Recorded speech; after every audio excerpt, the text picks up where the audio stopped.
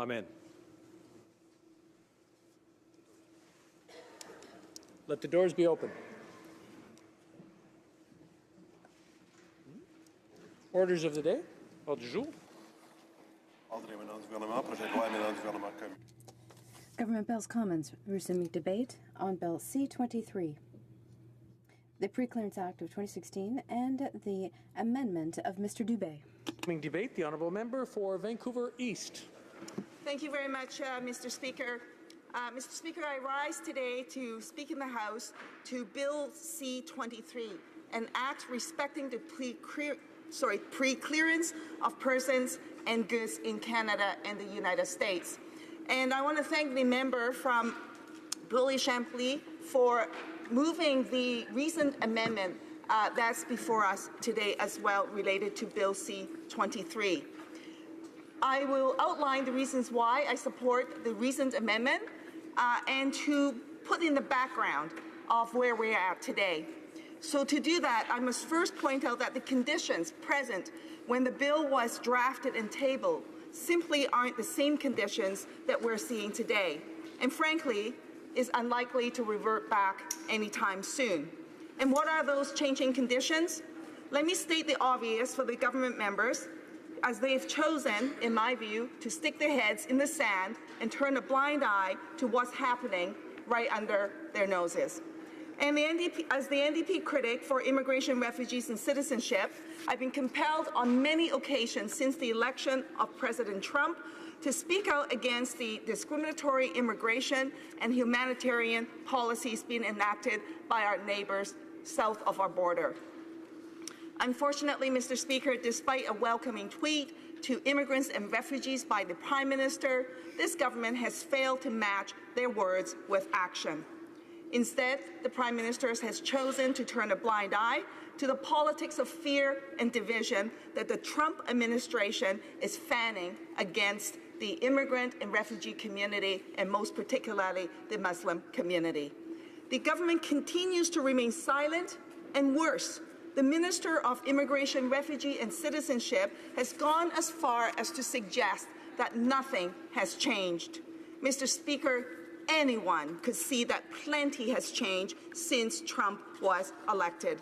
Hundreds of refugees are being forced to risk life and limb to cross illegally to Canada. In fact, the number has more than doubled, in some cases even tripled, since Trump has been elected. Since Trump was elected, Mr. Speaker, there has been constant consternation around the situation, not just here in Canada, but frankly, in the international community as well. And so one might ask, why would these refugees do that? Risk their lives, their limbs? They're doing it because they're desperate. Because for them, the U.S. is no longer a safe haven. Border communities are struggling to cope. Yesterday, the province of Manitoba just announced that they will put resources into housing and resettlement for these asylum seekers. And they have actually called for a federal coordinated response. Yet our government, the federal government, is missing in action. Canadians are faced with racial profiling at the U.S. border, and the Prime Minister is too busy, frankly, sucking up to Trump and won't even bring those cases to the President's attention.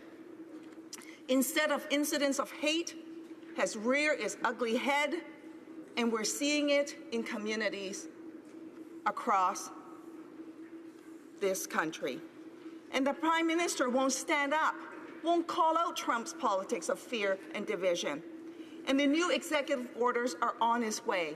And so far, media reports suggest that these new executive orders will be strikingly similar to Trump's failed discriminatory orders. Perhaps the worst is yet to come. It is with this information in mind that we must be examining Bill C-23, and not based on the situation when the agreement was signed under the Obama presidency. It is imperative that this legislation be examined under these drastic shifts in conditions. Let me say on the outset that while New Democrats will always be in favor of making it easier to access and cross the border, However, it must be noted that we feel strongly that this must never be done at the expense of Canadian rights, privacy, and human rights. This is especially the case when those rights are compromised on Canadian soil. Many of my constituents are very concerned about Bill C-23 and are wondering what are the implications in practical terms, especially in the current troubling climate and uncertainty that has been created by the Trump administration. Let's be clear, Bill C-23 will not address the concerns of Canadians have regarding being interrogated, detained, and turned back at the border based on their race, religion, travel history, or birthplace as a result of policies that may contravene the Canadian Charter of Rights and Freedoms. In fact, Bill C-23 increases the powers for U.S. officers on Canadian soil. So let me start with the issue of firearms. Mr. Speaker, if Bill C-23 passes, it means that the U.S. Customs and Border Protection officers will be authorized to carry firearms in pre-clearance areas on land, rail, and marine stations.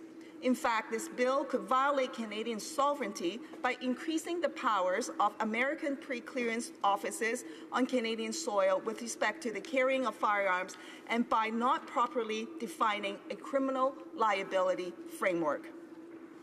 What we know is that the way the U.S. Customs and Border Protection carries out its national security mandate is very different from that of the Canada Border Service Agency.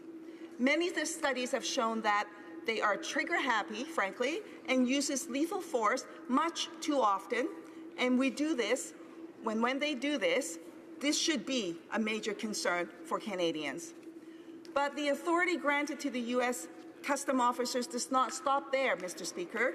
The adoption of Bill C-23 also means strip searches can be conducted by American pre-clearance officers.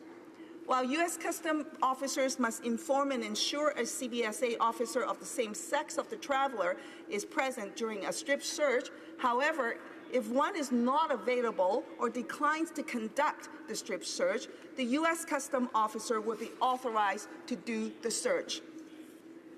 This is especially problematic during peak hours or the holiday season, or when CBSA staff is understaffed.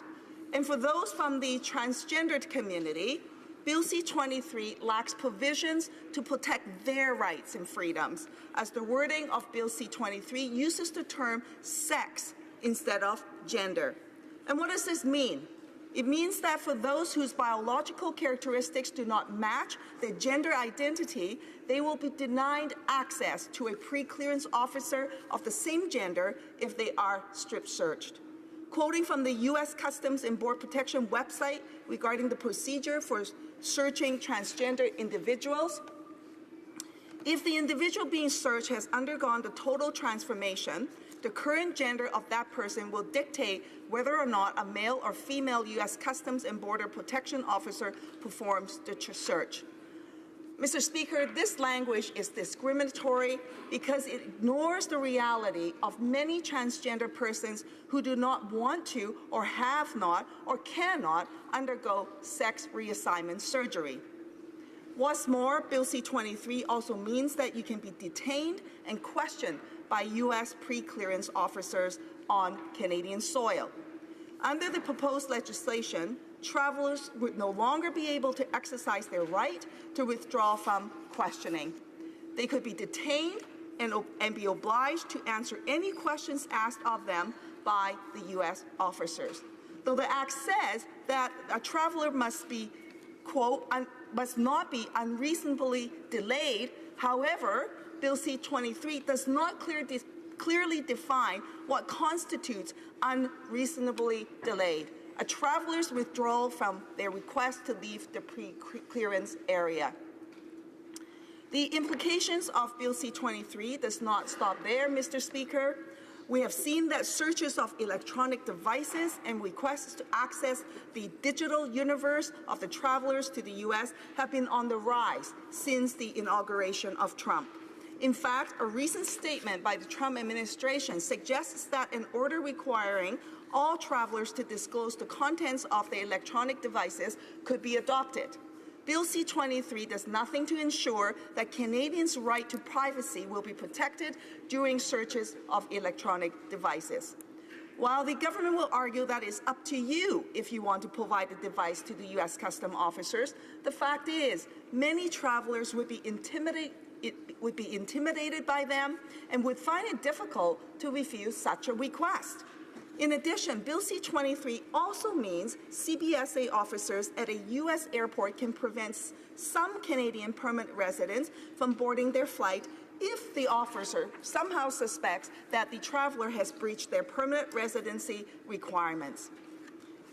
The Act also means for refugees that they cannot make a claim for refugee status in Canadian pre-clearance perimeter in the U.S. And to top it all off, Mr. Speaker, Canadian officers are not bound by the Canadian Charter of Rights and Freedoms when they are in positions of authority outside of Canadian borders. This means that Canada's Border Service officers posted to pre-clearance areas in the U.S. can screen Canadian travelers under U.S. laws, which is far more permissive in terms of invasion of privacy. Mr. Speaker, since Bill C-23 was first tabled, we have already seen significant developments outside our control with the change of the Trump administration. It is unquestionable that the Trump administration has attempted to quickly enact sweeping, significant, disturbing shifts in American immigration and border policy. It is also unquestionable that these policies have already had a direct impact on Canadians, and incidents of racial profiling are already taking place. We've heard numerous stories reported in the media of Canadians being interrogated at the Canadian-U.S. border, asked intrusive questions about their faith, ethnic background, interrogated for hours, and ultimately refused entry to the U.S. and left humiliated. Some of these Canadians, while Muslim, had no connections to the countries included in the ban that the Trump administration tried to impose. These, despite assurances made by the Canadian government that they would not be impacted by Trump's attempt of bringing forward the discriminatory travel bans, and despite some of these discriminatory executive orders being suspended by the U.S. court system, we know that Canadians are being impacted already. Media reports so far suggest that new executive orders from Trump will be strikingly similar to those that he had tried to bring forward and were struck down in the courts. While I hope that there will be a change in the direction with the pending new executive orders from Trump, Mr. Speaker, I'm not holding my breath, and I fear that the troubling direction that the Trump administration has signaled will continue. With this level of uncertainty, it is my view that it would be irresponsible of this government to move forward with this bill. My colleague, the member from Boulay-Chambly, has moved a recent amendment to Bill C-23, and this is a call for the House to decline to give second reading to Bill C-23. And the reasons are quite simple, and let me outline them specifically for you, Mr. Speaker. A, it neglects to take into account the climate of uncertainty at the border following the discriminatory policies and executive orders of the Trump administration. B, it does not address Canadian concerns about being interrogated, detained, and turned back at the border based on race, religion, travel history, or birthplace as a result of the policies that may contravene the Canadian Charter of Rights and Freedoms. C, it does nothing to ensure that the Canadians' rights to privacy will be protected during searches of electronic devices. And D, it's my belief that it violates Canadian sovereignty by increasing the powers of Canadian pre-clearance officers on Canadian soil with respect to the carrying of firearms and by not properly defining a criminal liability framework. So let me be clear, if Bill C-23 passes, the Canadian government will no longer just be complicit in the discriminatory treatment of Canadians at the border. If Bill C-23 passes, U.S. Customs and Border Protection officers would be authorized to carry out these acts of discrimination on Canadian soil. It is unacceptable across the border, but it becomes irreprehensible, Mr. Speaker, if our government allows for this to happen within our own country. I urge all the members of this House to reject Bill C-23 and support the recent amendment. I'd like to finish my time by sharing the concerns of one of my constituents that took time to write to me regarding his concerns on Bill C-23. And let me quote, "I'm one of your constituents and a born and raised Vancouverite. I'm writing today on an issue that is very important to me. For a number of years, I lived in the United States of America legally. I had a H-1B visa that was renewed for my job. I've traveled across the U.S.-Canada border innumerable times in my life. I've also faced mistreatment from border guards on both sides. A lawyer in New York helped me with my immigration case throughout, so I did everything by the book, everything above board. And yet I was still treated like a criminal on many occasions. Thankfully, I always had the right to rescind my application for entry, and I also stood firm knowing the Canadian government would protect my rights, my safety, and frankly, my body from any infringements on my rights as a free, upstanding, law-abiding, frightening searches and allow border guards to overstep the boundaries of ethics and accountability. I understand strong border protection is of utmost importance, but as the bill is written now, I have to urge you to vote against it in Parliament." End quote. This one email is a sample of many emails that I've received in my office. My phone in my office has been ringing off the hook with people with grave concerns around Bill C-23. Anytime we're debating legislation that has an impact on how Canadians leave and re-enter our country, it is vital that we take the utmost care in the examining of the details of the legislation, its broader implications, possible unintended consequences, and anticipated changes to the status quo that are outside of our control. We owe that to Canadians to do this. This is our job to do exactly that. Mr. Speaker, without adequate legislative assurances that Canadian rights would be respected in Canada, I simply cannot support this bill. And I would urge all members to think about that in this House, what that means for your own constituents.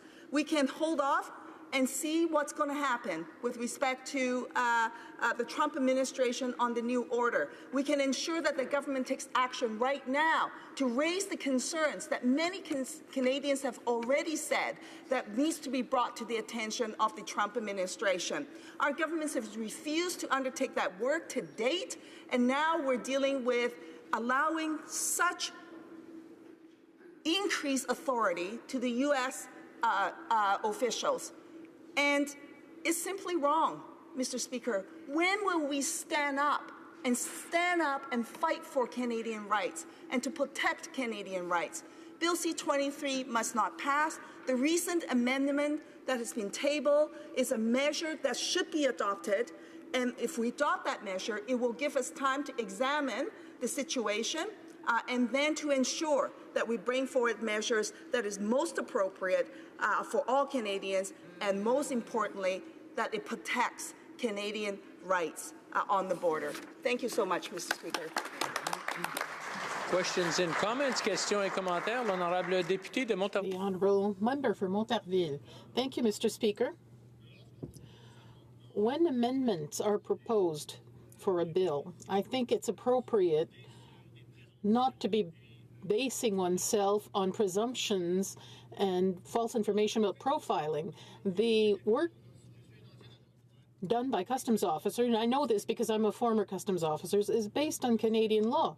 What C-23 brings onto Canadian soil and confirmed by the minister are things that are covered by Canadian law and the Canadian Charter of Rights. So I'm wondering what the pretext is for suggesting that the CBSA doesn't already have these rules. What are these rights, or what are these rules that would be outside the Charter? Thank you very much, Mr. Speaker, and I thank the member for his question. I appreciate the fact that he's a former customs officer, but he raised the question to say that there are false accusations of racial profiling. Well, let me bring this to the member's attention. There's been at least 2 cases that's been brought to my attention where Canadians at the U.S. border were interrogated for hours on end. They were asked, one individual was asked, why do they attend mosques so often? That individual was asked about their opinion of Trump, as though that somehow matters at all. And then the person was turned away after this interrogation, humiliated. And the person, as it happens, is a Muslim woman, Mr. Speaker. And let's be clear, the person wasn't even from the 7 countries that were identified with the travel ban. She's from Morocco. So notwithstanding, in my view, that is an example of racial profiling. Mr. Speaker, there was another case that just recently took place with a young student who was traveling to the U.S. with his fellow students and the coach in an attempt to participate in a sporting event. He was singled out and he was questioned again for hours on end. He was interrogated about his parents, by the way, and his parents wasn't even traveling with him either, Mr. Speaker. He was asked for his phone, his cell phone. He was asked for the password for his cell phone. Now, yes, true, he could say no, but he was intimidated, he was worried, and he gave it because he thought, if I didn't give them my phone and my password, what if they say no? Because he really wanted to go with his teammates to go and participate in the sporting events.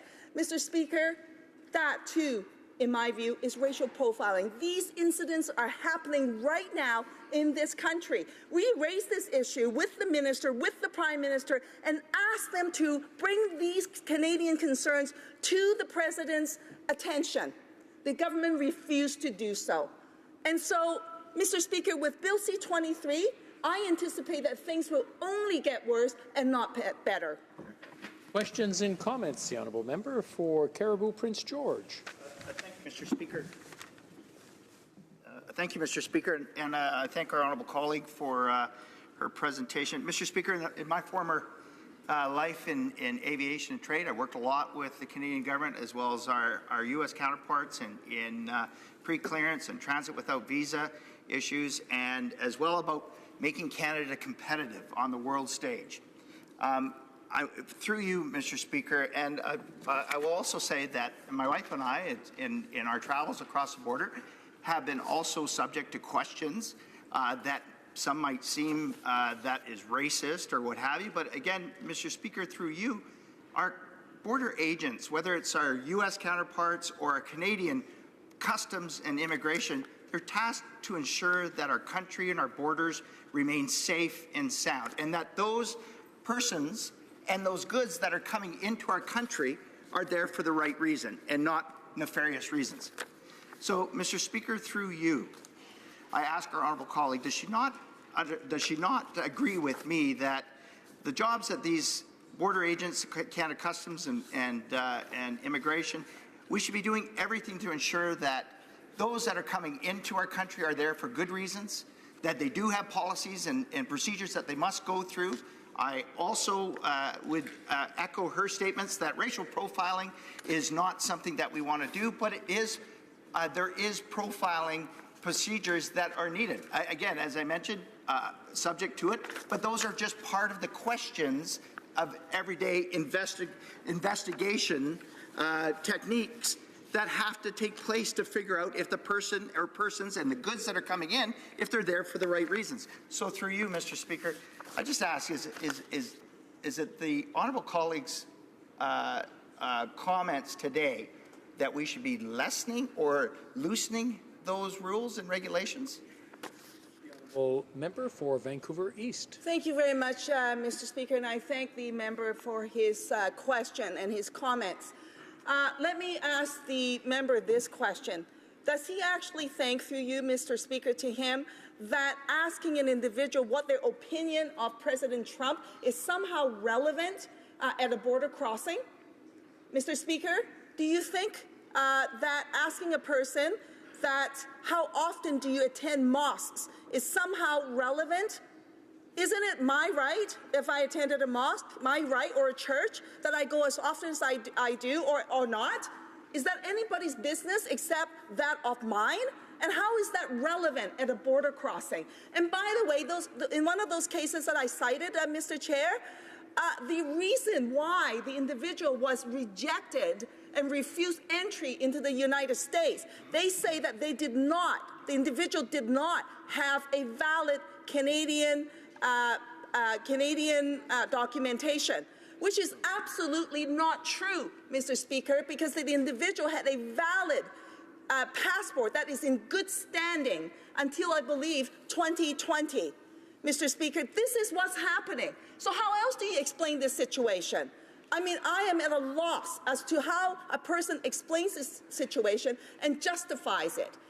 I'm not saying that they should not do the job, but boy, oh boy, given the situation that's taking place right now with the Trump administration and the direction and the message and the signal that he sent out, that officers are taking things, I think, in a different path, to a different path and a different perspective. And I think that's wrong. And Bill C-23 will increase the authority that's been given, that is to be given to U.S. officials at the border. And I don't think we should be doing that at this juncture. We have a lot of concerns with respect to this. And you know what? People talk about trade. I get it. It is important. But you know what? We must not jeopardize our own protections, our own human rights, our own Canadian values in that regard.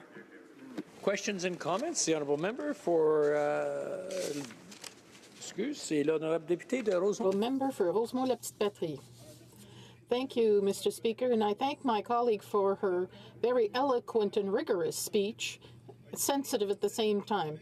Henri Guillemets, French historian, said that high-level politicians are experts at exploiting circumstances. Unfortunately, the Liberal government is deliberately blind to the change in circumstances, and that is the Trump administration's arrival. And we see through its measures and decisions, it is doing racial profiling and engaging in discrimination at the border, violating the rights of Canadians. My colleague talked about this Muslim woman from Brossard, this young student from Sherbrooke, Yassine Aber, who was interrogated for 5 hours when he just wanted to go and take part in a sporting match.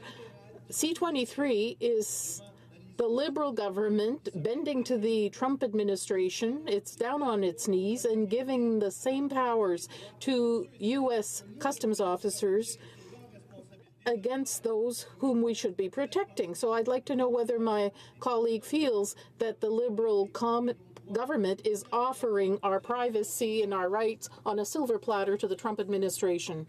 East, Thank you very much to my colleague for his comments and question.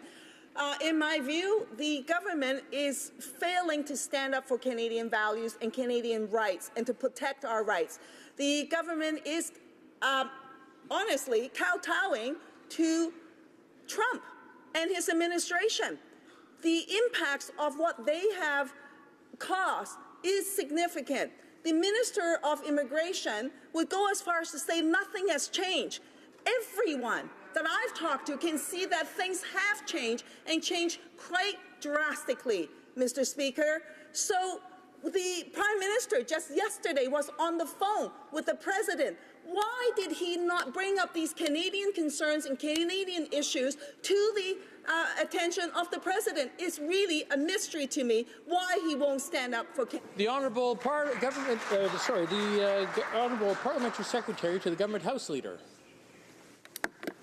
Yes, thank you, Mr. Speaker, and it's a pleasure to be able to rise and speak to what I believe is a very positive piece of legislation.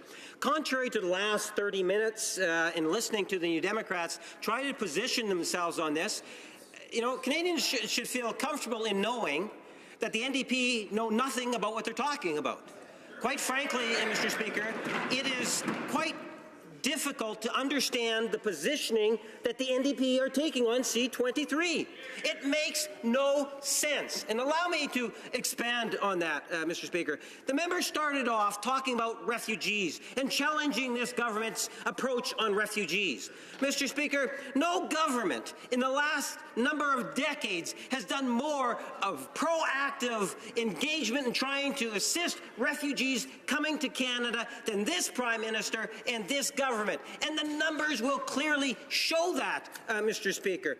I don't know why it is the member would want to start off the debate by talking about refugees, because this government has done so exceptionally well on that particular front. Well, then, Mr. Speaker, what really kind of set me back is the member tries to give those that might be listening or following the debate an impression, a false impression, I would suggest to you. If you listen to the member and you think of where we have pre-clearances today, different airports, including the city of Winnipeg, after listening to the member, if you were wondering, you might be thinking, oh, these U.S. custom agents are going to be having guns on their side. That if you were listening to exactly what it was, it's kind of like a fear thing. You know, that you're going to walk into these airports and you're going to have U.S. citizens known as customs officers and immigration officers having guns on their body. Well, Mr. Speaker, that is not true. I don't know if the NDP realized that, Mr. Speaker. In the speech that I heard from the member, it's just not true. The reality is, within this legislation, they will wear, or they can have, the same sort of tools or equipment that the Canada Border Control officers would have at the airport. Well, newsflash for the NDP. The Canada Border Control officers do not have guns, the ones that are guns at the airport facilities, Mr. Speaker. So whether it's those issues or, racial profiling, the member makes reference to racial profiling. None of us support the issue of racial profiling and all the nastiness that goes along with it, Mr. Speaker. She raises, well, what about these difficult questions that are going to be asked of Canadians and permanent residents going through these pre-clearance centres, Mr. Speaker? Making it sound as if Canadians are going to go really through a real difficult time. Does the member and the NDP not realize the concept of what pre-clearance really is? The purpose of pre-clearance is to prevent individuals so that when they land in the United States that they have to go through the clearance. I don't know about you, Mr. Speaker, but I would much prefer to have pre-clearance here in Canada than to fly into the United States and then have to go through a clearance. The Liberal Party is the one that came up with the Charter of Rights. It was Pierre Elliott Trudeau that introduced the Charter of Rights. This legislation that we're debating today will, in fact, guarantee the Charter of Rights for every citizen and every resident that's at our airports, Mr. Speaker. You would think that the government was abandoning rights of Canadians and permanent residents if this bill was to pass, Mr. Speaker, if you listen to the New Democrats. I don't know where they're getting their information from, Mr. Speaker. Can they not recognize the true value? Let me talk about the Toronto International Airport. It is one of those airports that generates hundreds of millions of dollars of economic activity for the city of Toronto every year, Mr. Speaker. Hundreds of millions of dollars. Do you know that if we didn't have pre-clearance at that international airport, there would only be roughly 25, 26 destinations in which we would be able to fly from Toronto to U.S. Airports. But because of pre-clearance, it gets closer to that 50 mark, Mr. Speaker. That's a very strong positive, because many of those American cities in which Canadians are choosing to fly to do not have the full customs and immigration facilities. So if we didn't have that pre-clearance at the Toronto International Airport, Mr. Speaker, they would not be able to fly into those communities. And that's just one side benefit, Madam Speaker. What is Mr. Speaker.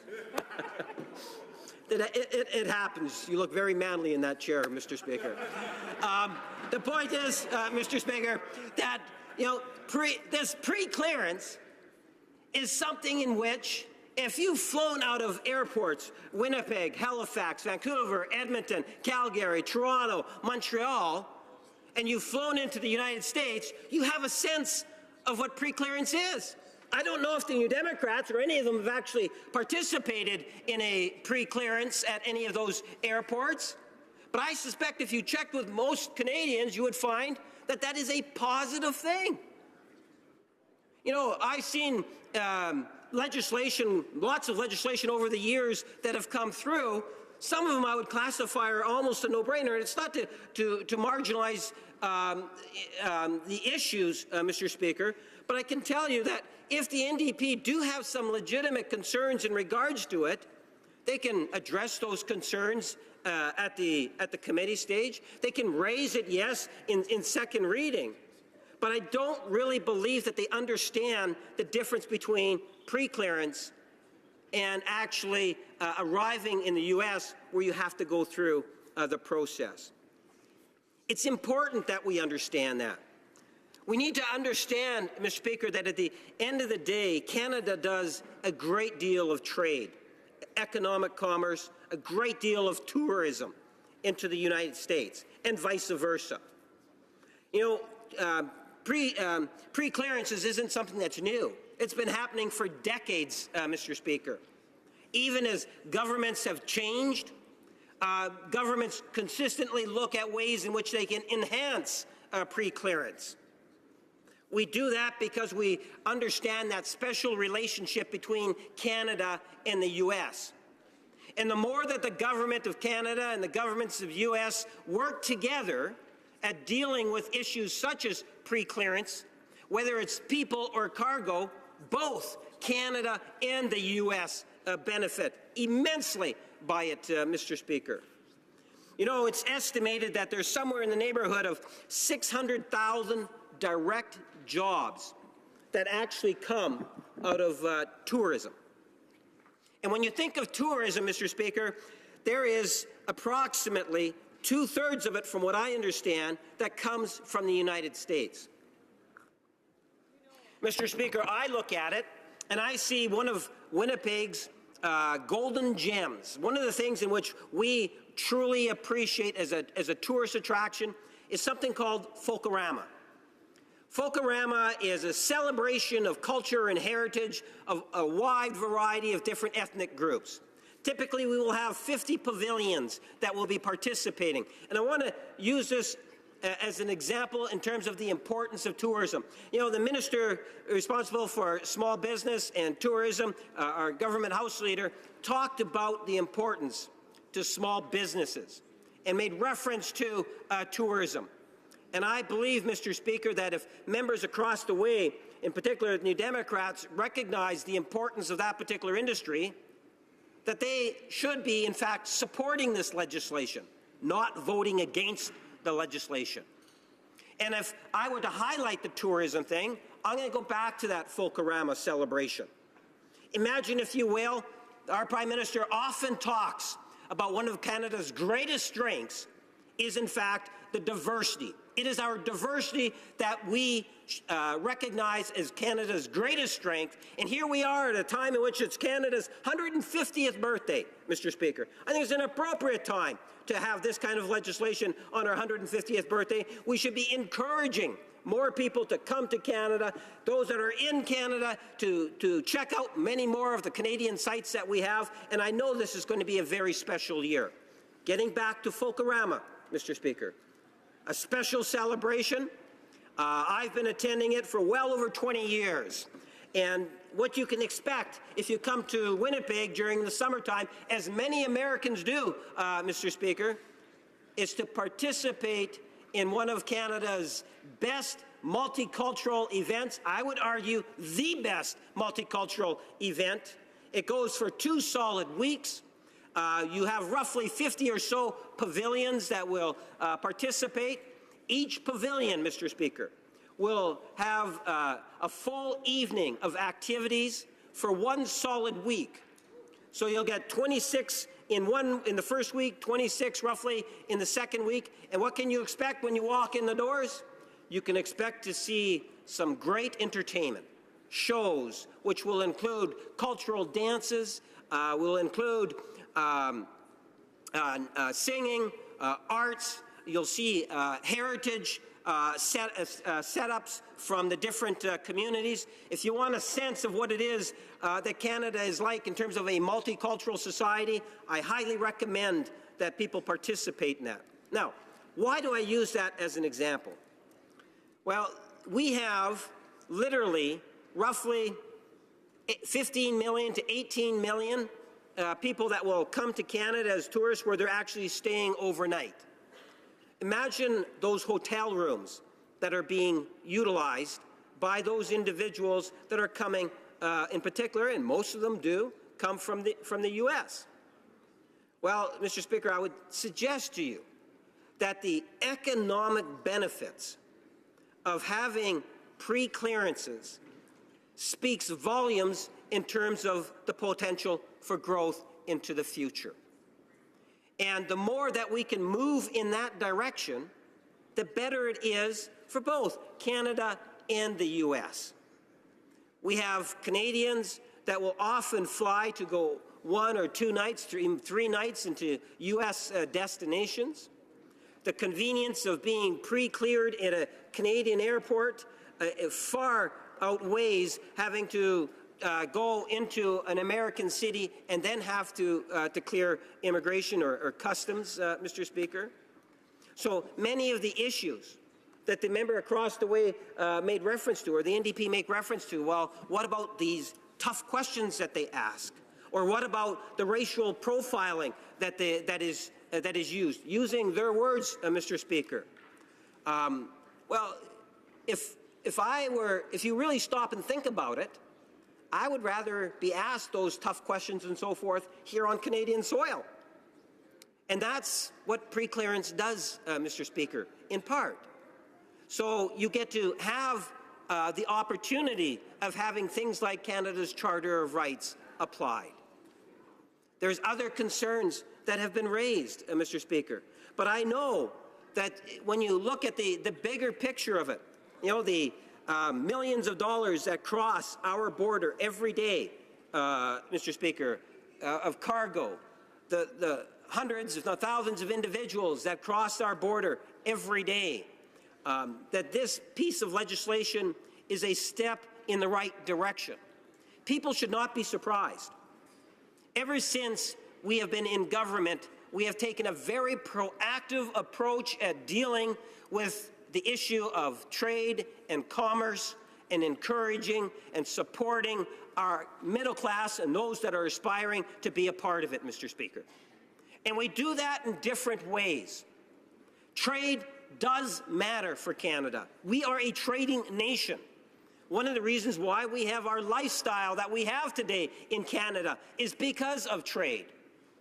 This legislation, and in particular, I'll go back to when our Prime Minister met with the President, and both had acknowledged the benefits of our border and the importance of the trade that goes both ways. You know, there is, generally speaking, goodwill for both nations to cooperate on facilitating that trade. And I can tell you, Mr. Speaker, the more, whether it's this Prime Minister or Minister of Global Affairs or Minister of International Trade or their respective parliamentary secretaries, in fact, this caucus as a whole is proactive on that front, the better it is. Because I know that those jobs that are back in my home city of Winnipeg, and the same principle applies to every region of this country, benefit immensely. You know, best buses in the world, made right in Winnipeg. Some of the best tractors in the world, made in Winnipeg. You want to talk about the aerospace industry? Look at Winnipeg. And in all three of those cases, I could go on to pork industry and so many others, Mr. Speaker. All of those industries are very much dependent on trade relations between Canada and the U.S. and more other countries also, I must say, Mr. Speaker, and that is one of the reasons why we're not just focused on one country. We realize the benefits. You know, with the economic agreement with CETA, Europe, very important economy happening over there, Mr. Speaker. We could talk about the special relationship between Canada and Ukraine, another trade agreement, both of which, just in recent weeks, that we were able to ultimately push through the House of Commons. I can talk about the canola oil issue. Again, hundreds of millions of dollars, a controversial issue in China. And as a government, we were able to deal with that, Mr. Speaker, which was great news for our prairie farmers. Mr. Speaker, there's a great deal of things that are happening that are making a positive difference. And it is, as the Prime Minister and the U.S. President have acknowledged, important that we do look at that shared border, and if there's ways in which we can enhance issues like pre-clearance, that we should be doing it. In fact, you know, we're debating this today. The U.S. has already done the legislation of a similar nature going through their process. Mr. Speaker, I really do believe that there is the potential. You know, we have another community that is actually going to be seeing an expansion of the services. And I'm thinking of Billy Bishop Island Airport in Toronto, the Jean Lesage Airport in Quebec City, and for some rail passengers heading into the United States from the Montreal Central Station and the Rocky Mountaineer Railway in British Columbia. All of which, Mr. Speaker, will realize very tangible benefits. The best example I could give, I've already provided to members, and that is the Lester Pearson Airport in Toronto. But the same principle applies to wherever we have seen the pre-clearance being given. And it does make a difference. If you were to talk to the mayor of Winnipeg or any politician that follows the issue of the relationship between U.S., Canada, and recognizes the importance of trade and people going back and forth, they will all recognize how important it is that we have pre-clearance. As I indicated earlier, Mr. Speaker, pre-clearance is something that has been around for decades. And this is something in which we as a government have recognized that we can do better yet on this particular file. And that is why we have this legislation before us today, because it will enhance Canada's opportunities going forward, Mr. Speaker, in ensuring that Canadians and permanent residents, those that call Canada home, will be able to have that much better access to the U.S., to small businesses and so forth, that the opportunity to be able to have items pre-cleared is becoming more and more a reality. Mr. Speaker, there is so much more that we still can do on the file. The Prime Minister himself will tell you that we can always do better, and we will strive to continue to do better. But I would highly recommend and suggest to my New Democratic colleagues across the way that they revisit their decision. And if you want, draw the comparison. Every criticism that they've leveled at the pre-clearance issue, this piece of legislation, everything that they have said applies equally, or I would suggest more so, if in fact we didn't have pre-clearance and you had Canadians and permanent residents landing in U.S. airports, Mr. Speaker. So their arguments just doesn't seem to support the fact that they're voting against the legislation. So I am going to leave it at that, Mr. Speaker, believing that at the end of the day that Canadians will benefit immensely by the passage of C-23, and we highly recommend that all members of this House support it. Thank you. Before going to questions and comments, I just want to notify the member that his time will be running out, but we'll continue with his questions and comments once we come back from question period.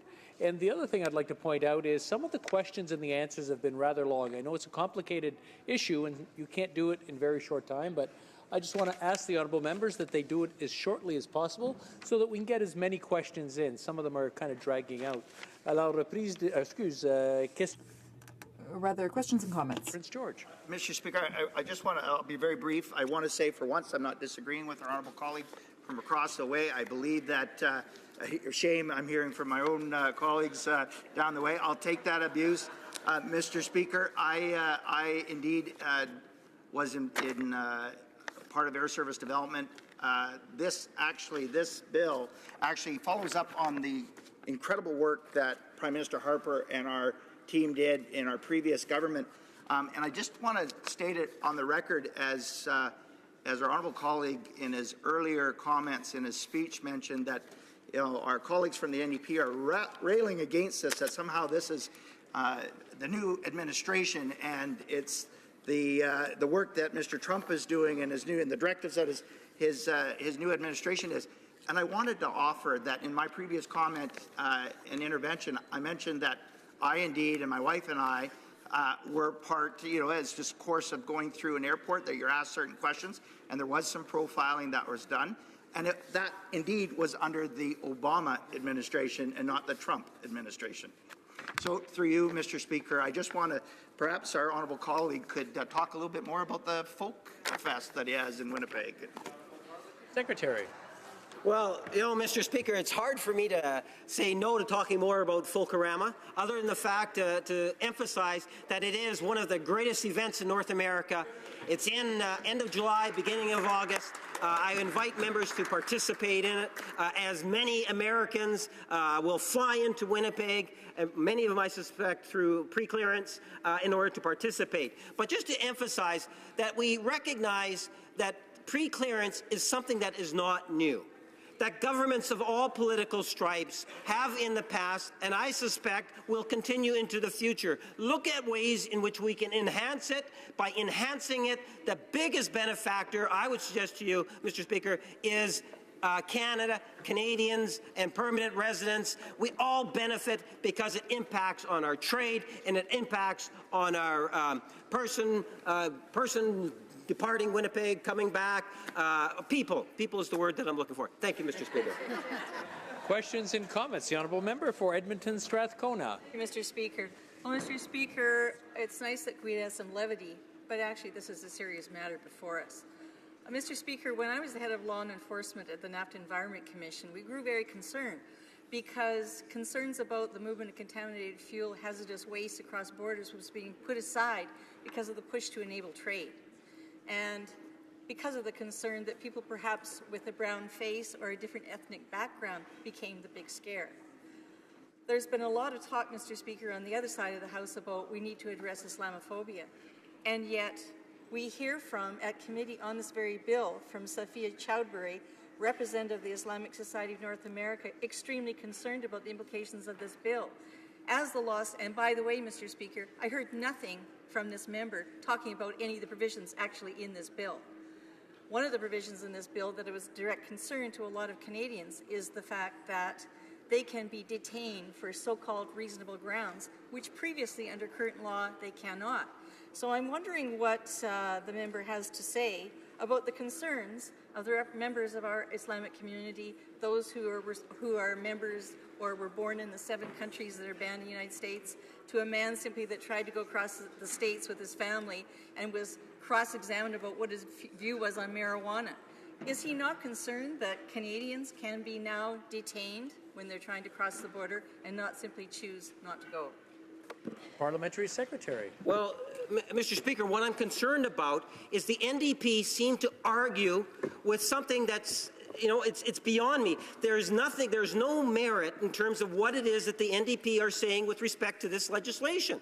At the end of the day, we're talking about pre-clearance. We're not talking about when they arrive, Mr. Speaker, where many of those things that the member was referring to might apply. If they're in Canada, the Charter of Rights, the Bill of Rights, all applies here, Mr. Speaker, when they go. Is there a detainment? That's just wrong. American customs agents cannot detain. It's only the Canadian Border Control and Canadians that are allowed to do any arresting or holding individuals into custody, Mr. Speaker. The Americans are there to process in a pre-clearance way. Yes, they can in fact ask questions, but they can ask questions when you arrive at the other airport also, Mr. Speaker. I don't really believe that the NDP's arguments are relevant to this bill in terms of where they point out the flaws, because the flaws that they've pointed out thus far are not with respect to pre-clearance. The honourable member will have 4 minutes and 47 seconds coming to him in questions after question periods. Statements by members. Déclaration de député. L'honorable député de... The honourable member for Pointe-de-L'Île. Mr. Speaker, the Prime Minister apologized for speaking French in Quebec. He apologized for speaking French. What a regression. It's the old image of the occupier.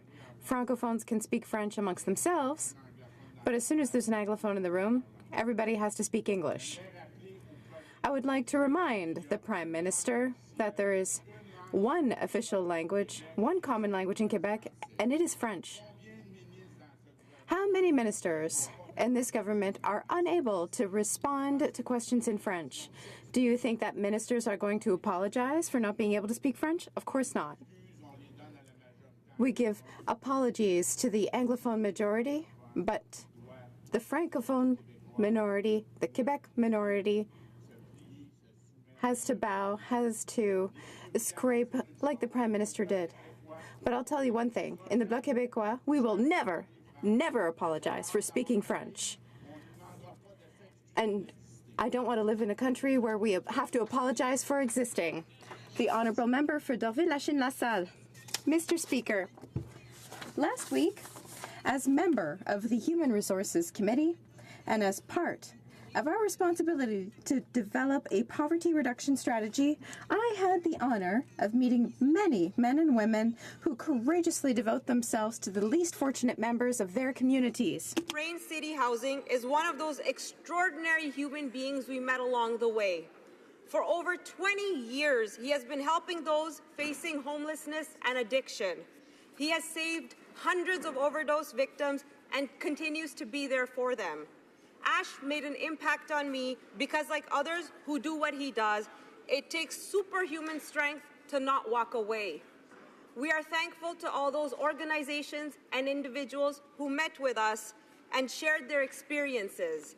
We owe them a debt of gratitude for all they are doing to help our fellow Canadians, for giving hope to those who were never even given a chance in life. Thank you, Mr. Speaker.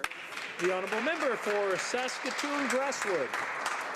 A Saskatoon landmark went up in flames late Tuesday night.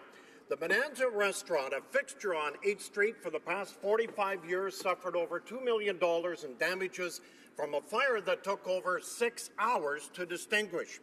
Well, many thanks have to go out to the Saskatoon Fire Department, who responded with 4 engines arriving within 2 minutes of the call. Gary Baba has owned the restaurant for the last 21 years. He is shattered. He arrived on the scene at 4 in the morning to find 25 staff members huddled outside the restaurant sharing their grief. The buffet-style restaurant was a beloved institution for generations of families. Baba gave many students their very first job. Customers of all ages were part of that big Bonanza family. Hundreds of people in my city have taken to social media this week sharing their fond memories. So, Gary, on behalf of all Saskatoonians, we share your grief. The honourable member for Ottawa West Nepean. Mr. Speaker, this past weekend my heart was warmed by the generosity and love that exemplifies the very best in our community. The parishioners of Saint-Rémy Catholic Church held a potluck dinner to celebrate the 1-year anniversary of the arrival of the Naful family from Syria, whom they sponsored. I was honored to meet Milad and Reham and their 2 sons, Basel and Joe, who are thankful to be in Canada and working and studying toward a brighter future. Je voudrais reconnaître les membres. I would like to recognize the members of the Saint-Rémy parish who sponsored the family and the students of the Pierre Savard Secondary School who had the idea and made it a reality through fundraising and hard work. I would also like to recognize Father Jean-François, whose leadership qualities and spiritual leadership inspire a community that is showing love and respect for our diversity. Canadians and welcoming the Northwell family. Thank you, Mr. Speaker. Member for Windsor-Tecumseh. Thank you, Mr. Speaker. I was encouraged to hear 2 days ago in this chamber the Minister of Persons with Disabilities declare she was fully committed to implementing the UN Convention on the Rights of Persons with Disabilities, and she is working towards ratifying its optional protocol. We've been waiting for a Disability Act that is serious about accessibility and inclusion and goes farther than unenforceable guidelines and voluntary standards. One that provides real oversight to the implementation process and the means for persons living with disabilities to seek redress should the government fail in its obligations to the Convention. The Minister's promises leave me very optimistic, and I do not doubt her passion and integrity. I am, however, skeptical about this government's ability and indeed its willingness to follow through on the commitments it makes. Therefore, I look forward to assisting the Minister in fulfilling her objectives, as it is my heartfelt conviction that the goal of a more inclusive and accessible Canada should transcend partisan politics. Hear, hear. The honourable member for Coast of Bay, Central Notre Dame. Mr. Speaker, today I rise to pay tribute to Harry Harnham, or as we called him, Chief Harry. Harry served with the Bishop Falls Fire Department for 41 years, and for 28 years he was our chief. Through many fires and floods, Harry risked his life for his community, and he truly was our inspiration. Look no further than his own family. Today, his son Gary is the fire chief of Bishop's Falls. His other son Ed is the deputy fire chief. His son Craig is the deputy fire chief of Corner Brook. His grandson Stephen, now a professional firefighter, and his other grandson Tyler, now a firefighter for the Department of National Defense at CFB Trenton. His son Harry, daughters Beverly and Kathy, nephews, daughters-in-law, also firefighters, and his greatest friend and wife for 64 years, Jewel, are indeed a family of heroes. Chief Harry passed away this week and will be laid to rest later today at his other home at the Calvary Pentecostal Church. Yesterday, his son Craig wrote to me and said, quote, "I am sure the honor guard of Bishop's Falls will be standing proudly with heavy hearts as they lay to rest one of their finest." God bless. The honourable member for St. Albert, Edmonton. Mr. Speaker, on January 1st, Canada's arrangement for the avoidance of double taxation with Taiwan came into force. Taiwan is already Canada's 11th largest trading partner with some $6 billion in trade annually. But there are many opportunities to strengthen Canada's economic ties with Taiwan, particularly in the areas of energy, services, and investment. Stronger economic ties with Taiwan complements the strong people-to-people links that we share. And we share common values, including a commitment to freedom, democracy, human rights, and the rule of law. Now is the time for the government to take the next step in terms of strengthening Canada's economic ties with Taiwan. Now is the time for the government to commence negotiations on a foreign investment promotion and protection agreement with Taiwan. The honourable member for Sault Ste. Marie. Mr. Speaker, I rise in the House today to acknowledge a very special initiative that is happening in my riding of Sault Ste. Marie. On January 9th, the initiative Take the Pledge Against Racism and Discrimination was officially launched at a Sault Ste. Marie City Council meeting. The project was unanimously endorsed by all of Council and Mayor Provenzano. This campaign was introduced through the Sault Ste. Marie Immigration Partnership that aims to combat hate, prejudice by taking a pledge. This is the chance to contribute towards building a world of justice, equality, and dignity where racism and discrimination have no place. Today, I am pleased to announce that there have been over 590 pledges taken. This initiative has gained support from organizations such as the Ontario Council of Agencies Serving Immigrants and the Ontario Human Rights Commission. Together, let's make a statement against racism and discrimination in our communities from coast to coast to coast. Together, let's all take the pledge. Please visit discoverthesioux.ca. Thank you very much. The honourable member for Bay of Quinte. Thank you, Mr. Speaker. Today I'm proud to highlight a program in my riding which is helping our community members celebrate our nation's 150th birthday by encouraging literacy and instilling love for reading. Students from JK to grade 8 are participating in our own Bay of Quinte Canada 150 Literacy Challenge. Through this challenge, we are inspiring our children to build personal connections to our proud Canadian heritage and culture by reading 150 pieces of Canadian literature or written by a Canadian or emphasizing Canadian content. Many of our most notable civic figures have accepted the Bay of Quinte 150 Literacy Challenge with enthusiasm. Schools, libraries, and community centres have also participated and hosted public reading events. I encourage all of my honourable colleagues to consider joining the Canada 150 Literacy Challenge and bring the same joyful celebration of our nation to their communities. Thank you, Mr. Speaker. The honourable member for Elgin, Middlesex, London. Mr. Speaker, start your engines. The Monster Energy NASCAR Series begins this weekend at Daytona 500. And I am proud to rise in the House today to let all Canadians know that DJ Kennington from the Township of Southold will be the first Canadian in 29 years to race the Daytona 500 and only the 8th Canadian to ever start in the Daytona Classic. Last night, in the last qualifying race, Kennington squeaked out a spot and outgunned the drivers he needed to beat, securing the last of 40 starting positions in NASCAR's biggest race. I know his wife, dad, mom, his entire family, pit crew, and co-workers from the Township of Southold are very proud of him. As we watch GJ's race number 96 this Sunday at 2 p.m. and throughout the NASCAR Cup Series, residents of Elgin, Middlesex, London are sure to be learning the terms slingshot, banking, comprehension ratio, shake and bake. As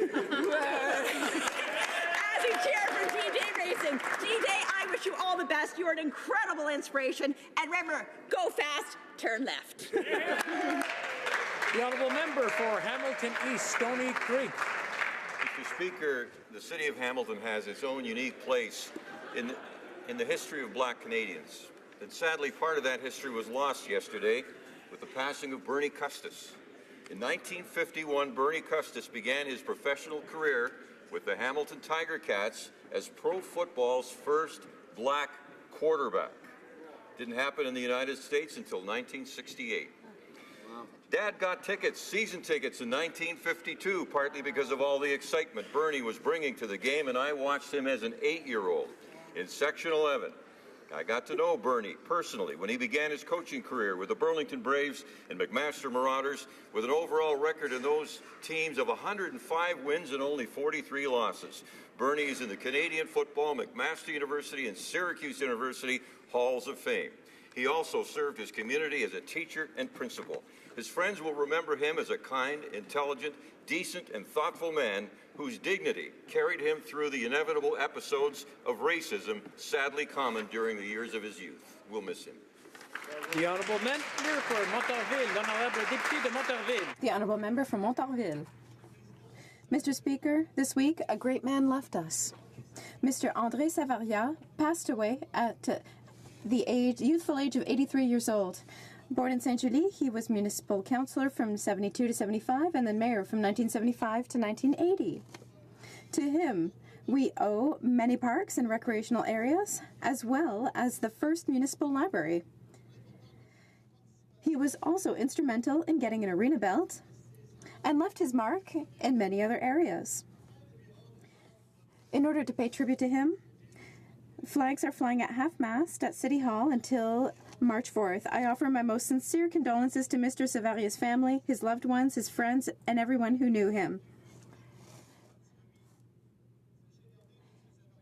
Mr. Savaria will be keeping a watchful eye on his beautiful city of Saint-Julie. Simcoe. This week saw a record set at Queen's Park. The Member of Provincial Parliament for York Simcoe, Julia Munro, became Ontario's longest-serving female MPP ever. Julia became well known in our community when she led the successful fight to stop Bob Rae's NDP proposal to locate North America's largest landfill site on the shores of Lake Simcoe. A history teacher, Julia went on to teach the NDP a lesson they would never forget and make some history of her own, as she went on to become the MPP for Durham York and join Mike Harris in painting Ontario blue. In the legislature, she has served in many roles, including as Deputy Speaker for the 40th Parliament. Having served the residents of York Simcoe for more than 21 years, she has a track record of fighting intrusive big government and working for individual freedom. Her electoral track record of success reflects the affection that York Simcoe residents have for Julia Munro. It's an honour to stand in the House of Commons today and pay tribute to the amazing work that Julia Munro has done for our community and for the province of Ontario in her work at Queen's Park. Congratulations, Julia. The honourable member for Brampton West. I rise to recognize Mr. David Green from my community. Mr. Green is a school board trustee in Brampton West, a bishop, and a youth councillor. He's also the executive director of the Free for All Youth Foundation, an organization that provides scholarships and youth programs free of charge to families in need. Our country was built by the passion and dedication of leaders like Mr. Green. I thank Mr. Green for his continued service to our community. Mr. Speaker, next week I will host a roundtable with Black Canadian community leaders from Brampton West to discuss potential solutions for the issues facing Black Canadians. I encourage all Canadians in Brampton West and across Canada to remember and celebrate the accomplishments of Black Canadians, not just this month, Mr. Speaker, but every month. Thank you, Mr. Speaker. The honourable member for Esquimalt, Saanich Sooke. Thank you very much, Mr. Speaker. Canada must be a force for stability in this increasingly dangerous world by acting as a counterweight to the erratic and disruptive foreign policy of President Trump. Canada has already recommitted to NATO as an alliance that guarantees the defense of all its members by offering to lead the NATO mission in Latvia, thus blunting Trump's assertion that the Baltic states are not defensible. Canada should oppose Trump's cavalier remarks about proliferation of nuclear weapons and other advanced weapons systems by refusing to participate in the U.S. ballistic missile defense program. Our joining would risk setting off an arms race in advanced defensive missiles capability as a response. New Democrats believe our troops should have the support, training, and equipment they need to do the difficult and dangerous work that we ask them to do every day. We hope the Liberals will keep their promise of an increase in defense spending in the upcoming budget and of allocating enough capital spending to sustain the national shipbuilding strategy. Only with a well-trained and well-equipped military can Canada continue to play an independent role in the world in promoting peace and security. The honourable member for Chatham-Kent, Leamington. Well, thank you, Mr. Speaker. And on January 29th, two of my constituents, Brian and Shannon Prince, were presented with the Harriet Tubman Commitment to a Purpose Award by the Ontario Black History Society. This prestigious award is presented to individuals for their success in maintaining a tradition of excellence in their work preserving and promoting Black history. The Princes, who curate the Buxton National Historic Site and Museum, have received several honors over their many years for their dedication to the research and education of Black history. This includes the Chatham-Kent Chamber of Commerce Citizens of the Year Award and the YMCA Peace Medallion. I invite all members to join me in celebrating Black History Month by congratulating Brian and Shannon on receiving this esteemed award. The honourable member for Labrador. Thank you, Mr. Speaker. Thank you, Mr. Speaker. It is an honour to acknowledge Corporal Curtis Barrett, who is joining us in the gallery of Parliament Hill today. In October 2016, Corporal Barrett was awarded the Governor-General's Star of Courage for his act of bravery, recognizing his key role in stopping the shooter at the War Memorial and Centre Block of Parliament in October of 2014. Corporal Barrett is from Labrador, and in March, his hometown of Labrador City will honour him for his act of courage in the face of great peril that rocked Parliament Hill and shocked our country. Corporal Barrett is representative of the many men and women on the front lines defending us as Canadians, our democratic institutions, and our communities. I thank him on behalf of all Labradorians, on behalf of all Canadians, and on behalf of all of us who serve and work on Parliament Hill for his courage, his skills, and his action to protect in a time of crisis. Thank you to Corporal Curtis Barrett.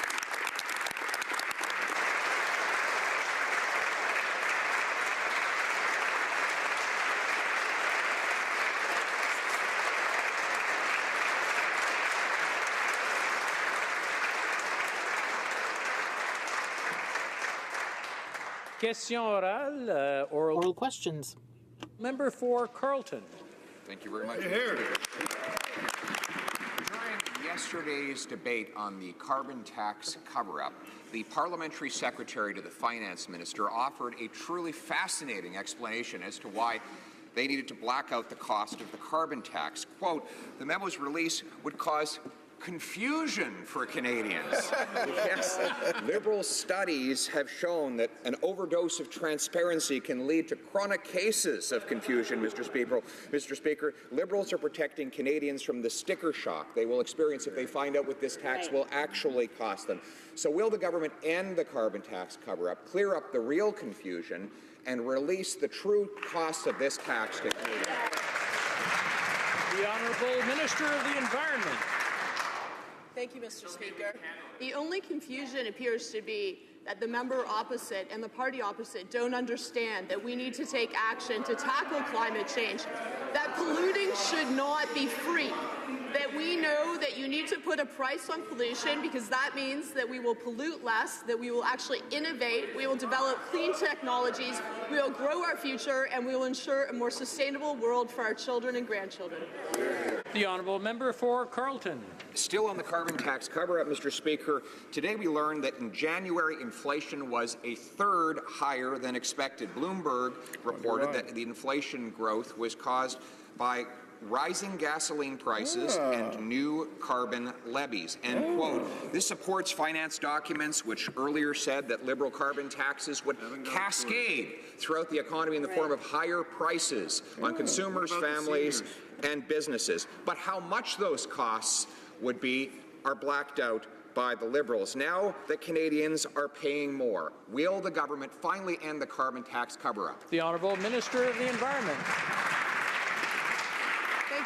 Thank you, Mr. Speaker. If the member opposite was really concerned about hardworking Canadians, he wouldn't have opposed the increase in the Canada pension plan, lowering old age security to 65, increasing guaranteed income supplement for seniors, and ensuring that Canadian families get more through the Canada Child Benefit. We understand that we need to support middle-class Canadians, and they also elected us to take action on climate change so that we can grow our economy and ensure a sustainable future. Now, before we go to the next question, the Honourable Member for Carleton is close to the Minister, and I'm sure he can kind of hear, but the screaming and shouting that's coming from behind him is not doing him any favours. I'm sure he wants to hear the answer. The Honourable Member for Carleton. Well, in the interest of transparency, the chair of the Transport Committee has announced the budget date will be March 21st.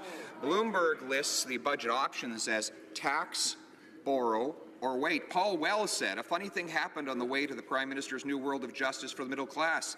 The federal government ran out of money.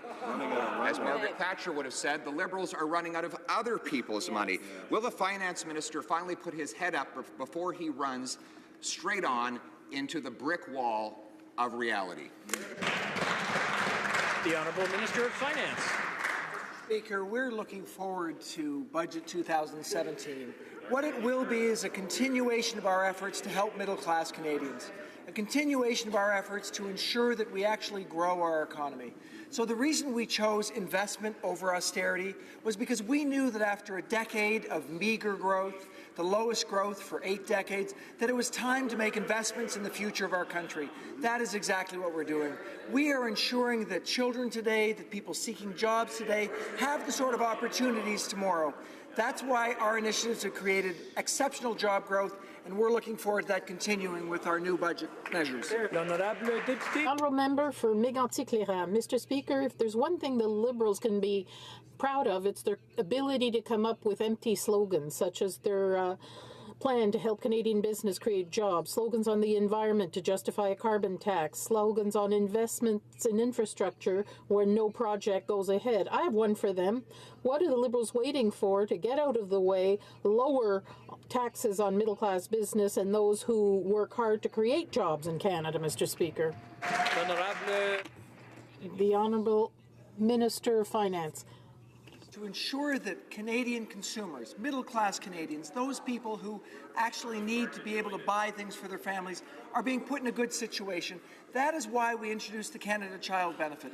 That is why we lowered middle-class taxes. And what those things will do is they'll allow people to put more money into our economy. Together with the investments we're making, what that will do is help us to grow our economy so that businesses, small businesses, medium-sized businesses, large businesses in our country can be successful, creating jobs for Canadians. The honourable member for Mégantic-L'Érable. The Liberals have been repeating for 15 months ad nauseum, we want an agreement, but just not any agreement on softwood lumber. So we have no agreement, but now we have a working group to start thinking about it. Seriously, 15 months, nothing's been done for the 200,000 Canadians who work hard in our forestry industry. The Liberals' softwood lumber white knight was never allowed to cross the border to defend his honour. Could the minister take his work seriously and deliver a new softwood lumber agreement? When will we have a real resource minister, not just any resource minister? The Honourable Parliamentary Secretary. Mr. Speaker, I remind the House that it was the former Conservative government that allowed the agreement to expire. Our government is vigorously defending the softwood lumber workers and producers. Our approach is a dual one, a federal-provincial working group announced by the Minister of Natural Resources. We continue our talks with the U.S., as the Prime Minister did last week in Washington and by telephone yesterday. We're trying to come up with a good agreement, not just any kind of agreement. Vancouver East. Yesterday, the Premier of Manitoba announced that the province would provide funding for housing and resettlement services for hundreds of asylum seekers who've risked life and limb to come to Canada. The Premier also called on the federal government to set up a nationally coordinated response. The continuation of the Safe Third Country Agreement will mean that even more refugees will come to Canada illegally. As provinces begin stepping up, why has this Liberal government taken no action and provided zero measures to address this situation?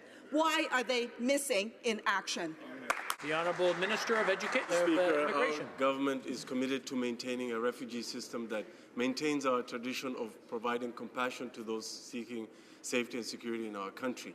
We remain committed to working closely with CBSA, RCMP, and local communities, and we thank communities for their generosity and local officials in welcoming individuals who are coming over from the United States. As far as the Safe Third Country Agreement is concerned, the honourable member may or should know that as of this morning, the head of the UNHCR in Canada has said that the domestic asylum system in the United States is unchanged. Therefore, the parameters and conditions of the Safe Third Country Agreement continue to be met. The Honourable Member for Vancouver East. Thank you very much, Mr. Speaker. With the exception that people are fleeing and coming to broader communities here in Canada and because they don't feel safe in the U.S. anymore. The Liberals' Bill C-23 will give American border guards even more powers to question, search, and even detain Canadians on Canadian soil. There are already too many reports of Canadians unfairly harassed or profiled at border crossings. The current pre-clearance system is working well, so why are the Liberals pushing this legislation forward? Why is this government working so hard to give even more powers to Trump's border guards? The Honourable Minister for Public Safety. Mr. Speaker, the approach by the honourable member would simply blow up Canada's border with the United States. Now, how would that be good for the 400,000 people that cross that border every day? How would that be good for the $2.5 billion in trade that crosses that border every day? How would that be good for the refugees who are seeking refuge when they cross that border every day? The UN High Commissioner for Refugees has said Canada is handling this situation appropriately, and so has the Canadian Council for Refugees. They have praised our approach to dealing with this situation. The Honourable Member for Rosemont-la-Petite-Patrie. Mr. Speaker, while small businesses like the stores on Plaza Saint-Hubert are wondering where the Liberals went when they had promised lower tax rates, the richest in our society continue to benefit from tax loopholes. The Liberals' about-face about gifts related to stock options shows the influence that rich lobbyists exert on government policy. When will this government stop having its arm twisted by millionaire friends and put an end once and for all to tax loopholes? The Honourable Minister of Finance. We know that it's very important to have an effective tax system that is fair and that works well for the middle class. That's why we've reduced taxes for the middle class. At the same time, we've increased taxes for the wealthiest in our country. That's important. But for small businesses, it is necessary to have an economy that works, and that's why we're investing in our economy, giving them more opportunities as well as for Canadians looking for jobs. The Honourable Member for Rosemont-la-Petite-Patrie. Mr. Speaker, as researcher Alain Deneau pointed out, when you wait 15 hours at the ER, it's because of tax havens. When the metro is down or there's not enough buses, that's because of tax havens. When there's no help for the poorest, that's because of tax havens. This legalized banditry makes us lose tens of billions of dollars. Will the Liberals seriously attack this form of highway robbery? I'm sorry, the Parliamentary Secretary. Our government is committed to cracking down on tax havens to ensure our fiscal systems is fair and responsive for all Canadians. We know that middle-class Canadians work very hard and pay their fair share of taxes, but some wealthy individuals buy their way out of using sophisticated schemes. That is unacceptable, Mr. Speaker, and it needs to change. That is why our government made an unprecedented investment of $444 million, Mr. Speaker, in CRA to bolster its capacity to fight tax evasions and tax avoidance here and abroad. Thank you, Mr. Speaker. The Honourable Member for Kamloops, Thompson Caribou. Mr. Speaker, yesterday the Innovation Minister provided inaccurate information to this House. He said that the company buying senior care facilities in British Columbia would be, quote, owned and operated by Canadians. He knows that this is not true. If it was being sold to Canadians, he never would have had to approve the sale. Will the minister now stand up and tell the seniors in my riding that their homes are being sold to a Chinese company with unknown ownership? The Honourable Parliamentary Secretary to Innovation. Mr. Speaker, I thank the honourable member for her question. Our government is open to investments that create jobs, growth, and long-term prosperity for Canadians. The application by Cedar Tree to acquire Retirement Concepts has been approved under the Investment Canada Act precisely because the investment will result in a net economic benefit to Canada. As a result of this review, Mr. Speaker, Cedar Tree has agreed to maintain full and part-time jobs at the institution. That is good for seniors, Mr. Speaker, that's good for the economy, and it's good for Canada. The Honourable Member for Kamloops, Thompson Caribou. Mr. Speaker, the minister has been thrown under the bus by Onbong Insurance, who issued a statement last night admitting that they are the owners. Right. We know that Onbong Insurance is Chinese-controlled, but the ownership structure remains a mystery. The minister claims to have done a thorough review. Has he worked his way through the 37 shells of the company, and will he tell seniors in my riding who owns their home? The Honourable Parliamentary Secretary to the Minister of Innovation. Mr. Speaker, once again, the minister undertook all necessary steps to review the investment according to the law of Investments Canada. As a result of this review, Cedar Tree has agreed to maintain at least the current levels of full and part-time employees, protecting Canadian jobs, Mr. Speaker. It also has agreed to have the current Canadian operator, Retirement Concepts, continue to manage the business. It's agreed to not close or repurpose any of the existing residences, and it's agreed to financially support the expansion of the business. Mr. Speaker, this is a good deal for seniors in the members' riding. This is a good deal for Canada, and we're going to continue. The Honourable Member for Chilliwack Hope. Mr. Speaker, British Columbians are now learning that this Liberal government has approved the sell-off of an important part of our healthcare system to China. The takeover of one of BC's largest retirement home chains by Onbong Insurance includes no pledge to create new jobs. This Chinese conglomerate, dominated by a who's who of the Chinese Communist Party, should raise red flags. It certainly has among Wall Street firms that have turned down business deals with this Beijing behemoth. This begs the question, How did we get to a place where the wolves of Wall Street have more integrity than this Liberal government? The Honourable Parliamentary Secretary to the Minister of Innovation. Mr. Speaker, once again, it bears repeating that our government is open to investment that creates and maintains jobs, that creates growth and assures the long-term prosperity of Canadians. The application by Cedar Tree to acquire Retirement Concepts was approved under the Investment Canada Act precisely because the investment will result in a net economic benefit to Canada. As I've just pointed out in the previous question, Mr. Speaker, the previous answer to the previous question, there are guarantees for seniors, there are guarantees for the ongoing Canadian management of the enterprise, and it's good for Canada. The Honourable Member for Chilliwack Hope.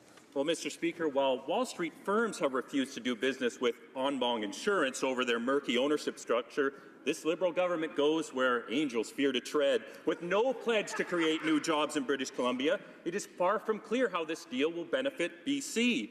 While it's far from clear that this deal will be good for Canada, we know that Chinese billionaires have been very good to the Liberal Party of Canada, that $1,500 per person cash for access fundraisers. So, is this a good deal for British Columbians, or is it a good deal for the Liberal Party of Canada? The Honourable Parliamentary Secretary to the Minister of Innovation. Mr. Speaker, again, I would like to point out to the honourable member that amongst the commitments that Cedar Tree has made is to invest precisely in the future in Canada.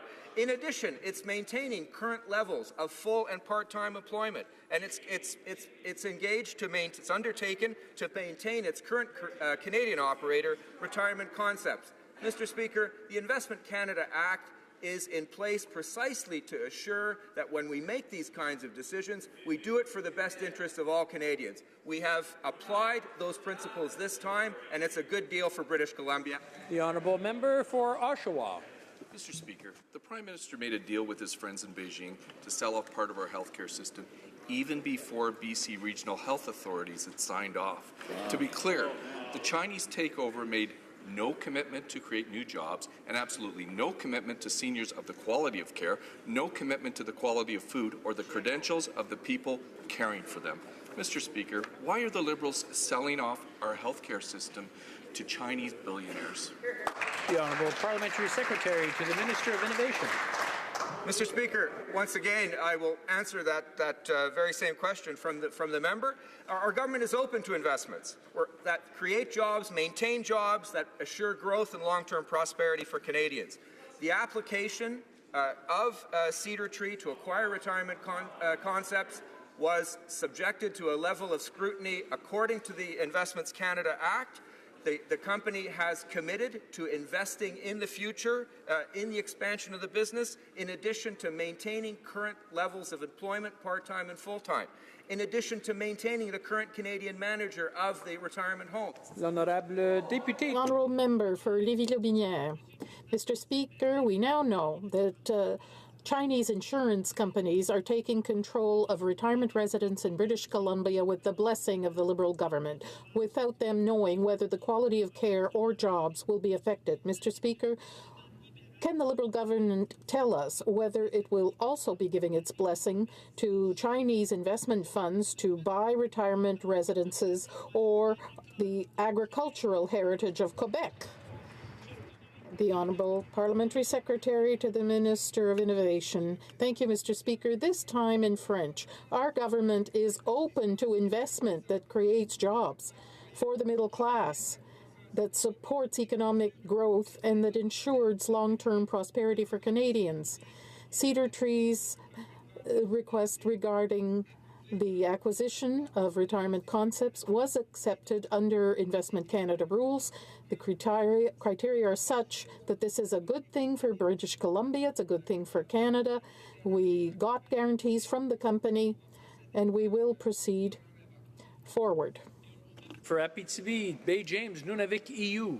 Mr. Speaker, yesterday the minister stated that the Canadian Human Rights Tribunal is not a court of law. The main estimates released yesterday confirm this. The government did not respect the tribunal's decision and refuses to comply with it to put an end to discrimination against Aboriginal children. If the government thinks that it has no legal obligation following decisions by this tribunal, what does that mean for all the cases presently before these tribunals and even for our country's constitution, Mr. Speaker? So I'm wondering, what happened to the Crown's honour under the Liberal government? The Honourable Parliamentary Secretary to the Minister of Aboriginal Affairs. Thank you, Mr. Speaker, and I thank my colleague for his question. I think it goes without saying that we remain committed to achieving real reform that helps move children in First Nations in this country forward. We have immediately accepted the ruling of the tribunal, and our government realized very quickly the need to overhaul the child welfare system in this country. We have started that process. We remain committed to that process, and we are investing to ensure that real reform occurs for children in First Nations who deserve to get better treatment, Mr. Speaker. The honourable member for Cowichan Malahat Langford. Mr. Speaker, it is the government's job to fill court vacancies so that our judicial system does not suffer. Serious criminal charges are being stayed or withdrawn due to court delays. The accused are denied their day in court, and the victims are denied justice. Mr. Speaker, justice delayed is justice denied. The provinces are asking for support, and Canadians are beginning to lose faith in our justice system. When will the minister take responsibility for this crisis?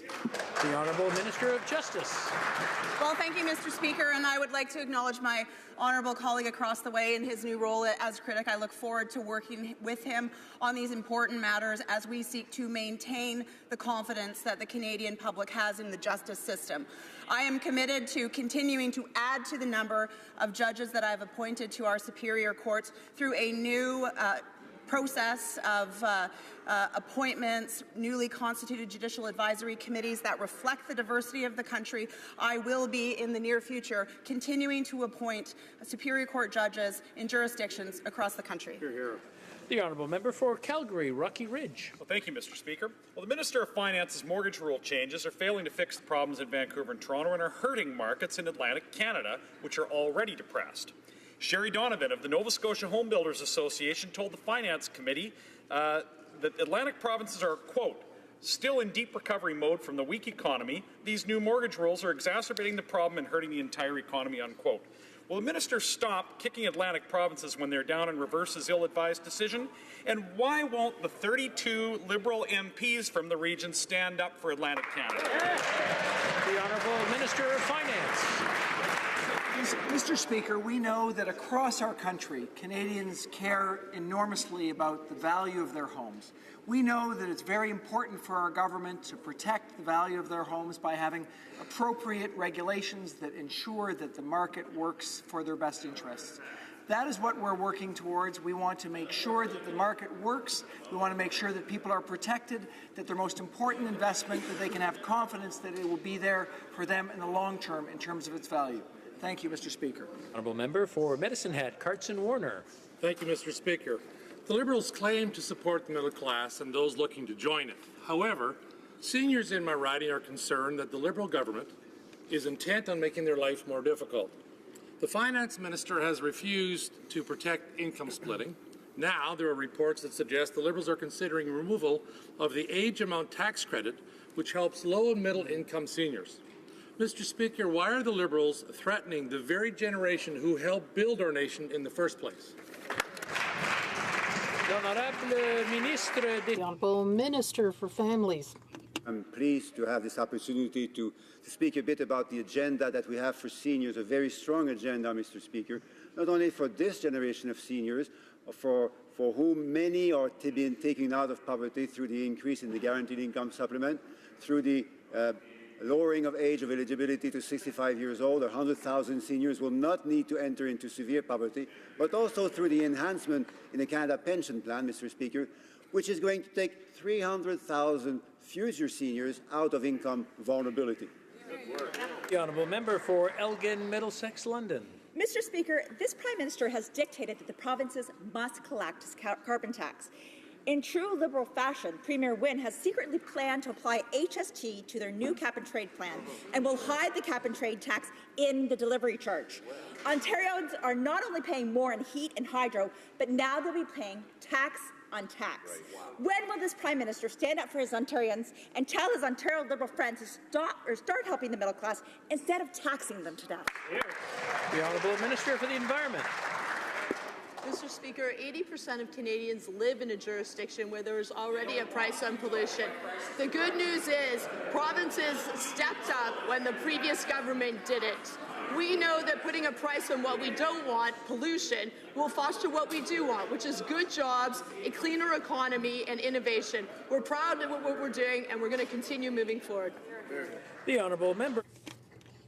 The Honourable Member for Beauport, Côte-de-Beaupré, Île-d'Orléans, Charlevoix. Mr. Speaker, since it's been in power, the government continues to put in place tax measures that harm middle-class families. They are forced to pay more taxes, as well as exorbitant fees of all kinds. And we still don't know whether there will be a tax on dental insurance plans. Sometimes I wonder whether the Liberal slogan isn't "I tax, therefore I am." Will Canadians have to pay $1,500 to the Minister of Finance in order for him to listen to them and agree to reduce their tax burden? The Honourable Minister of Finance. Mr. Speaker, fortunately for the middle class, we've already reduced taxes. That was the first thing we did. And with the reduction for a single person, $330 less tax. For a family, $540 less tax.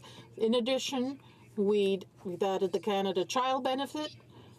9 out of 10 families will get $2,300 on average, tax-free, more for some families. This is truly a good thing for middle-class families. Van. Mr. Speaker, it's been a year since this government started the Phoenix Pay fiasco.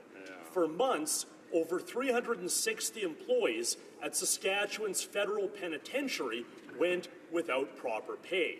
To protect Canadians, we must ensure that guards who are overseeing maximum security prisoners are not distracted by ongoing payroll problems.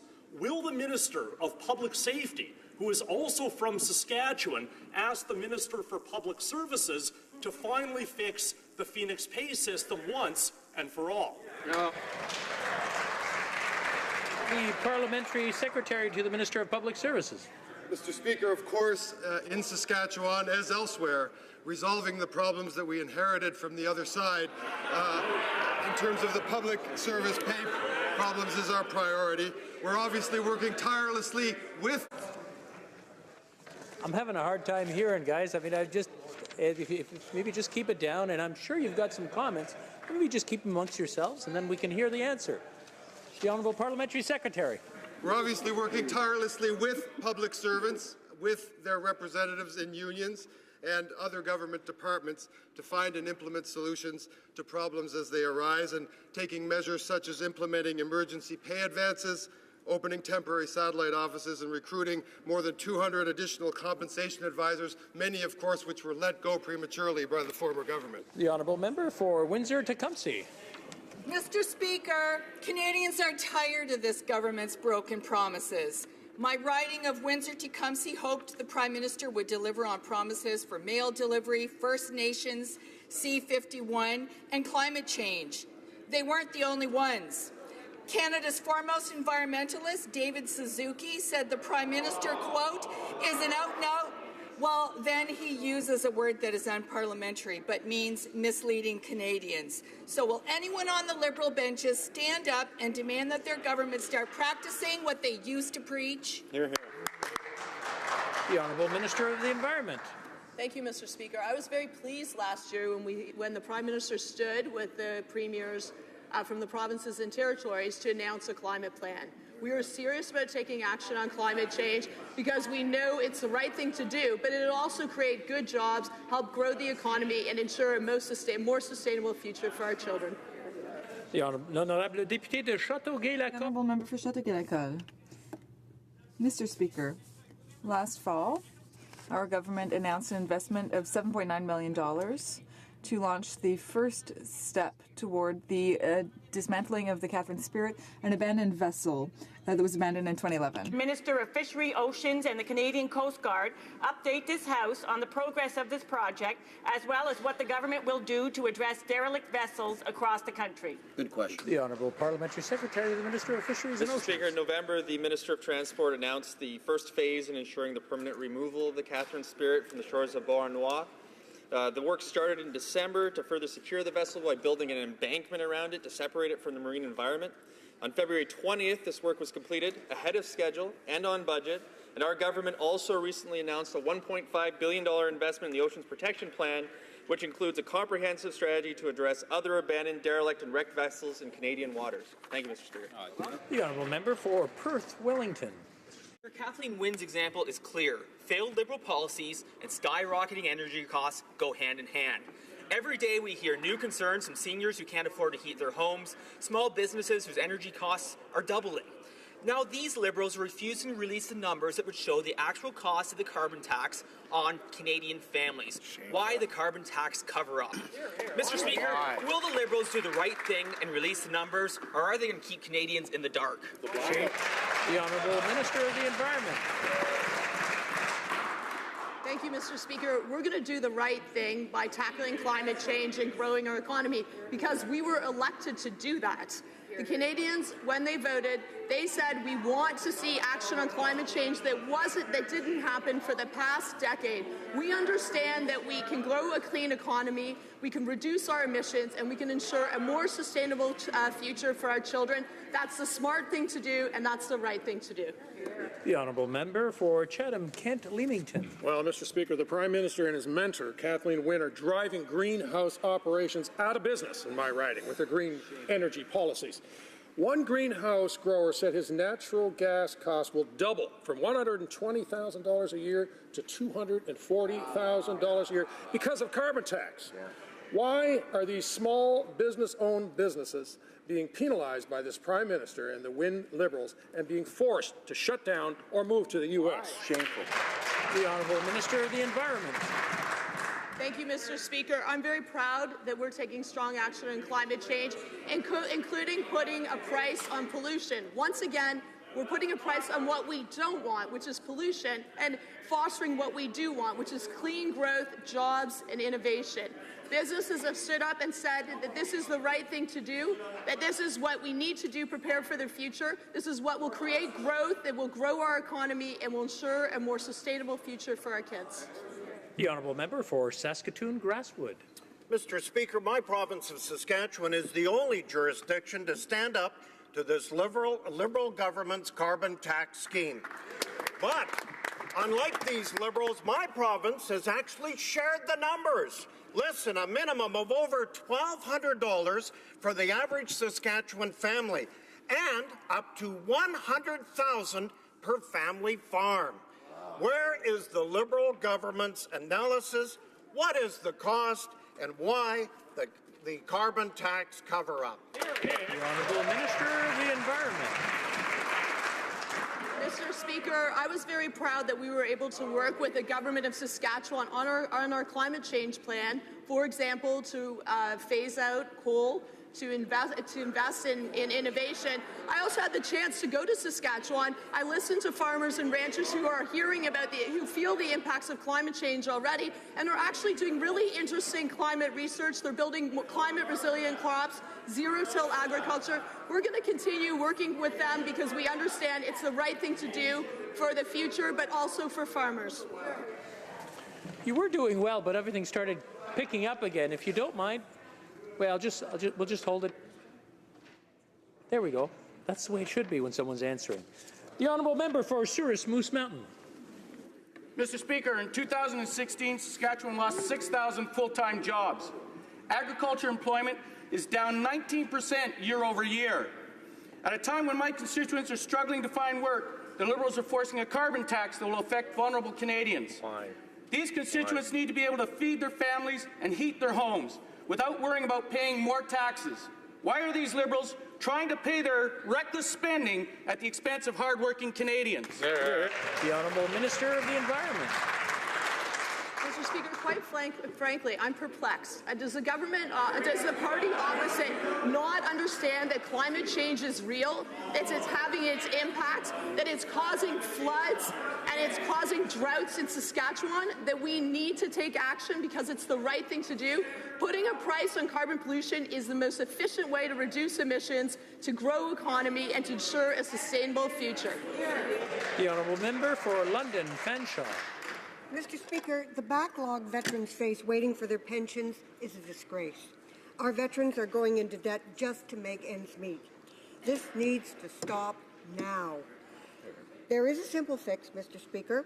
Follow the military ombudsman's advice and do not discharge a veteran until all pensions, benefits and services are in place and are understood.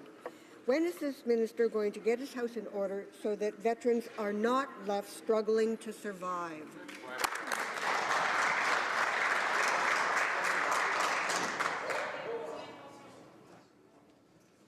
The Honourable Parliamentary Secretary to the Minister of Defence. The government's investment in the pension fund for the armed forces reflects the significant contribution that these people make to Canada, both here and abroad. The department continues to work diligently to improve the treatment to improve the processing of pensions for reserve forces. It was transferred to Public Services and Procurement Canada, which should improve the benefit system. The Honourable Member for Rimouski-Nejetim-Scotto-Lévesque. Of Carl Jason Dunphy, a young veteran from my riding who died tragically on February 11th. A few hours before his death, he posted the following message about his difficulties in getting help from Veteran Affairs. It's eating away at my resources and my strength. It's not up to friends and spouses to deal with this because a government organization doesn't act. The life, the service, and the memory of Carl Jason Dunphy are worth so much more than a simple list of statistics. So I ask the Minister once again, will there be an internal departmental investigation into the circumstances surrounding his death? For Veterans Affairs. I thank the member for his question, for his advocacy on behalf of veterans and their families and his constituents. I know this is an extremely difficult situation. Anytime Veterans Affairs is notified of an untimely or unexpected death, we undertake a review of that file, and this will be the case. Our government is committed to expanding access to support for veterans and RCMP and their families. That's why we're working with over 4,000 registered mental health professionals. We're expanding our outreach capability by having 9 points of contact reopened, as well as hiring frontline staff. We'll continue to support veterans and their families. The Honourable Member for Charlebourg, Haute-Saint-Charles. Mr. Speaker, it's shameful to see that the Liberals cut funding to 70 military museums in this 150th anniversary year of Canada's Confederation. It's shameful, and it speaks volumes about how the Liberals actually feel about those who served our country. Now that the minister who has had the time to familiarize himself with this shameful decision, which he didn't seem to be familiar with yesterday, can he explain the rationale for his decision and how much was cut from these institutions that preserve the memory of our national heroes? The Honourable Parliamentary Secretary to the Minister of Defence. I thank the member for his question. I am as concerned as he is about this issue. There's a museum in Saint-Jean. As the minister said yesterday, he had not been aware of the situation, so he asked for an update on the situation, and we will be pleased to explain the situation to the member. For York, Simcoe. This year marks the 150th anniversary of Confederation and the 100th anniversary of the Canadian victory at Vimy Ridge. The Royal Canadian Regiment Museum in London, Ontario has a display on the victory at Vimy Ridge. Among the medals and artifacts, one finds the words, quote, "Whenever the Germans found the Canadian Corps coming into the line, they prepared for the worst." But our Canadian heroes weren't prepared for the latest in friendly fire from the Liberals in Ottawa. Why is funding for this museum and its Vimy exhibit being cut off by the Liberals this anniversary year? Why this Liberal war on history?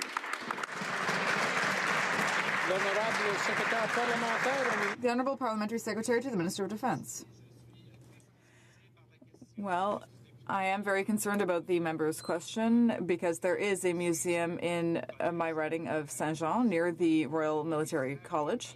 Yesterday, the minister was made aware of this issue by a question. He asked for an update on the situation, and we will be happy to answer the issue in the next question period. In Melville. Good morning, Mr. Speaker. Last week I asked Dr. Morelli, President and CEO of the Royal Institute of Mental Health Research, if brain imaging could be used to identify mefloquine toxicity. He said absolutely so. Canada has the capability to scientifically validate our veterans' claims of brain stem injury from mefloquine. Veterans believe this drug is destroying their lives, causing severe depression, anxiety, and suicidal ideation. When will this Prime Minister join our allies, commit to a mefloquine toxicity study, and stop using mefloquine and prescribing it to our soldiers? The Honourable Parliamentary Secretary to the Minister of Defence. The health and well-being of all of our members of the armed forces is extremely important to our government. Malaria is an infectious disease that can endanger the lives of our personnel in the line of duty. A soldier can take a personal decision about preventing malaria, and he does so in consultation with his health professionals. This is based on evaluations and medical information. Mefloquine is a drug that is approved by Health Canada, and it is provided to soldiers to prevent malaria. The use of this disease is now the exception. Honourable Member for Ottawa South. Last year in Ontario alone, there were 144 laser strikes on aircraft. The Ottawa International Airport in my riding is a possible venue for these types of incidents. Laser strikes can seriously blind someone operating an aircraft. All of us were very concerned by the recent event in Elgin County, where a police helicopter was struck by a laser strike. This is serious business, Mr. Speaker. Can the Parliamentary Secretary please inform this House on the actions the government is taking on this file to ensure air safety in Canada? The Honourable Parliamentary Secretary to the Minister of Transport. Thank you, Mr. Speaker. I'd like to thank the member for Ottawa South for his concern. Safety is a top priority for this government, and we're also very concerned about the recent increase in laser strikes. Pointing a laser at an aircraft is more than just dangerous, it's also illegal. And that's the reason why the Minister of Transport met with various law enforcement officials to emphasize just how reckless this action is and to ask for the public's help when they see something like this happening, for them to call 911 and let police officials know. That's the only way to make change, Mr. Speaker. The Honourable Member for Sherwood Park, Fort Saskatchewan. Mr. Speaker, Canadians want to help victims of ethnic cleansing and genocide. By finally agreeing to bring Yazidi refugees to Canada, the government has accepted, in principle, the need to focus on the most vulnerable. At the same time, Assyrian Christians and Rohingya Muslims are also the victims of ethnic cleansing. Canadians are generous and they want to help those who are actually most vulnerable. So will the Liberals help and prioritize vulnerable Assyrians and Rohingya? Yes. The Honourable Minister of Immigration. The government is proud of Canada's tradition of compassion towards those who are fleeing war and persecution. We focus on the most vulnerable. We continue to work with the UN Refugee Agency to identify the most vulnerable people who need resettlement. We also work very closely with private sponsors in Canada to make sure that Canada continues its tradition of welcoming those who are vulnerable and who seek safety and security in Canada. Thank you. The Honourable Member for Dartmouth Cold Harbour.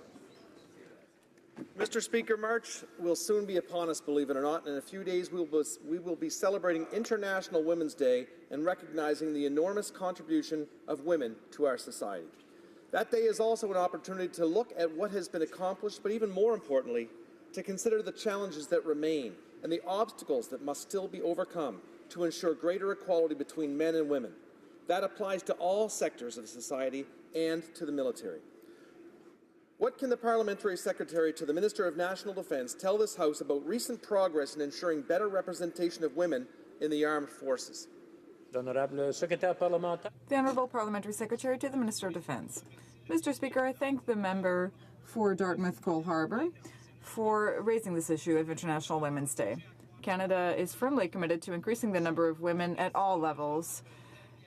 So Major Tanya Harris will become Joint Commander of the Royal Canadian Air Force, becoming the first woman to occupy such a position in the Army, Navy, or Air Force. I hope that even more women will climb up the hierarchy so that one day one of them will become the Chief of Defense Staff. For Calgary Shepherd. Mr. Speaker, without freedom of speech, no other freedom is possible. Canada was ranked 8th in the world by Reporters Without Borders in their 2015 World Press Freedom Index. After just 1 year under this Prime Minister, we have dropped 10 spots to number 18 in the world. Namibia, Jamaica, Costa Rica, they're all ahead of us. Why is this Liberal government failing to uphold our freedom of speech and freedom of the press? The Honourable Parliamentary Secretary to the Minister of Foreign Affairs. When it comes to human rights, this government has been unequivocal both at home and abroad around the world. They are an integral part of our foreign policy because they are integral to who we are as Canadians, and Canadians can rightly be proud of the progress that we have seen and that this government has helped achieve in promoting and protecting human rights both at home and abroad. There's more to be done. We're just getting started, and we look forward to working with members in this House and groups both at home and around the world to help advance human rights globally. Thank you. The Honourable Member for Manicouagan. Mr. Speaker, there are seasonal workers in all regions of Quebec, and they're getting to the end of their EI period, and they'll have to move on to their next season of work. In any case, they're going to have to go into debt during the off-season. These are people who are working hard to put bread on the table, and the government is refusing to understand the reality of our region because Ottawa doesn't care about us. When will the government admit that their work is seasonal and the workers themselves are not seasonal? And when will they finally put an end to this problem of the black hole for EI? This is urgent, Mr. Speaker. The Honourable Minister of Families and Social Development, rather. Thank you, Mr. Speaker.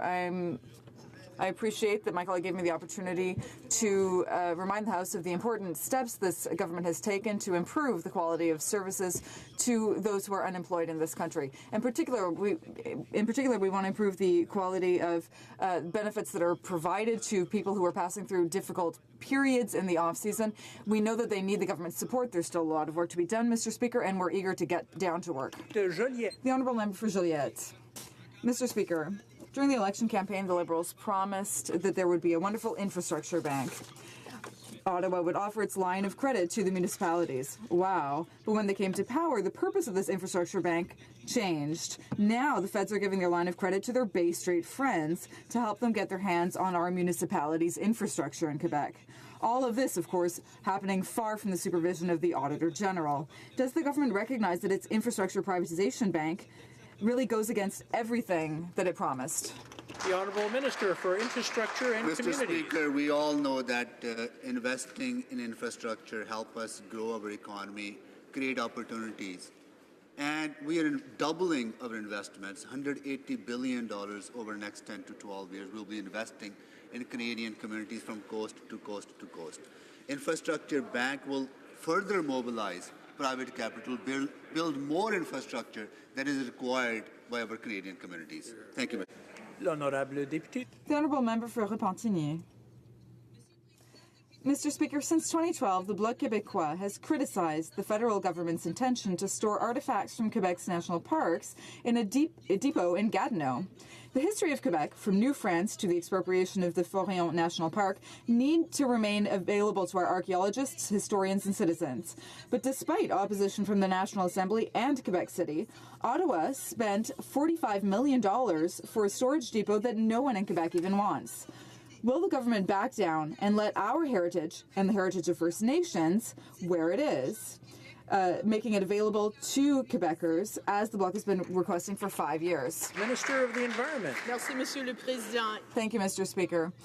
It's important that the treasures that reflect our national culture and history and the contribution of First Nations people be protected and preserved. Parks Canada is responsible for protecting this heritage. I'm here to listen, and I'm ready to work with my federal colleagues and with the City of Quebec and the province, as well as officials from Park Canada, to ensure that these parks and all interested stakeholders will be heard. Honourable Member for Nunavut. Thank you, Mr. Speaker. My question is for the Prime Minister. On February 9th, the Prime Minister, along with the Minister of Indigenous Northern Affairs, the Minister of Health, and the Minister of Children and Social Development, had the great pleasure of visiting my riding of Nunavut. When there, Mr. Speaker, the Prime Minister signed a declaration with Inuit Nunangut leadership to create the Inuit Crown Partnership Committee. Mr. Speaker, Inuit are eager to hear how this committee will change the way the federal government engages with them and what tangible benefits we can expect from it. Thank you, Mr. The Honourable Parliamentary Secretary to the Minister of Indigenous Affairs. Mr. Speaker, our government continues to work in genuine partnership with Indigenous people to advance reconciliation, just as we did in signing the declaration with Inuit. I know the member opposite supports that moving forward in that direction. I was pleased to be in Iqaluit with the Prime Minister and ministers and leaders of the Inuit and Nunangut region, along with the President of ITK. This agreement means that we will work together, government to crown, with Inuit people to ensure that we can deal with the long, dark tragedies of the past of Inuit people in our country, whether it be around relocation, tuberculosis, or residential school settlement. But it also allows us to move forward in the right direction, working together to build stronger Inuit communities in the North. That, ladies and gentlemen, ends question period today. Tabling of documents. Statements by ministers. Reports from interparliamentary delegations. Presenting reports from committees. The Honourable Member for Sarnia-Lambton. Mr. Speaker, I have the honour of tabling in both official languages the 6th report of the Standing Committee on the Status of Women, reporting on Bill C-309, an act to establish Gender Equality Week, to be read a second time, and referred to the Status of Women Committee.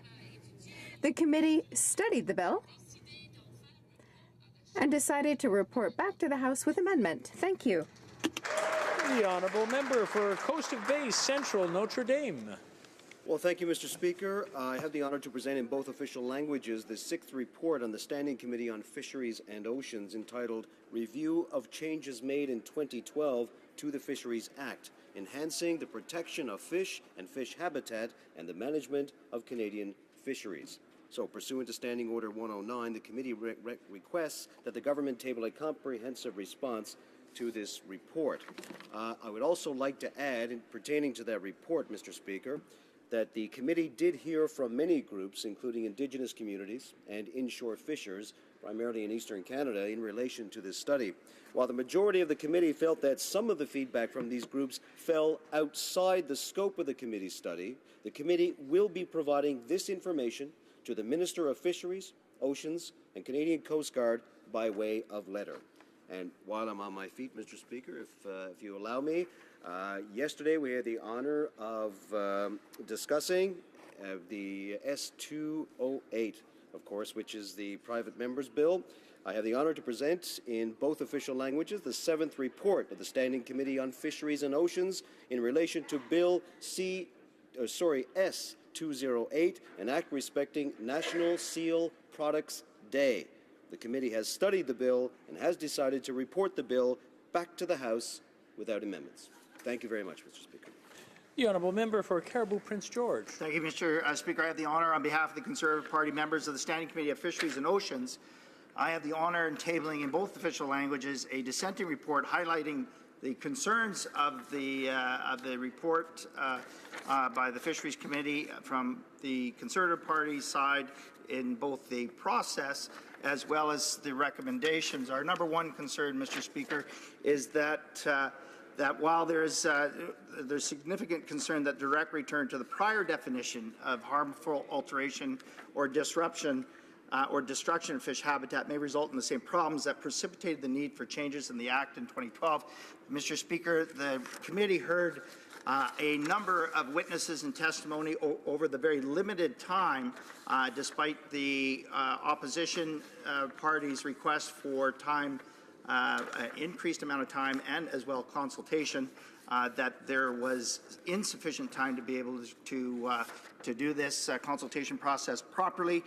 As well, Mr. Speaker, on behalf of the Conservative Party members, we do want to acknowledge the considerable amount of work that both the clerks and members from all sides undertook in this nonpartisan report. However, we do have some significant concerns, and it is my honour to table this in both official languages. The honourable member for Kildonan St. Paul. Thank you, Mr. Speaker. I have the honour to present in both official languages the fourth report of the Standing Committee on Indigenous and Northern Affairs, entitled Supplementary Estimate C 2016-17, Votes 1C and 10C under the Department of Indian Affairs and Northern Development. Introduction of private members' bills. The honourable member for Markham Unionville. Thank you, Mr. Speaker. I'm honored to introduce... I'm sorry, some paper just flew in as I said that, and we're going to have to just backtrack a second. Sorry to the honourable member. Introduction of the first reading of the private members' bill. Mr. Soroya, seconded by Monsieur Berthold, moves for leave to introduce a bill entitled An Act to Amend the Controlled Drugs and Substance Act. This motion is deemed to be adopted. The honourable member for Markham Unionville, I'm sorry.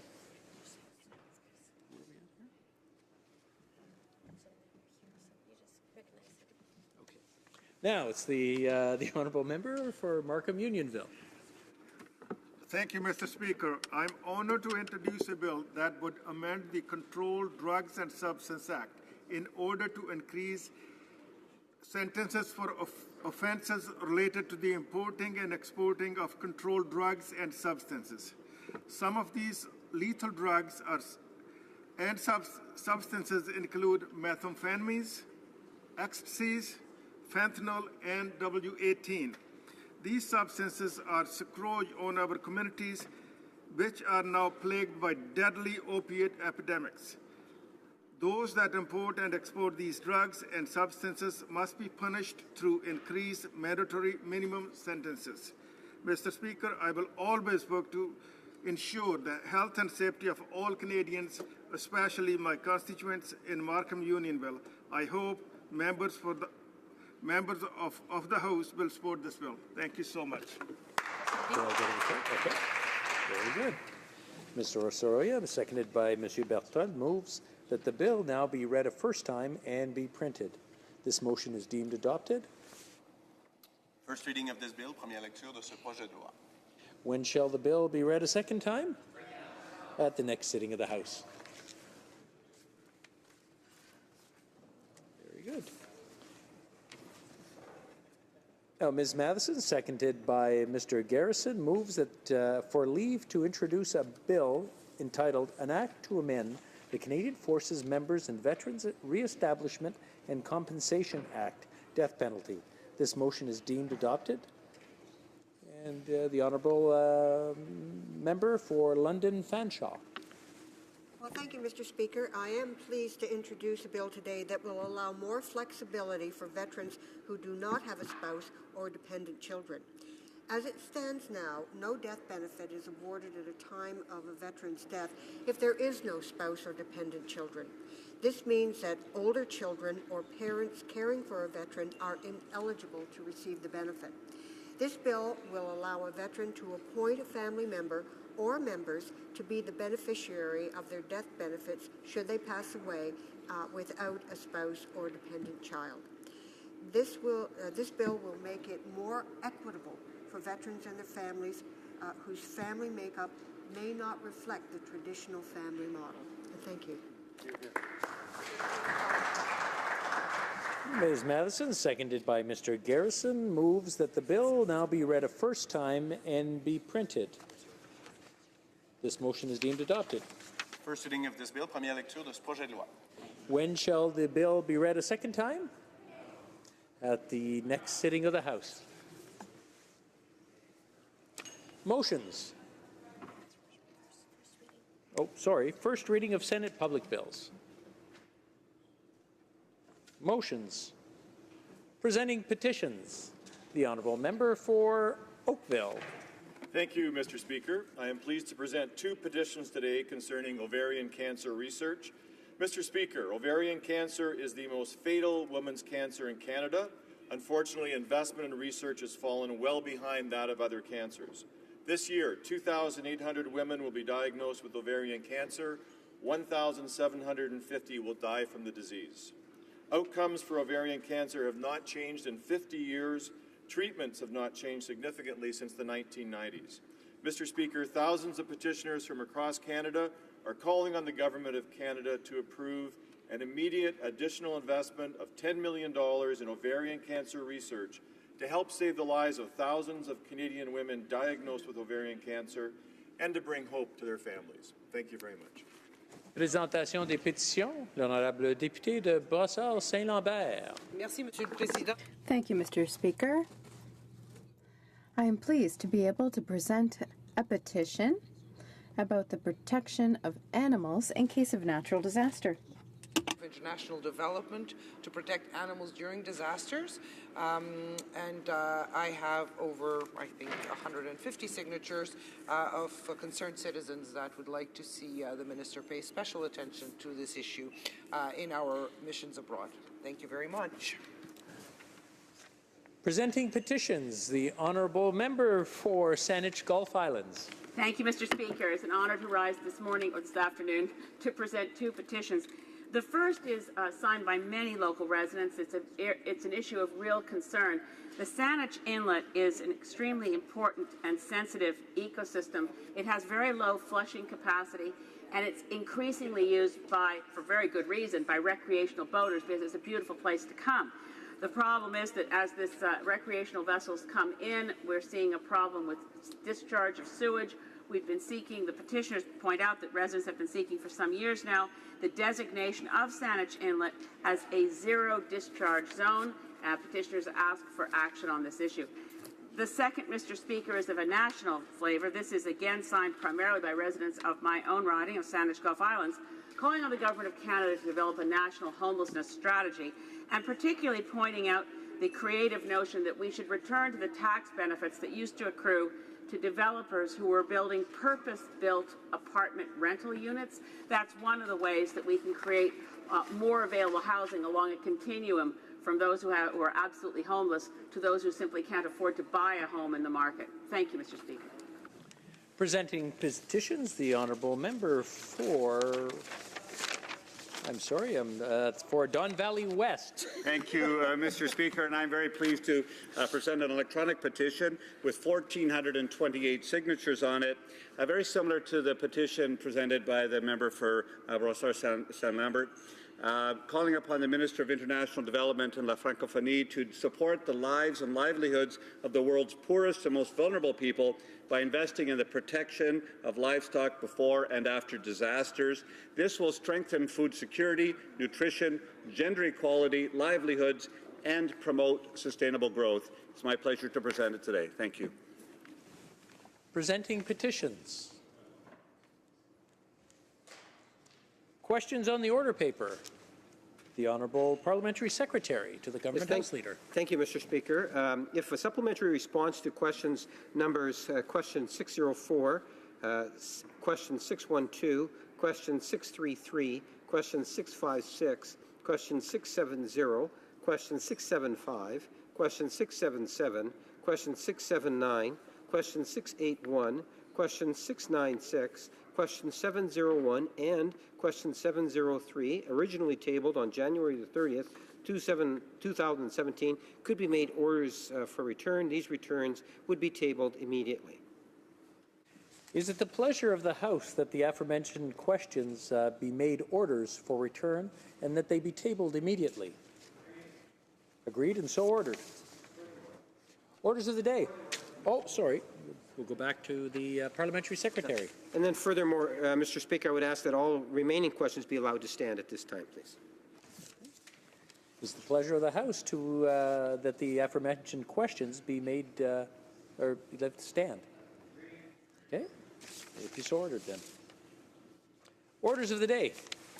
Government orders, government bills, commons, reprise du débat à l'état. Resuming debate at second reading of Bill C-23, an act on pre-clearance 2016.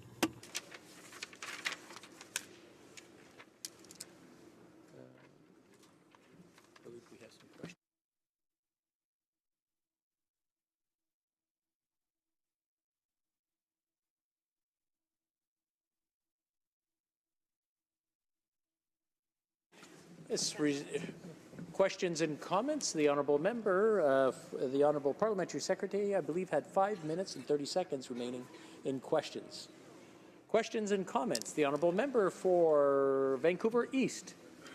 Mr. Speaker, and I thank the member for his comments. It was interesting, though, to note that he was insinuating as though the NDP somehow didn't understand what was contained in Bill C-23. I wonder whether or not the member actually missed the parts where the bill actually increases the powers for U.S. border guards on Canadian soil in the provision of carrying firearms, strip searching, detention, and interrogation. I wonder if the members actually missed the provisions on the lack of provisions, I should say, protecting the rights and freedoms of transgendered persons during strip searches. And I wonder if the member actually missed the provisions in Bill C-23 that provides for the invasion of privacy on Canadian soil with regards to the search of travelers' electronic devices and access to the digital universe. Lastly, Mr. Speaker, I would like the member to answer this question. Peter Elliman, who is the lawyer and member of the National Immigration Section of the Canadian Bar Association, says, and I quote, "I'm concerned about the application of the Canadian Charter of Rights and Freedoms. How can we be assured that the USCBP pre-clearance officers will be subjected to the Charter? The bill does not specify their statute as agents of the state." So I would love to hear from the member in response to the issues that I just brought to his attention. Perhaps he hasn't read the bill. Honourable Parliamentary Secretary. Well, Mr. Speaker, I have gone through the bill's briefing notes. I am familiar with the bill itself, not on one occasion, but on 2 occasions where I've had some form of a debriefing of sorts or have had the opportunity to read through it. And that's one of the reasons why, Mr. Speaker, I posed the comments that I did earlier after the member had spoken. If you listen to the NDP speak on C-23, one would be given the opinion that the sky is falling and that the infringement of rights is going to be overwhelming on Canadian citizens and permanent residents whenever they go to a pre-clearance venue. Well, Mr. Speaker, nothing could be further from the truth.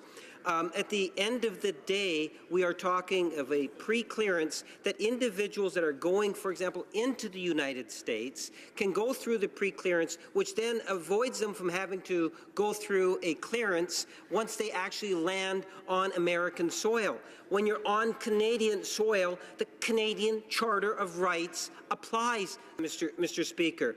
They have these bogus phantoms that they seem to be in fear of, Mr. Speaker, that I don't believe they have been successful at being able to justify. I don't quite understand why it is that they're voting against this bill going to committee stage. The information is there. It's within the bills. Canadians and permanent residents do not have anything to fear about in regards to their rights. Their rights are, in fact, being protected. Questions and comments. The honourable member for Sarnia-Lambton. Well, thank you, Mr. Speaker, and I'd like to thank the Honourable Parliamentary Secretary to the House Leader for his comments. And I noted that he stressed the importance of the relationship that we have and the cooperation that we have with the United States, and I would totally agree with that. But, in my riding, I've had constituents that are vacationing in the U.S. report back to me that the NDP's defamatory and disrespectful comments about the President of the United States have hit the media and is angering the U.S. And so would the member opposite agree that the NDP's attitude is most unhelpful in one of our most important trading partners? Honourable Parliamentary Secretary. Yes, Mr. Speaker, I appreciate the question. I think it's important that we recognize that almost $2.5 billion of transaction between Canada and the U.S. every day. We have thousands of Canadians that go back and forth between the U.S. millions every year, Mr. Speaker. And I think it's important that we recognize that as a special relationship. We have that with no other country, and I believe the U.S. has that with no other country. Canada benefits by it. The U.S. benefits by it. This legislation further advances that special relationship. The NDP's approach to the U.S., Mr. Speaker, would have one conclude that they have a very strong anti-U.S. element from within their caucus. And just listening to the number, whether it's questions or the number of presentations, whether it's on this bill or other legislation or question period, one would draw the conclusion that we should be concerned in terms of that anti-American feeling that maybe that they have, given the importance of the U.S. to Canada. Resuming debate, the honourable member for Calgary, Nose Hill. Thank you, Mr. Speaker. I'll be pleased to split my time with the member from Peace River West Block today. So I rise to, as I put my timer for this speech on, I rise to speak in support of this bill today for several reasons. But I'm going to start with a bit of an overview of what the bill is. I have had a lot of questions in my constituency about the bill. The bill itself seeks to carry out some of the items that were put together as part of the Beyond the Border plan, which former Prime Minister Harper, as well as former President Obama, put together. And this agreement was put together to ensure that the relationship, the positive, long-term positive relationship that Canada and the United States has shared was strengthened over time with certain measures around the integrity of both of our borders and managing the flow of traffic.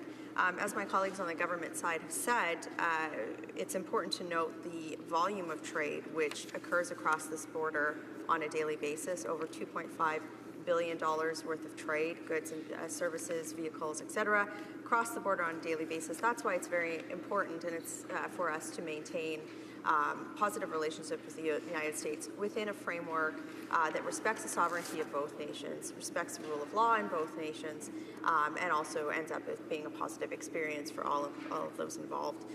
It's important to go back to the Beyond the Border Agreement when looking for context for this bill for a few reasons. I would encourage anybody who's sort of heard some of the myths around this bill to look at that agreement. Again, it was something that, for those of you who are listening today, Mr. Speaker, who might look at this as a reaction to Trump or as a result of the Trump presidency, which I want to get to later, the original Beyond the Border Agreement was actually negotiated under the Obama administration.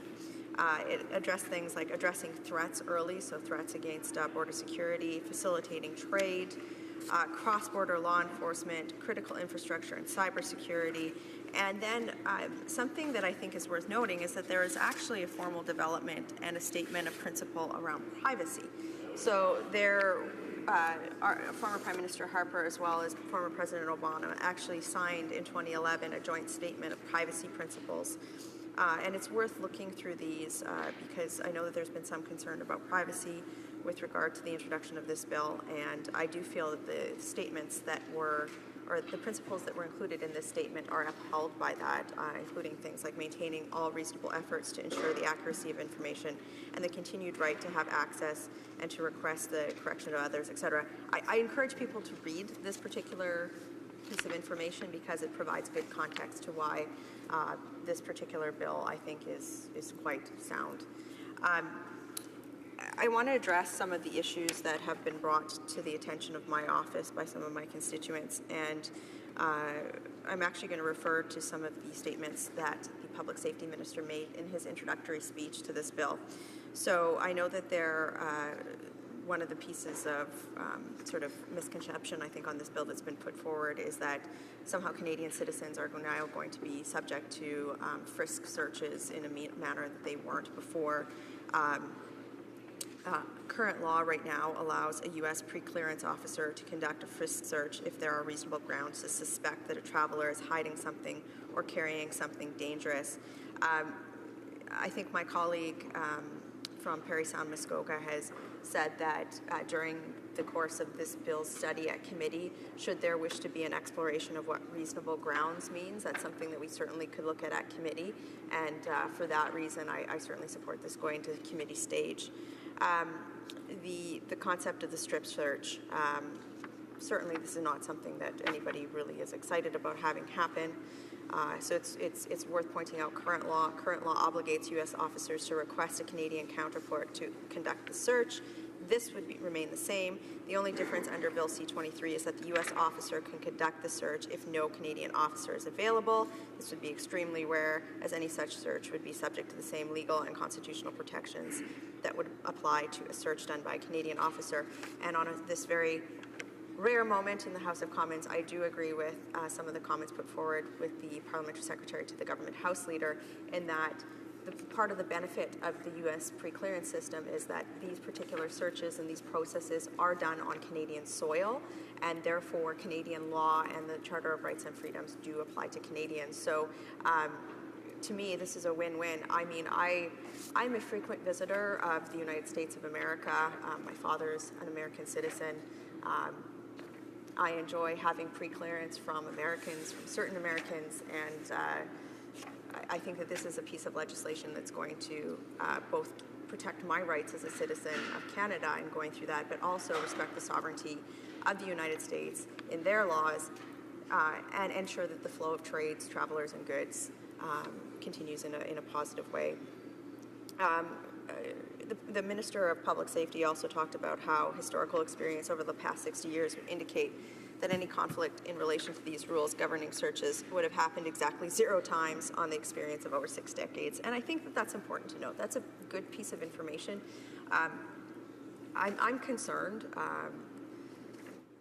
Certainly there's a lot of people who are concerned right now about some of the changes that have happened under the American administration, but I watched a very good interview with an official from the United Nations last night talking about how, with regard to the Safe Third Country Agreement, there's been calls for this to be rescinded, that the American legal system has not changed overnight. The American asylum system seeking has not changed overnight. The United States of America is probably one of the most vibrant democracies in the world, with one of the most thriving economies in the world. And we're very fortunate to share a border with this country. That doesn't mean that we shouldn't be vigilant in terms of ensuring that Canada's sovereignty was respected, but I really don't see anything in the form or substance of this bill that oversteps that. Just going again through some of the myths in this bill, I know that there's been a lot of talk about people being, Canadian citizens being able to be detained by U.S. border officers. I think, this, again, Public Safety Minister stated that U.S. officers would not have the power to arrest or charge travelers in Canada. Rather, as is currently the case under existing laws, a U.S. pre-clearance officer who has reasonable grounds to believe that a traveler has committed an offense must turn the travel over to Canadian authorities as quickly as possible. With no exception, only Canadian authorities would determine whether charges would be laid. So I think, again, it's very important to note that Canadian law applies in this situation, that in no point in time does all of a sudden, the United States have some sort of supersedence of our sovereignty and our law in this situation. This is, to me, ensuring that our processes are well aligned. And again, I want to emphasize too that there's a choice made by somebody who is entering a pre-clearance area or trying to gain entry into the United States. Should there be reasons for them not to be allowed into the United States, which they are aware of, that is something that they have to be cognizant of when they are choosing to enter another country. People have written to my office about, okay, well, under this bill, if you walked into the pre-clearance area, you can no longer choose to leave it. And again, that's myth. The Public Safety Minister, I'll have to take his word on this, but I did review the bill. The way I read the bill is the same that he did, is that travelers wishing to withdraw from a pre-clearance area, they would be entitled to do so, but they would be required to identify themselves and give their reasons for withdrawing. And the reason given for this change is to ensure that people are not entering the pre-clearance area to case it out. I actually agree with this provision. This seems very reasonable. As stated in here and as the law is written, there would be no ability to just simply detain somebody ad hoc. People would be able to withdraw, but they would have to give their reasons for doing so. Arming of officers has also come up. U.S. officers in Canada would only be entitled to carry the same weapons as Canadian Border Services officers do in the same environment. So the example given was because Canadian officers do not generally carry firearms inside airport terminals, U.S. officers would not be authorized to carry firearms there either. And again, just to re-emphasize in closing, the pre-clearance process, this bill actually expands that service to a variety of other ports, entry points. This is a great thing. The U.S. pre-clearance system in Canada facilitates the flow of goods and services. Certainly as a traveler with family in the United States, this is something I support. But again, looking at the broader macroeconomic picture of trade and of good continued relationships with one of our major trading partners, this is a fantastic extenuation or continuation of relationships that have continued over political flavors of administration. In the United States, we've seen that change, but certainly also here in Canada. So I think this is a law that shows the endurance of Canadian-American relations in a positive way. And Mr. Speaker, how much more time do I have left? And with that, I support this bill. Thank you. Questions and comments? The Honourable Member for Oakville. Thank you very much, Mr. Speaker, and I wanted to thank my colleague for an excellent presentation and dealing with some of the questions and myths that are circulating. And I wanted to come back to one that she mentioned, because in my riding of Oakville, the issue of voluntarily withdrawing from the pre-clearance area has come up, and the belief that you could be detained and held and put through various searches. So as I believe the member across has said, you are able to withdraw from a pre-clearance area. The pre-clearance officer is prohibited from imposing unreasonable delays, but if they suspect that the person is probing to look for weaknesses in the border, then they are able to ask for ID and a reason for the withdrawal. So I was just wondering if the member could elaborate on that point a bit, and any other, just touch again on some of the myths that are circulating that I think are not true and are weakening a very good bill. Honourable Member for Calgary Nose Hill. I know my colleague opposite raises a good point. I think especially when it comes to this bill and some of the rhetoric that's been raised especially around the change of administration in the United States, in order for Canada and the United States to continue to have a mutually positive trading relationship, I think that we have to focus on fact and not ramp rhetoric up when there really isn't a need to do so. Because frankly, it lessens our ability to critically review serious issues when they do arise. I have read this bill backwards and forwards, and I did listen to the Public Safety Minister's speech. I've spent a lot of time with my colleague from Parry Sound Muskoka, who's our critic on this file, and I followed, again, when I was in government, the development of the Beyond the Border Agreement. To me, it's very clear that Canadian law supersedes any sort of issue. I would encourage people who are contacting their MP on this to review some of the speeches of the Public Safety Minister, my colleague from Parry Sound Muskoka, some of my other colleagues in here, and actually look at the form and substance of the bill itself. In no way does this give any sort of rights to American border crossing agents that are going to supersede or remove due process or the rights of Canadian citizens that they are afforded on any other Canadian soil. In comments, questions et commentaires. The Honourable Member for Peace River Westlock. Thank you, Mr. Speaker, and I'd like to thank my colleague for an excellent speech on the topic here. It is a rare day in the House when we are agreeing with the government, and I guess I would just like to congratulate the government for completing some of the hard work that was done previously. I was just wondering, to my honourable colleague, how this will directly affect her riding. Thank you. The Honourable Member for Calgary Nose Hill. Well, certainly the flow of goods and services between Calgary and ports of entry in the United States is very significant.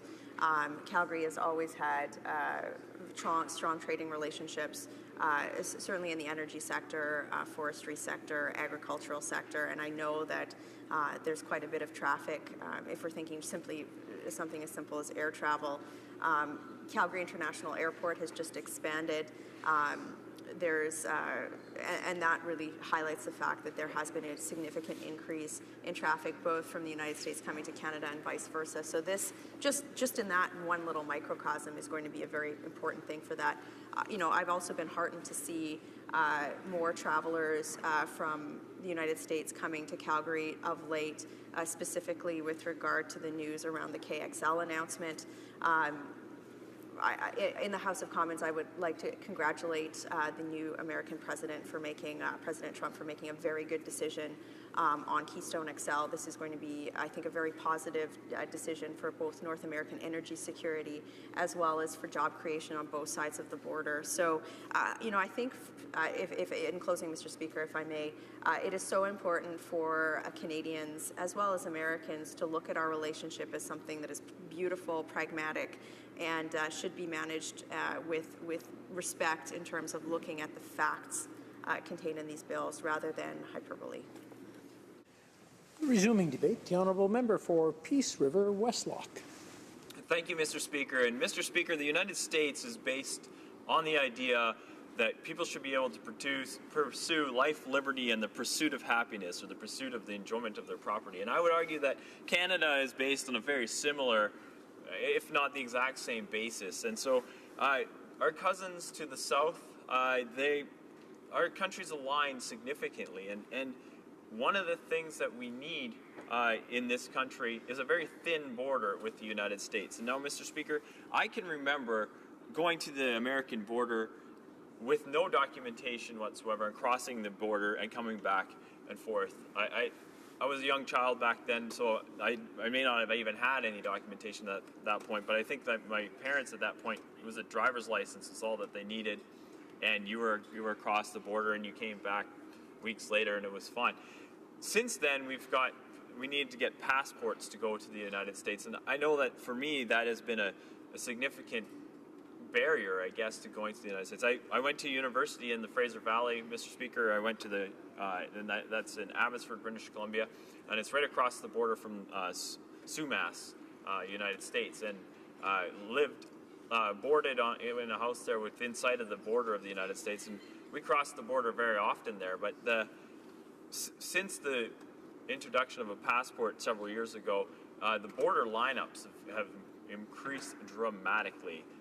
And so we see the effects of a thickening border around the country. And so this bill works to reduce the thickness of the border, works to streamline people crossing the border, and it also, Mr. Speaker, makes it so that you're not on your holidays and run into a problem in another country. I know I haven't traveled abroad very often, but on my honeymoon I went to the Middle East. I went around the Mediterranean, and that for me was always kind of a bit of a worry. Is that we didn't get screened and run through the whole border security until you got to the other country. Then what happens if you didn't have the right documentation or something was out of order? Then what? You just get shipped back home, and the whole flight and everything would have been all. Your entire holiday would have been for naught. This new policy, or the pre-screening, as it has been and now is being expanded, allows for you to have your paperwork checked right here in Canada. And if there is in fact something wrong, you can turn around and go home and either get the right documentation or cancel your trip or whatever the case may be. But you're not stuck in another country, kind of in limbo, stuck living in an airport for an extended period of time. Mr. Speaker, my riding, the riding up in northern Alberta, which I like to call the Promised Land, is a riding that attracts a lot of tourism. One of the things that draws people in a lot is the Northern Lights. Up in northern Alberta, the Northern Lights are spectacular, and I encourage all of you to come and experience the Northern Lights. And during the summer, if you come during the summer, you probably won't see any northern lights because it's nearly 24 hours of daylight. But one of the tourism industry is critical to northern Alberta, as it is to all of Canada. But I would say that this is going to improve, this new bill is going to improve travel to northern Alberta, particularly in a time now where our Canadian dollar is worth less than the American dollar. It's now, you get a discount if you're an American to come. If you're going to go on a holiday and you have to choose between Canada and the United States, the Canadian holiday is at a discount if you want to go on a holiday. So this would really encourage tourism up in northern Alberta. Some of the other things to see are in northern Alberta. We got some great fishing that brings a lot of folks from the United States, as well as the hunting. I know the guiding outfitting operations up in northern Alberta are extensive, and I'd encourage anyone that's interested in that to come check it out. And this will just allow that thinning of the border. It'll allow easier transportation for people to come up to northern Alberta to come and tour. We also, Mr. Speaker, in northern Alberta, we've developed some of the most amazing technology and expertise when it comes to oil development. And this has allowed us, and even in these times of low oil prices, we've been able to transport our technology and expertise around the world. And so I've got several cousins that are living in the United States currently that travel across the border on a regular basis, and they have a big oil field company that is now operating all over the world. And the ability for them to have the pre-clearance, the Nexus card, the green card, to travel back and forth between Canada and the United States means that their quality of life is as good as it's ever been, Mr. Speaker. They're contributing to the Canadian society by being able to work around the world, and particularly in the United States. They've got big operations down in Colorado and also up in Alaska, and it's allowing them to take knowledge, expertise, technology that they've developed in northern Alberta and being able to bring it to other places that can benefit from these innovations, from their expertise, whether that be in Colorado or in northern or in Alaska up in the north. Mr. Speaker, how much time do I have left here? Thank you. So I'm pleased to, I think that it's a good day today that we can stand here and for once in a while the member from Winnipeg and I can agree on something. It's a rare opportunity, but I do appreciate it to come together on something like this and to see them doing the hard work that we had laid the foundation for. It's much appreciated. I wasn't here in the last Parliament, so I can't take any credit for it, but I am part of the party that did do that hard work, and I know that my colleague from Foothills, he was here, and he could probably attest to the great work that was done prior. The new locations is going to be a welcome here in Canada. I know coming from northern Alberta, I used the airport in Edmonton. We have a pre-clearance facility, and I've experienced using that pre-clearance facility. I would say that the border security agents that do work there, they are an intimidating bunch, but they typically make your travels through there quick and efficient. I would expect them to be an intimidating bunch. They are there to protect the border. That is what their job is, and I appreciate the fact that we have Canadian border security agents that are doing that on behalf of all Canadians every day, and I think that they need to be thanked for their hard work today as well, and to ensure that Canadians do remain safe. That is an important part. Nations are decided by fairly arbitrary lines on the landscape, but it does give us a level of security that we need to protect, and it also allows us to have jurisdiction that allows us to create the quality of life that we have up right here in northern Alberta. So with that, Mr. Speaker, I'd like to thank the Liberals for doing such great work on this bill. I did have an opportunity to read through it. I haven't seen anything that jumps right out at me, and I would request the NDP not continue to stop saying the sky is falling and support this bill as well. So thank you, Mr. Speaker. Questions and comments? The honourable member for Saanich Gulf Islands. Thank you, Mr. Speaker, and I thank my colleague for his speech. I agree with him entirely that tourism is an important part of Canada's economy. My family and I grew up in the tourism industry on the Cabot Trail in Nova Scotia. But I think that this change in C-23 is worth a critical examination. We need to be very clear that the pre-clearance that has happened up to date has not created concerns, but that Bill C-23 adds additional powers to U.S. security officials on Canadian soil. And I've not yet heard a single rationale from anyone in support of C-23 as it now stands, unamended, and the member will know how much I like the word amendment. This bill, unamended, is not one I could support, with what might be described as tweaks or amendments to ensure that anyone attempting to enter the U.S. from Canada in a pre-clearance facility has the absolute right to leave and say, I'm going back, getting out of this place, I don't want to answer any more of your questions, thank you very much. That's not clear in C-23, and that's my concern. Why the change? We've had pre-clearance working just fine without C-23. We can expand it to more airports, train stations, what have you. Why on earth do we need to give U.S. agents on Canadian soil more powers? Number 4, Peace River, Westlock. Thank you, Mr. Speaker, and I will confirm that I think somewhere on the internet it does say that amendment is the member from Saanich Gulf Islands' favorite word in this place, so I will confirm that for sure. I was just reading through here earlier that the pre-clearance withdrawal, it seemed fairly clearly laid out to me in here. However, I will defer to her on some of these things because she is in fact a lawyer and I am not, and so they typically will trip over words that I think are quite benign. But I from my perspective, it seems logically laid out, and it seemed that at any time, if you wanted to leave, you just had to state your reason why you wanted to leave, and you could leave. And that, to me, seemed very, very logical. So thank you, Mr. Speaker. Questions and comments, the honourable member for Winnipeg North. Yes, thank you, Mr. Speaker, and we very much appreciate the comments made across the way from my colleague. But to emphasize, as he's pointed out, you know, the whole concept of pre-clearance has been taking place for almost 6 decades, and that is a positive thing. And I want to emphasize that, you know, in Winnipeg, Halifax, Toronto, Vancouver, Edmonton, Calgary, these are all communities that have pre-clearance.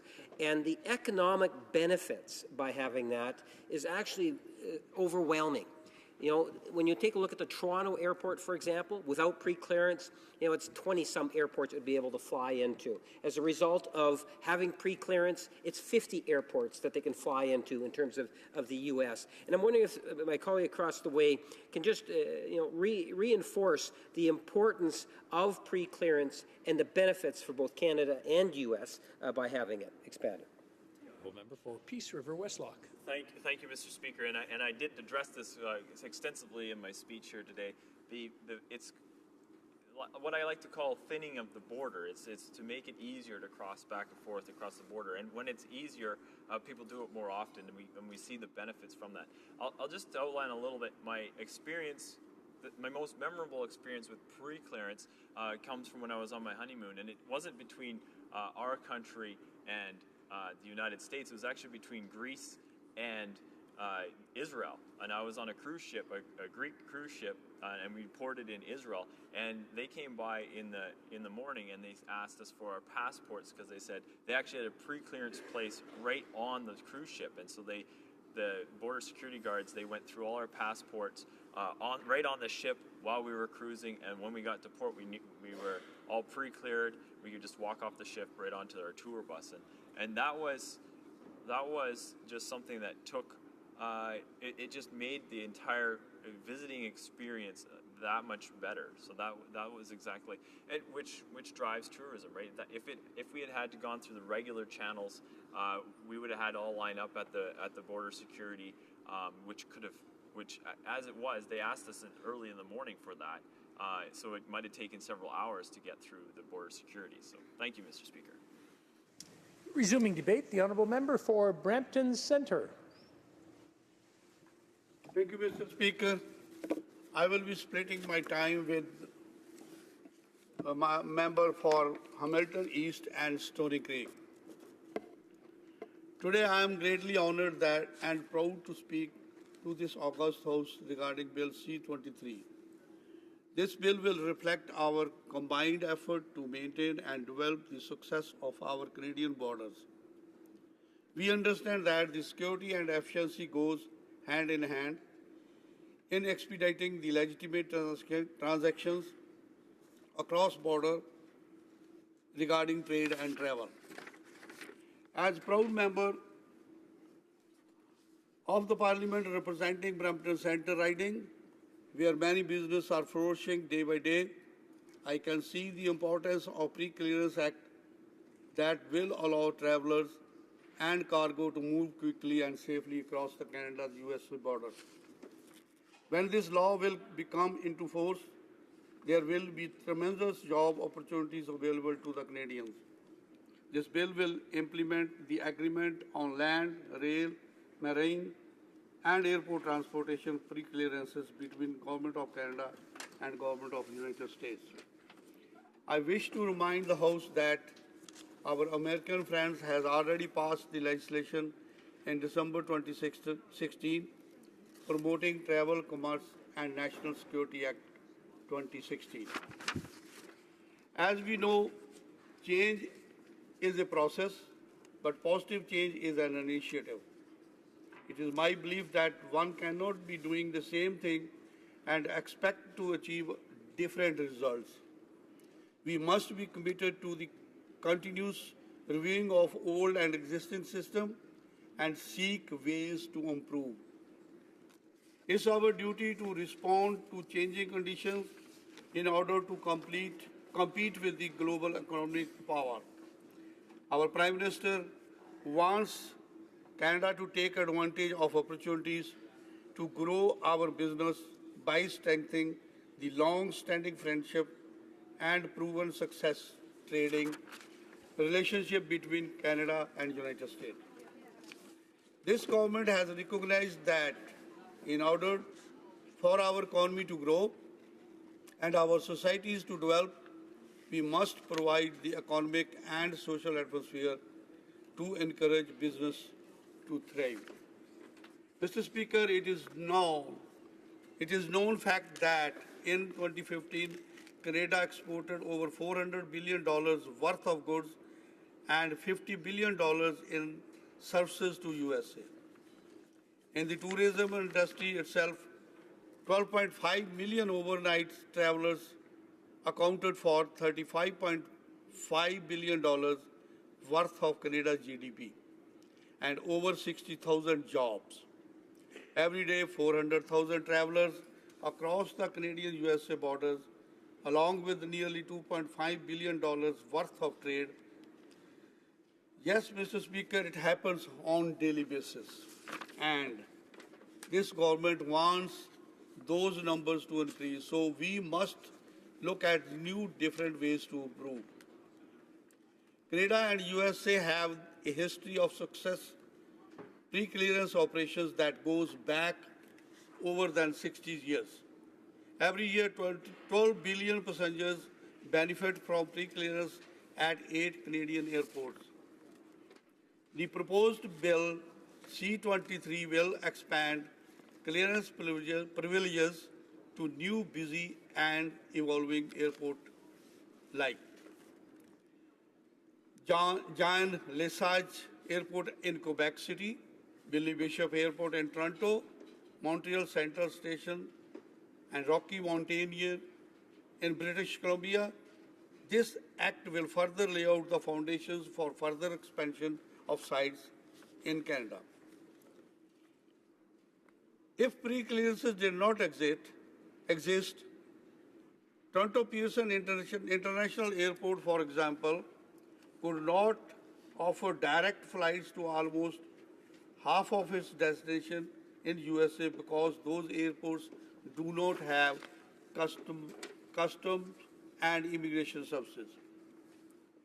With pre-clearance services at Pearson Airport, the travelers will have direct flights to 50 USA destinations, but otherwise it would be limited to mere approximately 20 if pre-clearance services are not available.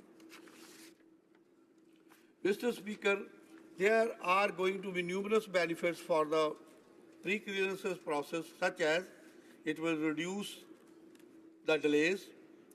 Recent polling by Canadian Federal of Independent Business found that 36% of members are very skeptical of doing business, and they do think twice about dealing with the USA clients because of the hassle of getting goods across the border. Mr. Speaker, this is not acceptable. We can do better. Bill C-23 will be excellent for the small business and tourism industry. It will be good for reducing the security risk to Canadians from external threats. Bill C-23 will be beneficial for all Canadian travelers for whom the time is of a great essence, and for them it will be no longer be unnecessarily wasting time at the border. Bill C-23 will help ensure that citizens of both Canada and United States would continue to benefit from open and secure borders. It will remove barriers and impede trade opportunities. Canadian law would continue to be applied within the dedicated pre-clearance areas, and all pre-clearance operations conducted by USA officers in Canada would require compliance with the Canadian laws, such as Charter of Rights and Freedom Act and human rights laws. I know that Brampton, the fastest growing city in Canada, will cherish this concept. In my riding, Brampton Centre, thousands of businesses dealing in transportation will be excited to know that this government is looking after their interests. I'm sure that all Canadian travelers and Canadian business companies will embrace the concept of pre-clearance process. As we all know that creation of the primary stimulus to our economy, and it is our goal to put people to work. Hence, I urge every honourable member to support this bill. Thank you, Mr. Speaker. Questions and comments? The Honourable Member for Saanich Gulf Islands. I thank my honourable colleague for his friend. In the course of the debate on C-23, I haven't had a chance to reflect on an experience that I always find troubling. I don't know how many members have ever taken the train from Montreal to New York, but I love doing it. And as you get to the U.S. border, the U.S. security guards come on board. And it's very clear that there's racial profiling going on. They pull people off, and then we don't get to see them again. And I have to say, I find it troubling. And that's the way it is. You go into another country, you deal with their security and the way they handle things. But not on Canadian soil. So this is a big difference. When you have pre-clearance on Canadian soil, you want to make sure that no one is subjected to unwarranted harassment or questioning or strip searches or detention for further questioning. And I'm very concerned that C-23 does not protect those who are going to be vulnerable. I'm quite certain that an older couple who look prosperous are going to have no trouble going through pre-clearance. But I worry about the marginal. People of color, LGBTQ community members, people with political views, young people who appear to be going to a demonstration. I ask my honourable colleague if the Liberal government is open to amendments on C-23. The Honourable Member for Brampton Centre. Thank you, Mr. Speaker. Thank you for the member for the question and the comments which are being raised. Mr. Speaker, we all know that we have to go through the clearance maybe before the border crossing or after going to the country, other country. But if the pre-clearance is done before, we cross the border and the authorities check which they are required to everything to check, and that will save the time, and at the same time, it will be benefit for every individual who is going through the system. And I also want to emphasize further that any officer, those who will be doing the pre-check here, they will be following the laws of the land of our country. They will not be allowed to go beyond the Charter of Rights and Freedom and the law of the human law which we have here in Canada. Thank you, Mr. Speaker. Questions and comments. The honourable member for Moncton, Riverview, Dieppe. Thank you, Mr. Speaker. I would like to thank my honourable colleague for his speech today. Could my honourable colleague perhaps elaborate on economic, social advantages of C-23 and what they could offer our country? Brampton Centre. Thank you, Mr. Speaker. Bill C-23, when this bill will be passed, it will give the tremendous job opportunity to everyone in Canada. And not only that, it will be excellent for all the small business and tourism. It will be better for everyone to save the time. All those for whom the time is a great asset, if they want to get rid of the queue up in the lines, they can just simply save their time and use that good time for other purposes. Thank you, Mr. Speaker. Questions and comments? The honourable member for Winnipeg North. Thank you, Mr. Speaker. And I appreciate many of the words that my colleague has put on the record. And one of the things that maybe I'd like to emphasize is that we need to recognize that there are many individuals that will travel abroad. And when they arrive, that they are told that they're not going to be allowed to stay, which means they have to return to Canada. Now, under pre-clearance, those individuals, before they actually get on the plane, are actually authorized to be able to land and not have to go through that immigration/customs at the other end. And I'm wondering if my colleague would just reinforce how that is a positive thing. And that's really what pre-clearance is about, getting pre-approved prior to going over. It doesn't mean anything more than that. The honourable member for Brampton Centre in 35 seconds or less. Thank you, Mr. Speaker, and thank you for the member for asking this question. It's a pre-clearance will allow, Mr. Speaker, to everyone, those who want to go out of Canada, say if we are flying from going out from Pearson Airport, and we have got only facility to land there in certain airports in USA where customs and immigration services are there. But if those services are not provided onto the airports where we are going to land, so we will have to pre-clearance before going here. So we will be landing there after going to US airports as a domestic passenger. So that will be a benefit. Thank you very much. Resuming debate, the honourable member for Hamilton East, Stony Creek.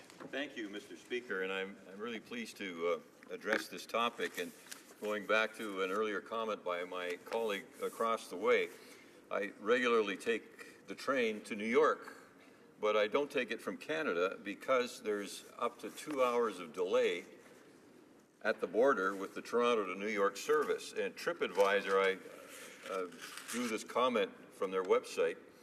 Expect a 2-hour delay each way. You cannot get off the train and you cannot use any electronic devices while the customs inspection is taking place.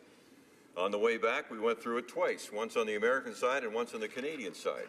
And this is an era, Mr. Speaker, when people are traveling from London to Paris in 2 hours. And high-speed rail is certainly something that is being considered. And can you imagine a Toronto to New York high-speed train that would take, you could expect about 4 hours with that kind of equipment, delaying 2 hours while the customs inspection goes on at the border. So this is not 21st century attitudes. And this year, we mark the 170th anniversary of the Oregon Treaty. And that's the agreement between the United States and Great Britain that established the 49th parallel as the boundary between the United States and what would soon be known as Canada. And somewhat later, in 1903, an international tribunal resolved a long-standing dispute in the North on where to draw the border between Canada and Alaska. These two agreements have not only helped define our physical borders, but they have also helped to write the story of our historic friendship and alliance between our two nations. In a world where national borders have at times led to conflict and political strife, Canada and the United States have built a relationship that is cooperative, economically prosperous, and one of the most safe and secure in the world. And this relationship has been built and strengthened by ordinary Canadians and ordinary Americans, as well as by political leaders in both countries of all political stripes. I would put into contrast an old black and white movie from the 1940s called Night Train to Trieste, when they go all the way through Europe on the Orient Express and the train doesn't stop.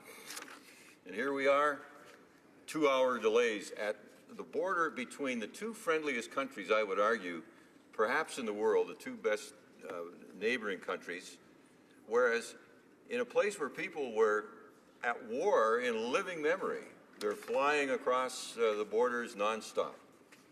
Our shared goals of providing peace, security, and opportunity for our citizens have helped shape who we are and given us a robust foundation on which to build a strong and prosperous future. Among the key issues regularly discussed between our two countries are border travel and security measures, as we continually look for safe ways to make travel and trade easier and more efficient. Finding ways to reduce delays at our border with the United States and encourage trade and travel is critical. Because of the integration of the North American economy and the volume of trade the border handles daily, more than $2 billion a day, as has been mentioned, effective management is essential to the health of both of our countries' economies. It's in everyone's best interest to safely keep business flowing and our borders open to the legitimate movement of goods and people. That's the goal of initiatives like pre-clearance and why it is essential that we move ahead with this legislation.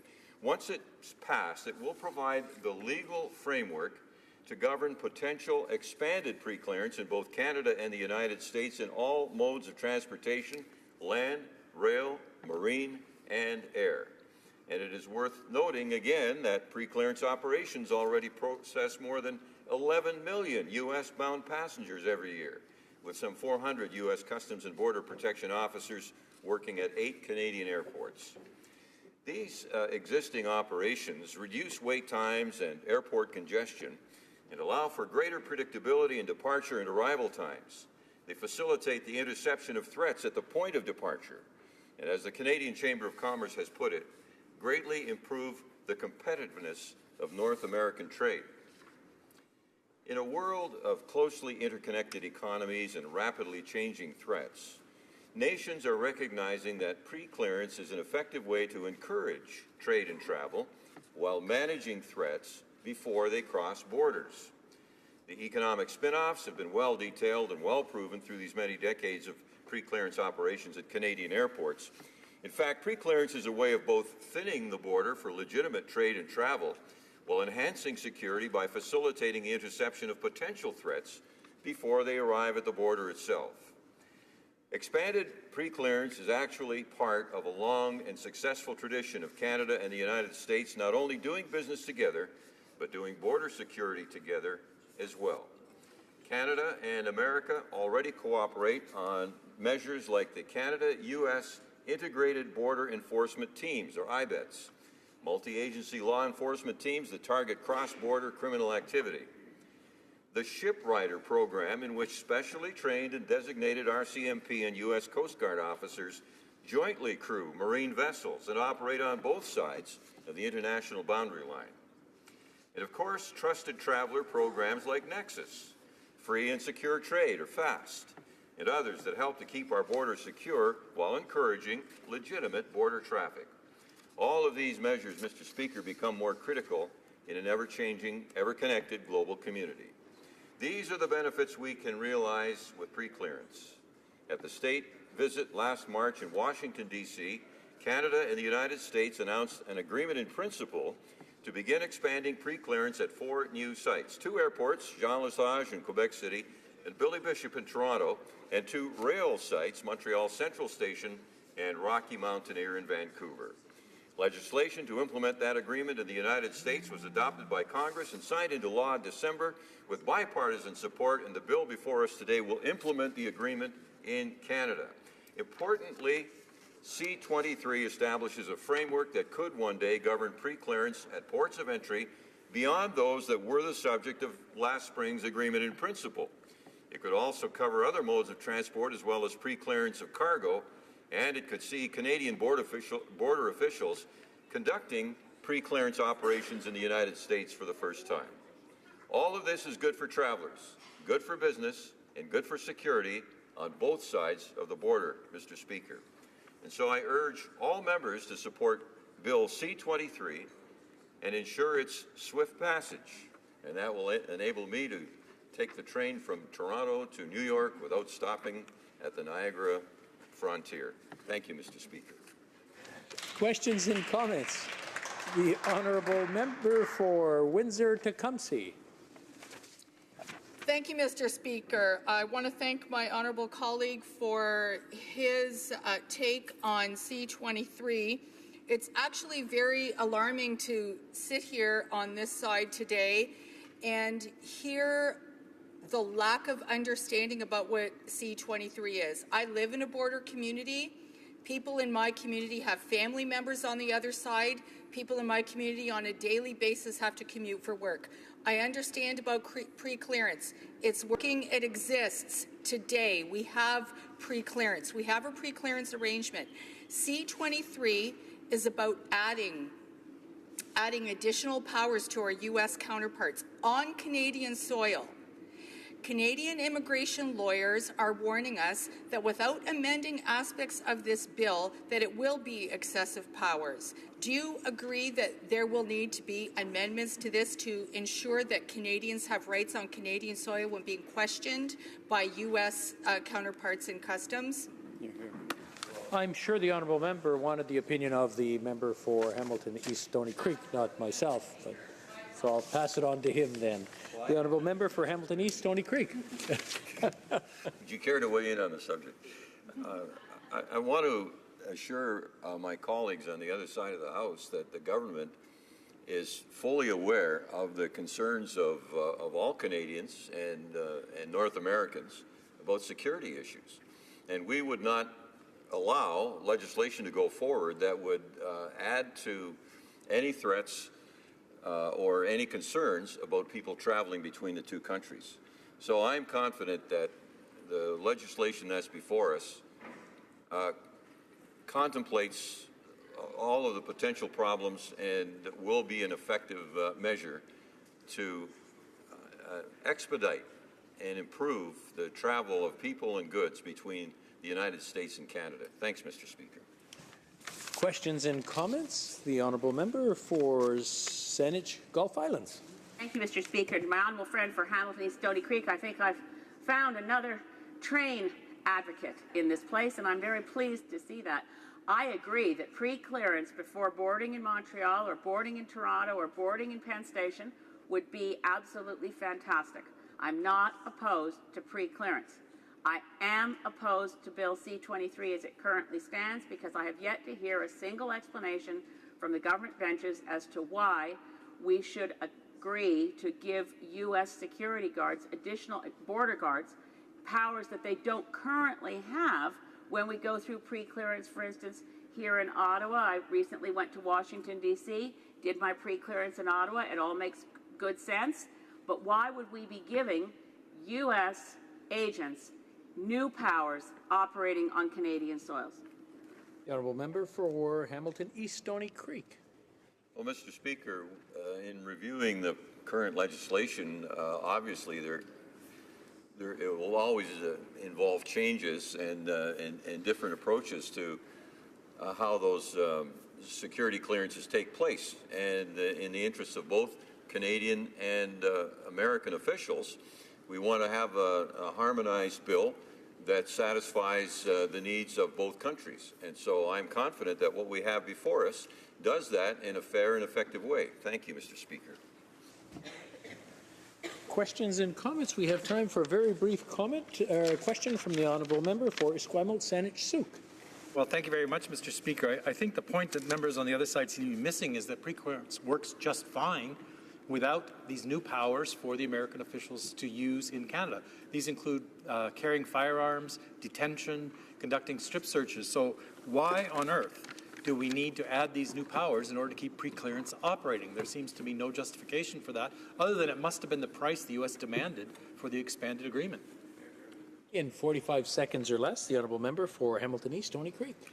Mr. Speaker, whatever legislation existed in the past, we're in a brave new world. We have different situations. Well, I would suggest you get a newspaper or watch the news and see that the world is a different world than the one I grew up in, and the one when the night train to Trieste took place in 1948.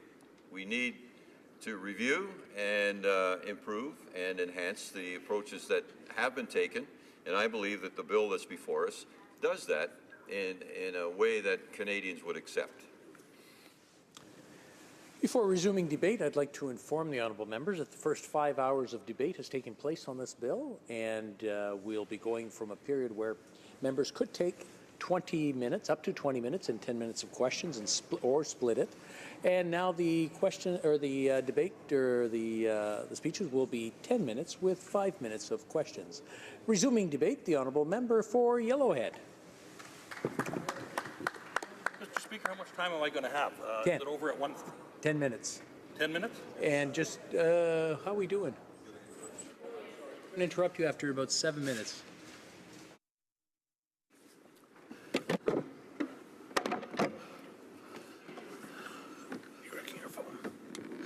So you're going to interrupt me after 7 minutes, eh?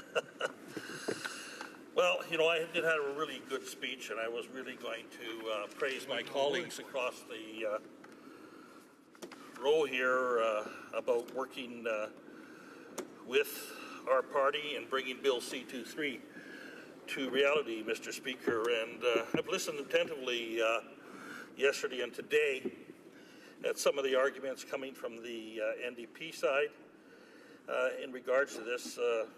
A lot of fear there, and I don't understand why. I really have a difficulty understanding why. But, you know, Bill C-23 is an act respecting the preclearance of persons and goods into Canada and the United States. And, you know, we've been doing that on and off since about 1952. And our first free trade agreement came into force in 1989. And, you know, our countries have been working very well over the last number of years to protect the world's longest undefended border of 8,900 kilometers, and that has resulted in the bilateral trade and investment relationship, one of the best in the world, Mr. Speaker. But Bill C-23 is modernizing the way our customs officials on the Canada side and the United States, and working together vice versa, the U.S. customs people in Canada and our people in the United States, we're modernizing it, and we need to modernize it. As my friend said earlier, just across, that times are changing. I remember when I went to the United States and I gave my driver's license and drove across. I came back, no problem. Americans used to come here and drive across the border with a driver's license. But times are changing. It's more difficult. Lots of fear-mongering coming from the far left of myself here. And I want to tell you a quick little story. A friend of mine became a friend of mine after he came into Canada on his motorcycle from the United States. And he had a little mishap up north in northern British Columbia. And we had to send him back by ambulance and airplane to Vancouver to get back to the States. And he had a really hard time getting back in his own country because he came across with a driver's license, and to fly back needed more documentation. So people always run into difficulties, you know, but there's always two sides to every story. And I get alarmed sometimes when people stand up here and say, well, I have a constituent that told me that, and they were held up for 2 hours. Tell us both sides of the story. We haven't heard from the officials what took place. Our minister has said, if you have problems, your constituents have problems, contact me and we'll investigate it. We'll find out why there was undue delays. But there's always two sides of the story. As a police officer for 35 years, you know, if I was doing a roadblock for impaired drivers and a vehicle came up a couple hundred yards away from me and turned around and drove away, I wouldn't be doing my job if I didn't send somebody after him to check that vehicle out. Good police officers, good border guards are trained to be suspicious and are trained to pick up key little factors, whether it's a flittering of eyes, whether it's the movement of the body, or whatever.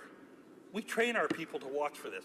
And if we don't give them the authority to ask questions, then we're not doing due diligence for the safety of the people in this country. And it's only common sense. When people stand up in this house and say, oh, he shouldn't be stopped or she shouldn't be detained, well, you know what? If they walk up to pre-security clearance and they quickly shut around and go away, I'm going to be suspicious. If I was standing in that line, I'd be suspicious. And so should that security guard be in suspicion. If he's Canadian or American, he's protecting the rights of Canadians and Americans traveling back and forth across one of the greatest free borders in the world. And we should be proud of what we do between our cousins in the South and ourselves. We have police officers, and they have been doing this for 50, 60 years, working on both sides of the border, working together to make things safe, working together to use each other's intelligence.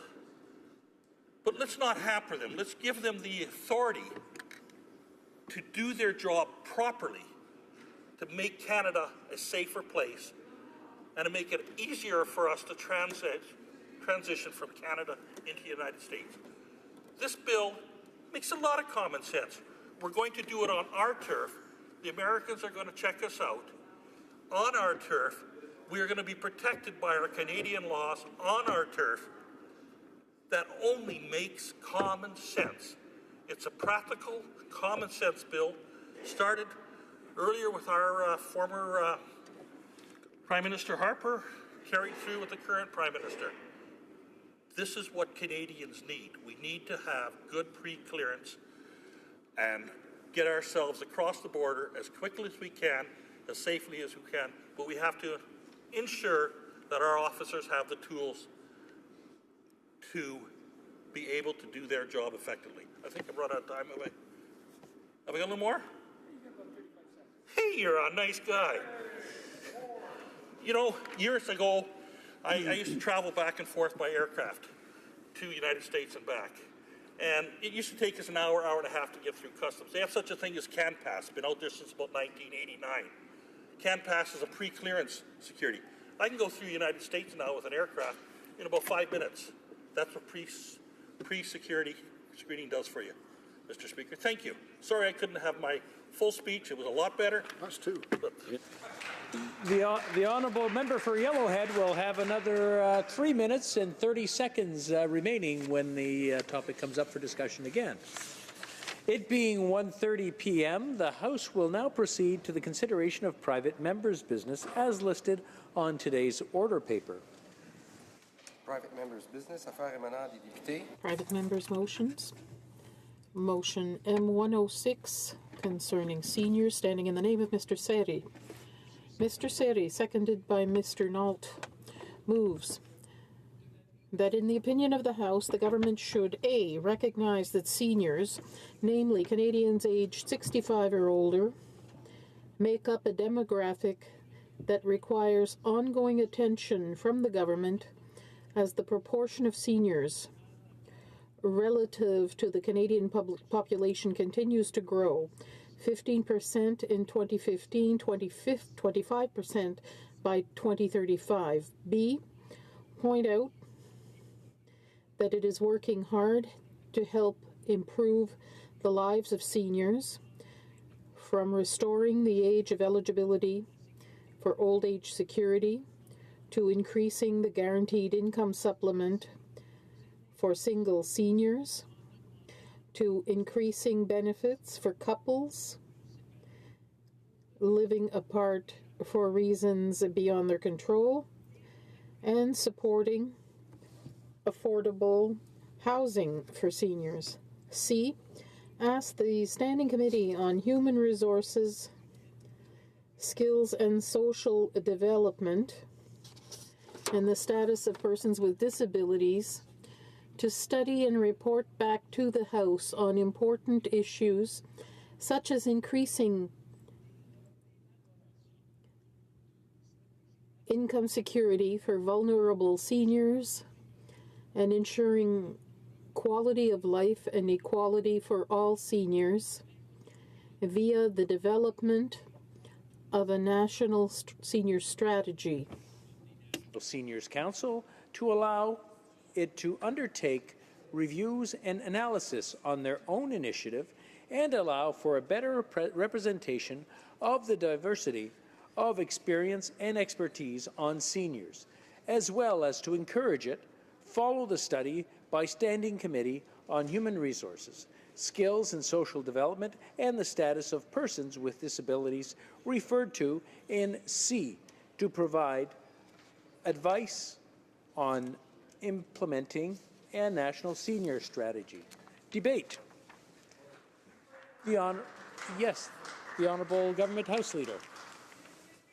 To advise the House that agreements could not be reached under the provisions of Standing Order 78.1 or 78.2 with respect to the second reading stage of Bill C-23, an act respecting the pre-clearance of persons and goods in Canada and the United States. Under the provisions of Standing Order 78.3, I give notice that a Minister of the Crown will propose at the next sitting a motion to allot a specific number of days or hours for the consideration and disposal of proceedings at the said stage. And while I'm on my feet, Mr. Speaker, if I may, I would like to inform the House that the opposition day designated for Monday, March 6th be undesignated and will now take place on Tuesday, March 7th. Thank you, Mr. Speaker. Debate. The Honourable Member for Nickel Belt. Mr. Speaker, it is an honour for me to speak to Canadians about M106, my motion calling on the federal government to take action to help improve quality of life for seniors in Canada. I would like to thank the Honourable Member from King Vaughan for her excellent work on the Seniors Caucus, and also to all the honourable colleagues on both sides of the House for their work towards improving seniors' lives and conditions in Canada. I would like also to thank the Honourable Senator Sharon Carstairs for working with me and for reminding me that there are as many ways to age as there are people aging. Also, seniors should be defined by how they live and not by their age. Above all, I want to emphasize that we should view the aging population as an opportunity and not an obstacle for Canada to update a wide range of public policy. Mr. Speaker, I grew up with my father, who had 16 brothers and sisters, and my mother, who had 15 siblings. Two big Catholic French-Canadian families. I had more than 60 aunts and uncles. I'm proud to have grown up amid a big, warm family that gave me support, especially since my parents, uncles, and aunts are all aging. I had the pleasure of meeting elderly people in their homes, in assisted living facilities, and throughout Nickel Belt and Greater Sudbury. So many seniors told me that they have more and more trouble making ends meet. Despite all the efforts deployed by doctors, by the healthcare system, and by social programs in Canada, do not meet all their needs. They want to remain independent as long as possible and continue to live in their homes. Why I believe that today's debate on motion 106 is so important, and that the aging of Canadian society requires ongoing and serious attention. By 2035, 25% of the population is projected to be 65 or older, and are expected to account for 60% of healthcare spending across provinces and territories. In my mind, there is little doubt that this is unsustainable. That's why M106 calls on the government to recognize that improving efficiencies and quality for care for seniors should be a critical priority for the federal government, as the future of Canada's social safety net, not just for seniors, but for the entire population, is at stake. Secondly, Mr. Speaker, M106 asks the federal government to take action to improve the quality of life for seniors, as I said, as there are undoubtedly many Canadians who are listening and participating in this debate. I believe the time is now for the federal government and the members of Parliament to speak directly to them, to clearly inform Canadians about what the federal government is doing to improve the quality of life for those who are considered seniors now, as well as those who will soon be considered seniors soon. Thirdly, Mr. Speaker, M106 asks that the Standing Committee on Human Resources, Skill and Social Development study the important issues related to the aging of Canadians that will inform and develop a national senior strategy, something that more than 49,000 Canadians have demanded by writing letters to their MPs as part of the Canadian Medical Association's Demand a Plan.ca campaign. In August of 2015, Toronto Star article, Dr. Chris Simpson, past president of the CMA, called seniors' care the most pressing public issue in Canada today. He said, if we fix seniors' care, we will go a long way to fixing our healthcare system. Je crois que I think it would harm Canadians if the House simply proposed a national strategy project for seniors without consulting them first. When developing such a strategy, we should take into account the comments of experts such as academics, healthcare workers, doctors, members of local and national associations, hospital administrators, and residences offering services, as well as seniors themselves.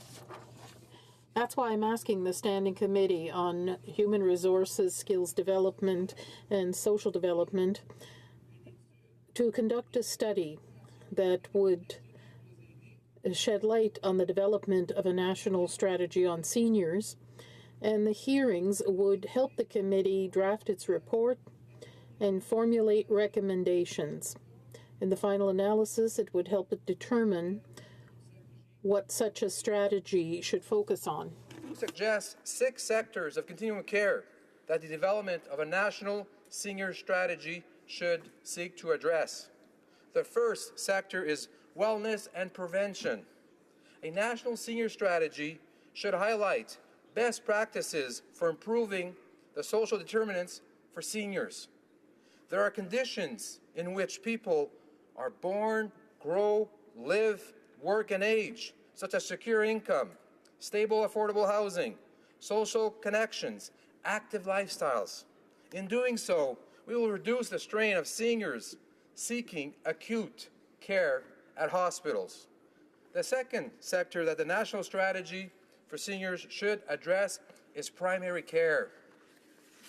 Primary care can be defined as highlighting best practices for integrating primary and specialist care, facilitating greater availability of advanced training in aging and palliative care, and building knowledge of how to facilitate advanced care planning, while including fraud and injury prevention, health promotion, illness, chronic health concerns. At the same time, more than half of our seniors claim that they take 5 or more drugs from different classes. And 20% of seniors reported that no medical practitioner had reviewed their medication regime in over a year. The lack of integration among healthcare systems causes real strain on the healthcare system, and the CMA reports that between 2006 and 2011, there were almost 140,000 hospitalizations for adverse drug reaction for seniors in Canada.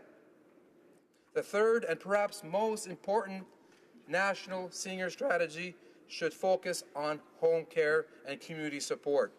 According to CMA, caring for seniors at home and in their community, as opposed to hospitals, is one of the most cost-effective ways that our healthcare system can meet the needs of seniors who are not fully experiencing Alzheimer's, dementia, or are critically ill. Clearly, a national senior strategy should focus on developing and implementing of policies and best practices that encourage treating seniors in their homes and enabling seniors to live in their communities as long as possible. This is something that 9 out of 10 seniors have said is of critical importance to them. Home care is also the most cost-effective and is what seniors want themselves. The 2009 Senate Report on Aging, tabled by Senators Carstairs and Keon, notes that family and friends provide about 80% of all home care to seniors living in the community and up to 30% of services to seniors living in institutions. As a national senior strategy should pave the way for a comprehensive plan for families, caregivers, that take into consideration both the financial needs of family members as well as caregivers who provide home care and the stress, the financial burden that they take upon these results. The fourth sector, Mr. Speaker, that the national strategy for seniors should deal with is that of short-term care and specialized care, generally offered in hospitals and usually as short stays for treatment for serious illnesses. There will be more patients receiving what's called other levels of care as the population ages and that more Canadians attempt to gain access to home care or long-term care. The National Senior Strategy could look at the role the federal government can play in reducing the waiting time for seniors to get access to specialists and better coordination between various levels of care.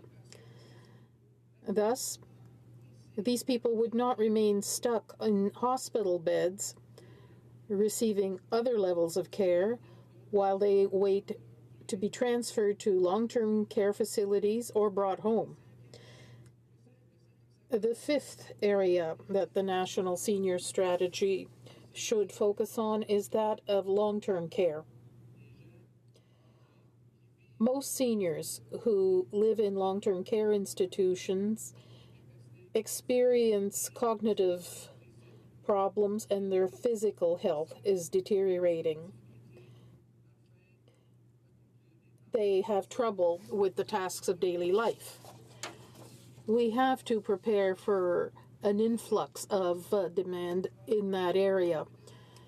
To achieve this, the federal government should invest more in seniors' residences that are affordable, adequate, and in the cooperative sector. That a national senior strategy should focus and study is palliative care.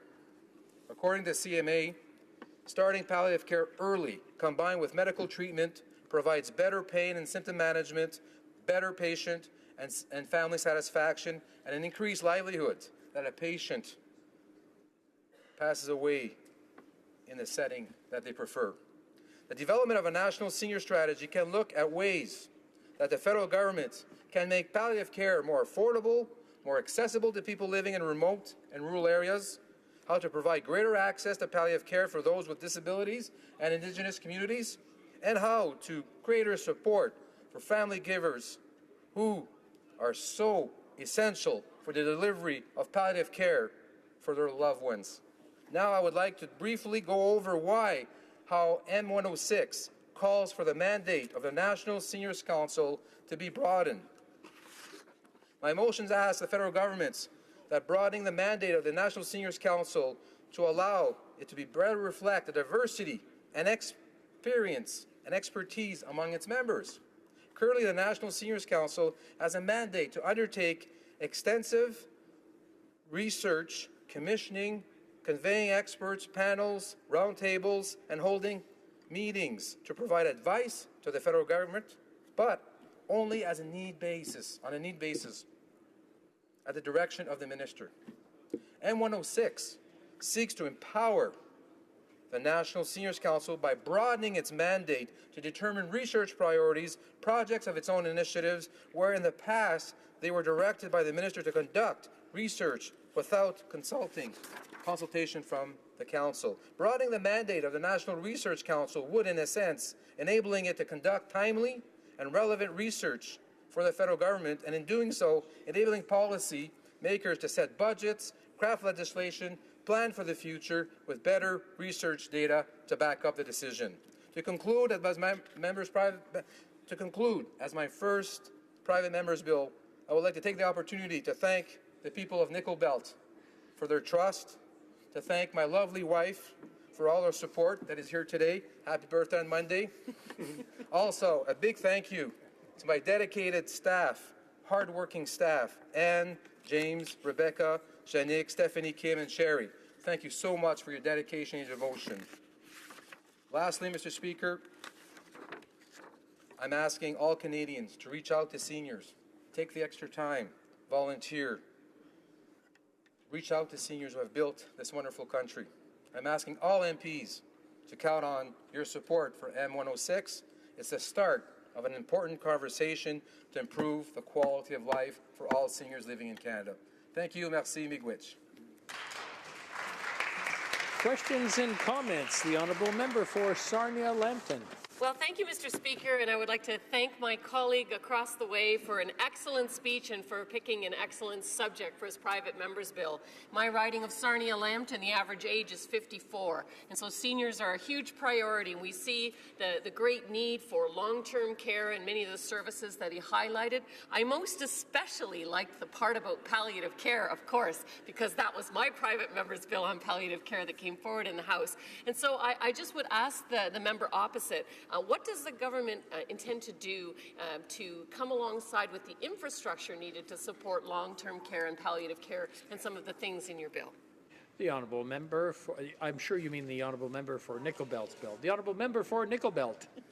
Thank you, Mr. Speaker, and thank you, the Honourable Member, for her question and her hard work on palliative care, very so important to the Canadian seniors population across Canada. Our budget 2006 has looked at infrastructure dollars and look at infrastructure related to seniors' home, affordable housing, also looking at the need for palliative services. What this motion will do is provide the Committee on Human Resources, provide the Seniors Councils with an opportunity to reach out to palliative care, to continue the work that Senator Carstairs has been doing even today on palliative care, and to develop a national strategy that will look at bringing all services to seniors and this important issue in palliative care. So I'm really looking forward to the members' debate, part of this process, and looking at all Canadians to participate in the debate and participate in the palliative care services directly asked by the member. Thank you. Questions and comments. The Honourable Member for Couch and Malahat Langford. Thank you very much, Mr. Speaker, and I congratulate the member for Nickel Belt for bringing forth this motion. My question, I've got two questions for the member. It centers on courses of action. The Liberal government made a promise to introduce a seniors' price index, and here we are more than a year forward, and we still haven't seen that. So the first question is he concerned that the government has not lived up to this promise yet? And my second question is about the child rearing and disability provisions in CPP legislation, the dropout provisions. Those were missing from the CPP enhancements that we saw earlier this year. Is the member going to raise this issue with his government and ask them to fix that part of the CPP? Thank you, Mr. Speaker. The honourable member for Nickel Belt. Thank you, honourable member, for the question and all the hard work that you've done for seniors since you've been in Parliament and as the party has done. It brings up an important point, Mr. Speaker. Part of the motion here is establishing and empowering the Seniors Council. It's important to provide feedback, and I would encourage the member to provide the feedback, provide situations that we could look at related to this issue. Our government has been committed. We've lowered this to seniors. We've lowered the old age security to 65. We've increased the GIS by 10%. We've also enhanced the CPP. This is an opportunity for all members and the Canadian population to participate in this debate, to finalize, provide action, and also bring to forward these issues that are important to the committee and to the Seniors Council, and for them to be looking at focusing on bringing these issues and these recommendations to a plan of action on developing a seniors national strategy. Thank you. Nous avons le temps pour une question très... We have time for a very brief question. For Moncton Riverview Dieppe. Merci beaucoup, Monsieur le Président. Thank you very much, Mr. Speaker. I wish to thank my honourable colleague for his work and research to bring forth motion M106, which we are very pleased to hear about today. I'd like to hear whether my colleague could develop what could bring about a national strategy for seniors. The honourable member for Nickel Belt. I thank my colleague for the question. When we look at the advantages of a national strategy, we could work with many partners, many national organizations, the provinces. We could also look at the services we provide at the federal level. So that's an important part of the motion. We will establish or give a mandate to the committee to do the research and invite witnesses from across Canada to come and testify before the Human Resources Committee. When we look at the Seniors Council, it's very important for the Council to get an opportunity to get information from everywhere. There was an opportunity for Canadians to take part in a strategy for the coming years. Edmonton West. Thank you, Mr. Speaker. I stand today to speak to M106, the Liberal motion on seniors. I emphasize the word Liberal because this motion is just another example of the Liberals putting forward empty, feel-good, and frankly do-nothing motions. I'm sure the member had good intentions behind this motion. He's given a very grandiose title, Establishing a National Senior Strategy. Someone reading it might actually think it had teeth or represented actually helping seniors. But here's the problem, though. M106 does nothing but highlight the lack of seriousness that this Liberal government has when it comes to addressing the need of seniors. The superficial nature of the motion is disrespectful at its core because it makes light of the serious issue by failing to provide any concrete language or measurable outcomes. Hardworking Canadian seniors deserve a concrete commitment and timeline from the government regarding the development of a national seniors framework. I want to highlight a couple items on the motion. Number one, recognize that seniors make up a demographic that require ongoing attention. Seems a bit obvious. Number two, that the government should point out that it's working hard to improve the lives of seniors. So here we have a motion from the Liberal government saying we should point out what the great job we are doing for seniors. M106 is frustrating for its lack of tangible outcomes. It's even more frustrating when it comes after several attempts to help seniors from members on this side of the House, members from this side of the House to help seniors, and they were rejected outright by the Liberal majority, pretty much for the reason that it wasn't their idea. We've asked for a return of the Ministry for Seniors and real concrete national senior strategy over and over again. My colleagues from Langley Aldergrove, Richmond Centre, and I have personally submitted numerous petitions asking for a reinstatement of the Ministry for Seniors, which existed before being cynically cut by this government. My own private member's bill, C-301, the RRIF Financial Security Act, focused on tax relief for Canadian seniors. The bill was supported by the NDP, by financial experts who provided clear evidence that the bill would help seniors without hurting government revenues, and by the Canadian Association of Retired Persons, and most importantly by Canadians across the country. With broad support from Canadians, you'd expect that this would be reflected in this House. But the Liberals, including the member from Nickel Belt, voted against seniors and against that bill. February 14th, Liberal members of the HUMA Standing Committee voted down our neutral motion calling for a committee to study seniors' issues. So just recently, they voted down a study asking for, or a motion asking for a study of seniors' issues.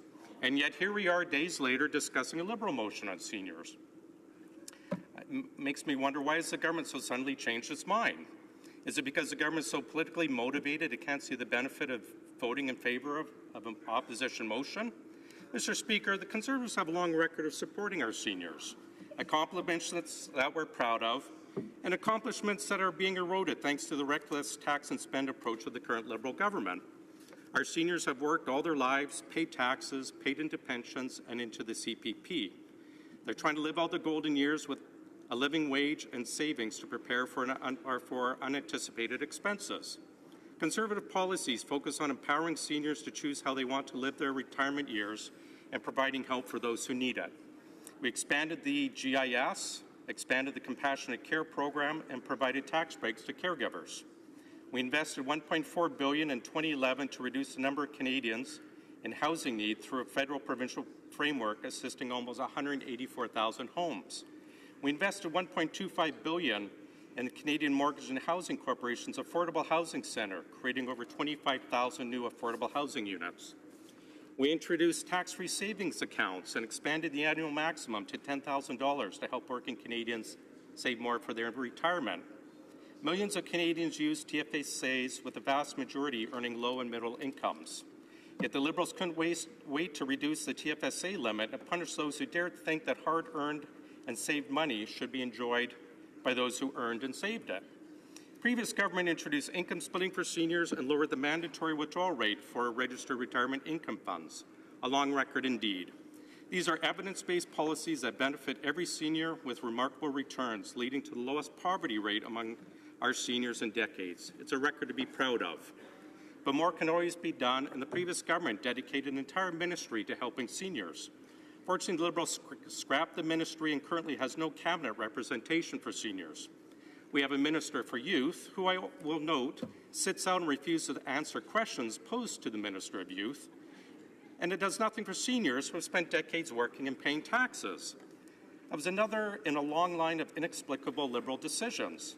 Both my party and my colleagues in the other opposition parties, bring forward initiatives to help seniors, to lower taxes, and provide relief for vulnerable in Canada. I don't always agree with my NDP colleagues, but I happily support any sensible ideas they put forward to help Canadians. But in response, this government consistently votes against them and blocks them from coming into force, for what I can only assume are crass political motivations. The problem is that maybe the Liberals will score a political win, but vulnerable Canadians who need our help lose. These Canadians lose because the government would rather play politics than, heaven forbid, support something they didn't come up with first. Mr. Speaker, it's no surprise to anyone that our population mix is changing drastically. 1 in 6 Canadians was a senior last year. In 12 years, 1 in 4 Canadians will be a senior. There are now more Canadians 65 years or older than those under the age of 15. The ratio of workers to seniors is going to fall from 4-to-1 to 2-to-1 in 2030. The drastic demographic shift has created an important need to prepare for the care of aging Canadians, changing program priorities, and government delivery. This isn't just a concern for old age security, but for the future of our healthcare system and how the provinces are to cope with the massive growth in seniors who will be accessing the already overloaded healthcare system. An assessment of government readiness and care for an aging population needs to begin now. I want to go back to C-301, which I briefly spoke about. It was an immediate solution to help seniors today and in the future and was broadly supported. It wasn't just empty rhetoric and talking points. I received hundreds of responses from Edmontonians who were counting on this Liberal government to remove the mandatory withdrawal structure from the RRIFs. I have correspondence from seniors in Toronto, Ottawa, all over British Columbia, Calgary, all supporting removing mandatory minimums. We have an endorsement from the Canadian Association of Retired Persons representing over 60,000 seniors in support of removing mandatory withdrawals. But I suppose this wasn't a Liberal initiative and therefore wasn't worthy of this Parliament. I can go on and on about the conduct of members on the other side of the House, pretending that they're standing up for middle-class Canadians. But middle-class Canadians don't want taxes. They don't want corporate bailouts. They don't want long-winded talking points. They want jobs. They want to see the money that they put into the government coming back to them. And in this case, in the case of seniors, they want assurances that the system they've been paying into is there to help them when they need it. It's getting more difficult by the day to believe anything the government says in this House. They constantly boast about wanting to be collaborative, looking toward the future and changing the way things work in this place, and then do the exact opposite of what they preach. I support evidence-based policies that meaningfully help our most vulnerable. But I do not support Liberal motives of cynical self-congratulation to cover up the fact they have voted down every proposal we or my opposition colleagues have brought forward simply because of where we sit in the House. And I do not support empty, do-nothing motions that will not help seniors today or in the future. Thank you. Resuming debate, the honourable member for Cowichan-Malahat-Langford. Thank you very much, Mr. Speaker. I appreciate having the opportunity to stand and debate on today's motion M106 brought by the member for Nickel Belt. And I indeed am happy to speak on any motion that works with its ultimate goal of improving the lives of seniors.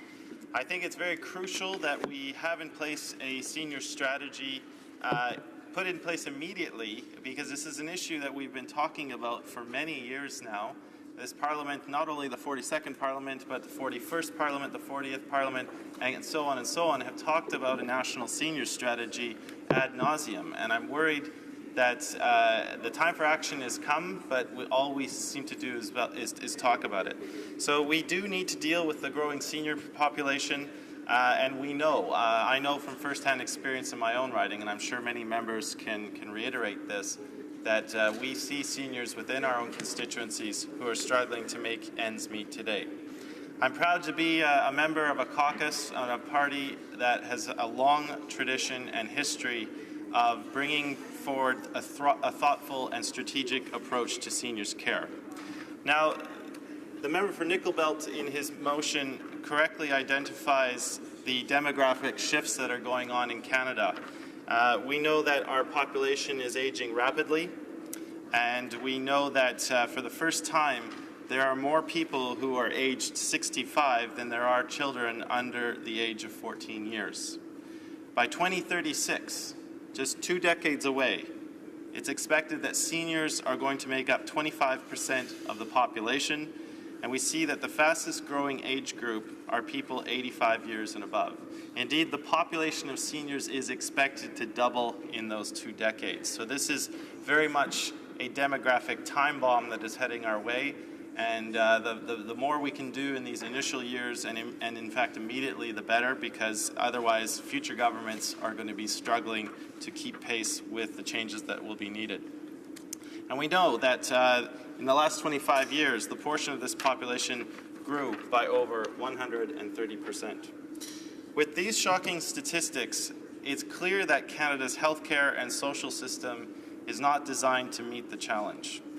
And I do not want to give the impression that these are just future problems, because indeed these are happening right now. And I can recall the time when I served as a constituency assistant to a former member of Parliament for 7 years, and indeed many of the clientele that I helped directly were seniors. And seniors face a multitude of issues, financial, health-related, housing, social inclusivity, and so on. And indeed, they are quite a varied group, but they are a vulnerable part of our society, and they certainly do deserve our respect for building Canada into the country it is today. And I believe that every Canadian, no matter what their social status or economic status, should be able to retire in dignity. And I think that is a sacred obligation that we have as members of Parliament in this House, and the privileges and the rights that we have in this House to make sure that we fulfill that obligation. I think, concentrating on our healthcare system, our healthcare system was initially designed to deal with acute and episodic care of a younger population, and And indeed, that's one of the reasons why it is struggling today to properly care for patients who are elderly. And, you know, I would be remiss right now if I didn't acknowledge the hard work of my colleague from London, Fanshawe, who in the previous Parliament developed a national strategy on aging. And one of the big quotes from that, and this is from several years ago, pointed out that there are only 242 certified geriatricians in Canada. It's estimated that we need around 700, but we're currently only filling those spots by 15 to 25 a year. So that's certainly an area where Canada needs to see some action.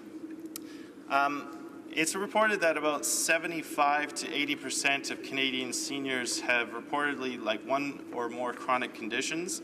And the differences are stark when you look at gender, because Canadian female seniors are twice as likely to live in poverty as men. It's estimated that 30% of older Canadian women are living below the poverty line. And we certainly believe on this side of the House that a national strategy should not only focus on improving the lives of seniors, but also removing that very stark inequality between older women and men. A 2010 report outlines that 50% of older Atlantic Canadians spend about 30% of their income on housing, while 20% spend over 40% of their income on housing, which makes them the most financially vulnerable individuals in Canada. And one of the big concerns that we have in Canada, it being a federation of provinces, is that we have this patchwork quilt where you are in Canada determines how well you're going to make it. And I think one of the strengths of the federal government is that it can reach out and make sure that those strong national standards are in place. And I would urge the governing members to really use that federal power to make sure that a Canadian is a Canadian is a Canadian. No matter where you live, you get to have the same standards. Now, I did mention my colleague from London, Fanshawe, and the important work that she has done on the National Strategy on Aging in a previous Parliament. She does have a motion in the House on the order paper known as M21. She has worked with stakeholders over the years to create a national strategy and sort of the main components of focusing on healthcare, affordable housing, income security, quality of life, but also creating a seniors advocate. I believe a seniors advocate is someone that we already have that position in British Columbia, Isabel McKenzie, and she's been very great in issuing reports for the province of British Columbia that outline the key facts and figures and lays bare the holes that exist in government policy. And I think such a position created at a national level could do only good, Mr. Speaker. I think that all MPs in this House believe that seniors have worked very hard to build a society of prosperity, generosity, sound institutions, and that even after retirement, they continue to make valuable contributions to our society. I mean, I know many recently retired seniors that I talk to tell me that they don't know how they had time to even hold a job because they are so involved, so busy with their community. The volunteer hours that they put in, the way they provide that mentoring to a younger generation, they really do form that bedrock to many communities across Canada. And I think that because of that, because of the role they continue to play in Canada, we do owe them that debt of responsibility to continue to make sure that no one is growing old in poverty, insecurity, and indeed in isolation. Now, this motion before us is a call to action for further study, but as I outlined in my introductory remarks, I worry this is an issue that gets studied to death, and I really want to see some action. And I previously, Mr. Speaker, I asked the member for Nickel Belt, what has happened to the government's promise on the creation of a seniors price index? We're more than a year into it, and we still don't have those costs of how the costs deal with seniors' incomes in old age security and guaranteed income supplement. We still don't have word from the government on what's going to be happening to those all-important missing dropout provisions for the child rearing years and in any cases when Canadian seniors might have had a disability. Those are big gaping holes. So I think that overall we do support the intent of the motion. but I would hope that the member for Nickel Belt, maybe during the second hour of debate, would be amenable to some kind of an amendment to his motion, something that includes a recognition that much more work needs to be done. We realize that much work needs to be done to recognize that all seniors need to live and retire in dignity. I think we need to have wording in the motion that acknowledges the importance of the social determinants of health, how we institute more preventative medicine, prevention of illnesses and disabilities, and all of the ails that come with old age and so on. A national pharmacare plan, the affordable housing component, and of course creation of that seniors advocacy position. So, Mr. Speaker, I will conclude my remarks by thanking the member for Nickel Belt. I know his heart's in the right place, and I certainly hope that in consultation with him, that during the second hour debate he might be amenable to changing the wording of this motion so that we acknowledge those important factors I just listed. And I appreciate this opportunity to give voice to this important issue. So thank you. Resuming debate, the honourable member for King Vaughan. Mr. Speaker, today I rise to speak about motion M106, a motion encouraging the government to develop a national senior strategy. It's brought forward by my colleague from Nickel Belt, and I want to thank him very much for his dedicated work on this issue. It's one that encourages the government to take specific actions to address seniors' issues. And as chair of the Seniors Liberal Caucus, I'm delighted that this motion is coming forward, and I want to give my full support. Wherever we live, whatever our political inclination, we all grow old.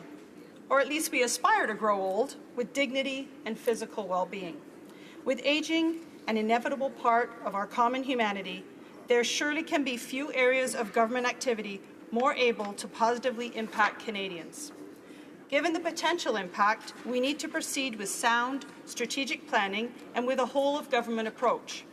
This motion is asking the government to do 4 key things: to recognize that seniors make up a demographic that requires ongoing attention from the government, to confirm that the government is working to improve the lives of seniors, to ask the Standing Committee of Human Resources, Skills and Social Development and the Status of Persons with Disabilities, also known as HUMA, to study and report back to the House on the development of a national seniors strategy, and to broaden the mandate of the National Seniors Council.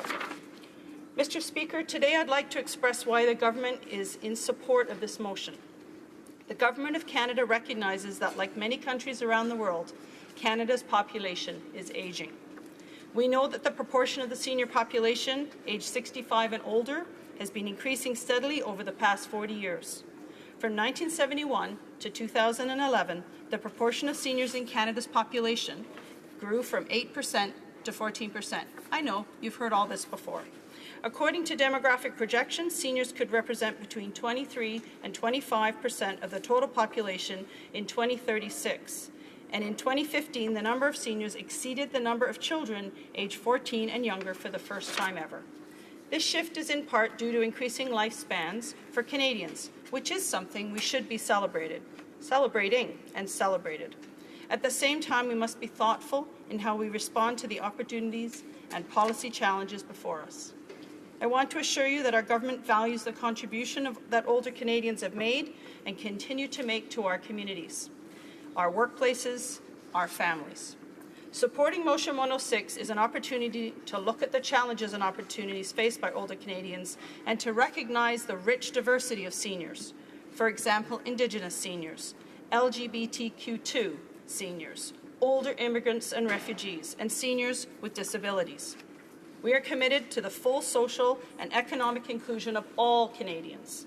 Our government looks forward to continuing to work together with other key stakeholders to support Canada's seniors of today and tomorrow. Mr. Speaker, our government believes that older Canadians are and will continue to be among the drivers of our economy. The seniors of today are living longer, healthier lives than those of previous generations. Just think about the Canadian workforce. Today, many baby boomers chose to stay in the workforce even after the traditional retirement age of 65. Some stay for financial reasons, others because they want to remain active and engaged. According to a Statistics Canada survey of older workers, over half of the respondents who are currently working indicated they plan to continue on working on a part-time basis when they retire. Not only is there room for seniors in the labour market, we require their skills, knowledge, and the contributions to ensure continued prosperity of our workforce and of our economy. Older workers can enable the successful transfer of an organization's knowledge, skills, and experience to future leaders and to areas that require specialized expertise. They also tend to remain with employers for longer periods. That means fewer costs for hiring and training new staff. Mr. Speaker, I'm talking about older workers here to give an example of just one of the many contributions that older Canadians make to our society. After a working lifetime of contributing to Canada, Canada needs to ensure that the needs of older Canadians are met with dignity and respect and as an integral part of a social compact between all Canadians. Some will say developing an effective strategy to assist the elderly is about fairness. That's true, but the impetus for developing a national senior strategy is more far-reaching. Canadians of all ages benefit when we respond to the needs of the elderly in a coherent, comprehensive, and effective manner. Youth are likely to receive the guidance and insights of their grandparents for longer periods. Middle-aged adults face less of a squeeze when juggling work, raising children, and helping their elderly parents. And those approaching retirement age can make sound decisions, knowing assistance is available for their essential needs should they need it in the coming decades. Moreover, and perhaps most importantly, this is who we are as a nation. We value all Canadians equally, whatever their situation, whatever their age, and we do so because it's fair and just. It seems, Mr. Speaker, that the central needs of seniors are not fundamentally different from the rest of the population. Accessible and supportive health services, affordable and suitable housing, financial security, and to be treated with dignity and respect. Of course, the situation seniors face, the intensity of their demand for some of these needs, and especially how seniors can best meet these needs, differs from a young person. At their core, however, they are essentially the same.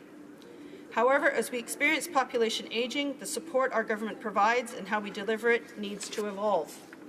With an aging population, we know there are challenges. The issues are complex in nature. They require collaboration across all of government, non-governmental and private sector partners, researchers, practitioners, organizations representing seniors, and of course, seniors themselves. We must base our decisions on evidence and the lived experience of our seniors. We know that, and we understand that. Mr. Speaker, our government is already responding to an aging population and demonstrating its commitment to seniors. We are making investments to enable seniors to live healthy, active, and independent lives. We increased the guaranteed income supplement top-up for single seniors. We are lifting Canadians out of poverty. We are helping seniors face challenges in accessing affordable housing. We restored the age of eligibility. Say that again. We restored the age of eligibility to the old age security pension and the guaranteed income supplement from 67 to 65. And on top of that, we've enhanced the Canada Pension Plan for future seniors. We're also providing additional target funding to support improved home care and mental health, which we know will improve outcomes and is the most cost-effective way to deliver much-needed services for seniors. We've also been working to provide more generous and flexible leave for caregivers, and we look forward to implementing further measures to ensure the well-being and quality of life for seniors. As we consider the opportunities and challenges associated with an aging population, our government looks forward to receiving advice and recommendations from the National Seniors Council and from the HoC Committee. Motion 106 will help us move forward with our work, and for that reason, we must support it. In conclusion, I just wanted to mention, recognize the hard work of many of the members in this House on this important file. And I won't call them out, but there are many people working and bringing forward recommendations across the spectrum that impact seniors' lives. And I really do appreciate all of that hard work from both sides of the House. However, talking about playing politics, which we heard in a previous declaration here today, is a sad thing to be saying as we're talking about this motion, because what I've been seeing is repeatedly we've had the official opposition bring forward motions that intend to usurp the private members' motions that have already been tabled. And to address the one that was mentioned in the speech, that was tabled, in this case, on December the 6th, 2016. So it's really not respectful, and it's not efficient for the House. It's not respectful behavior or efficient for the House to be doing this kind of activity. If we know that there's a motion coming forward from one side, it really isn't appropriate for the other side to try to jump in ahead with an opposition day motion. And that is why this side of the House is trying to be respectful and considerate of the hard work that individual members are doing through their private members' motions. Thank you very much. And I will end there. Thank you. Resuming debate, the honourable member for Elgin, Middlesex, London will have approximately 7 minutes, at which point she'll have to cut, and then the next time this motion comes up for debate, she'll have another 3 minutes coming to her. And thank you very much, Mr. Speaker. I'm going to change the way I was going to do this speech because there were certain things I was going to talk about last. But the first thing I do want to respond to is actually the previous member's just comments. And I think before, because it's on the record that the Conservative Party put forward a motion, I think we actually better know what we're talking about when we're saying in the House that we put through a counter motion. What actually happened here, and I know with the chair of the HuMA committee being aware as well, there was actually on March 22nd, 2016, a motion put on. So if we're going to put that thing saying that we're playing politics, let's make sure we have our facts straight.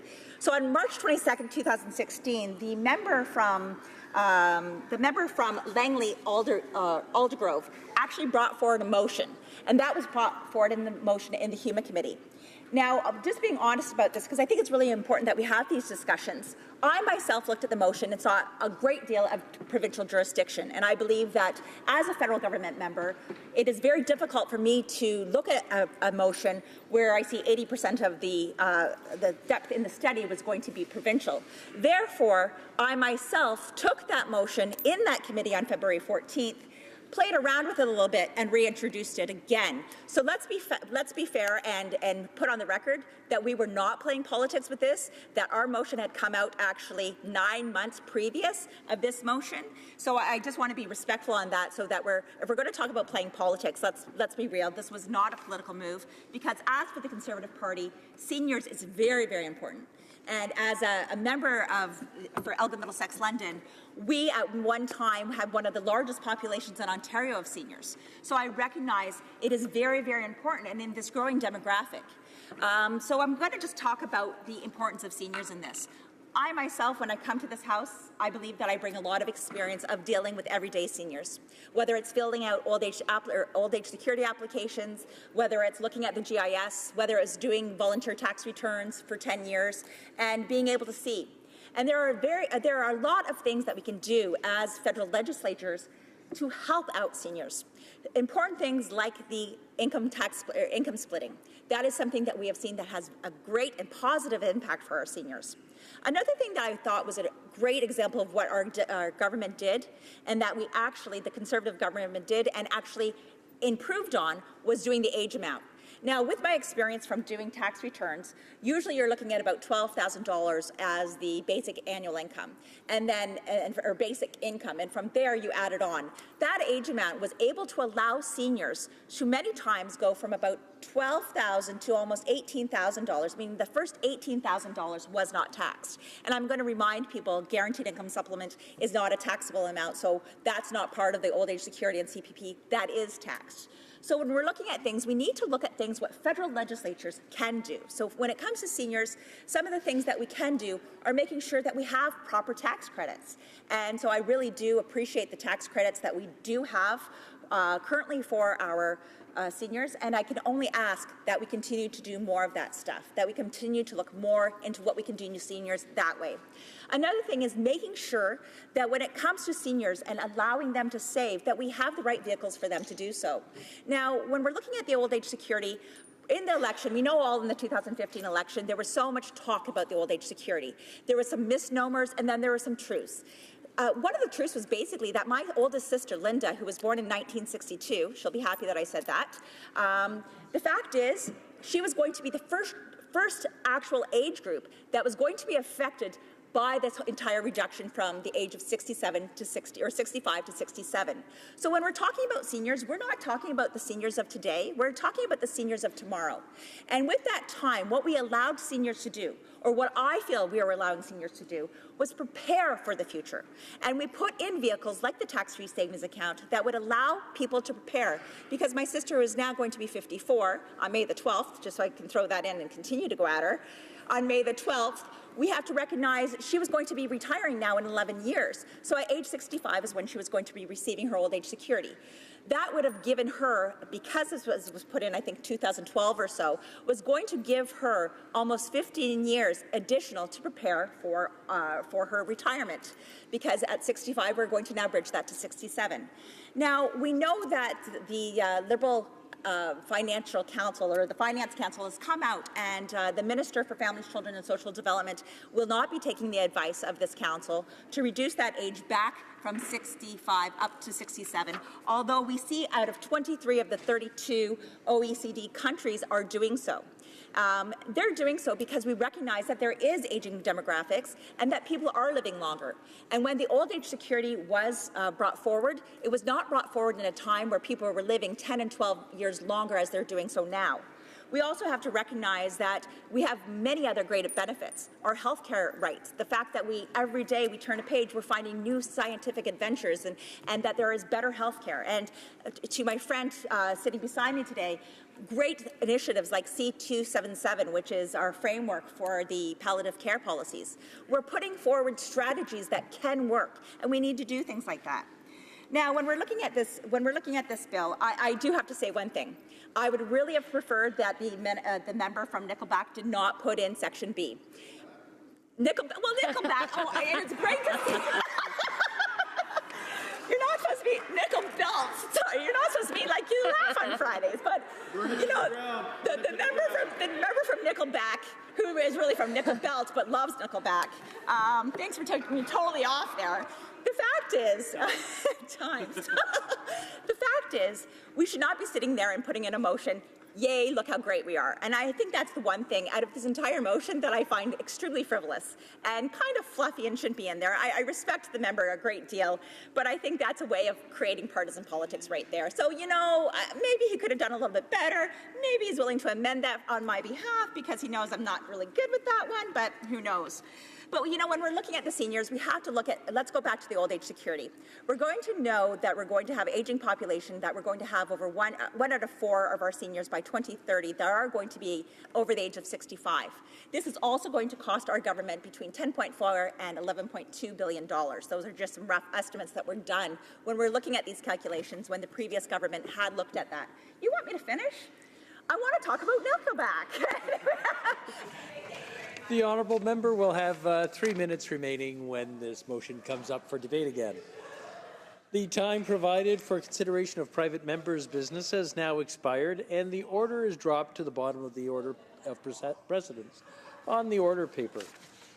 It being 2:30, the House stands adjourned until Monday, March 6, 2017 at 11 a.m. pursuant to Standing Order 28.2 and 24.1.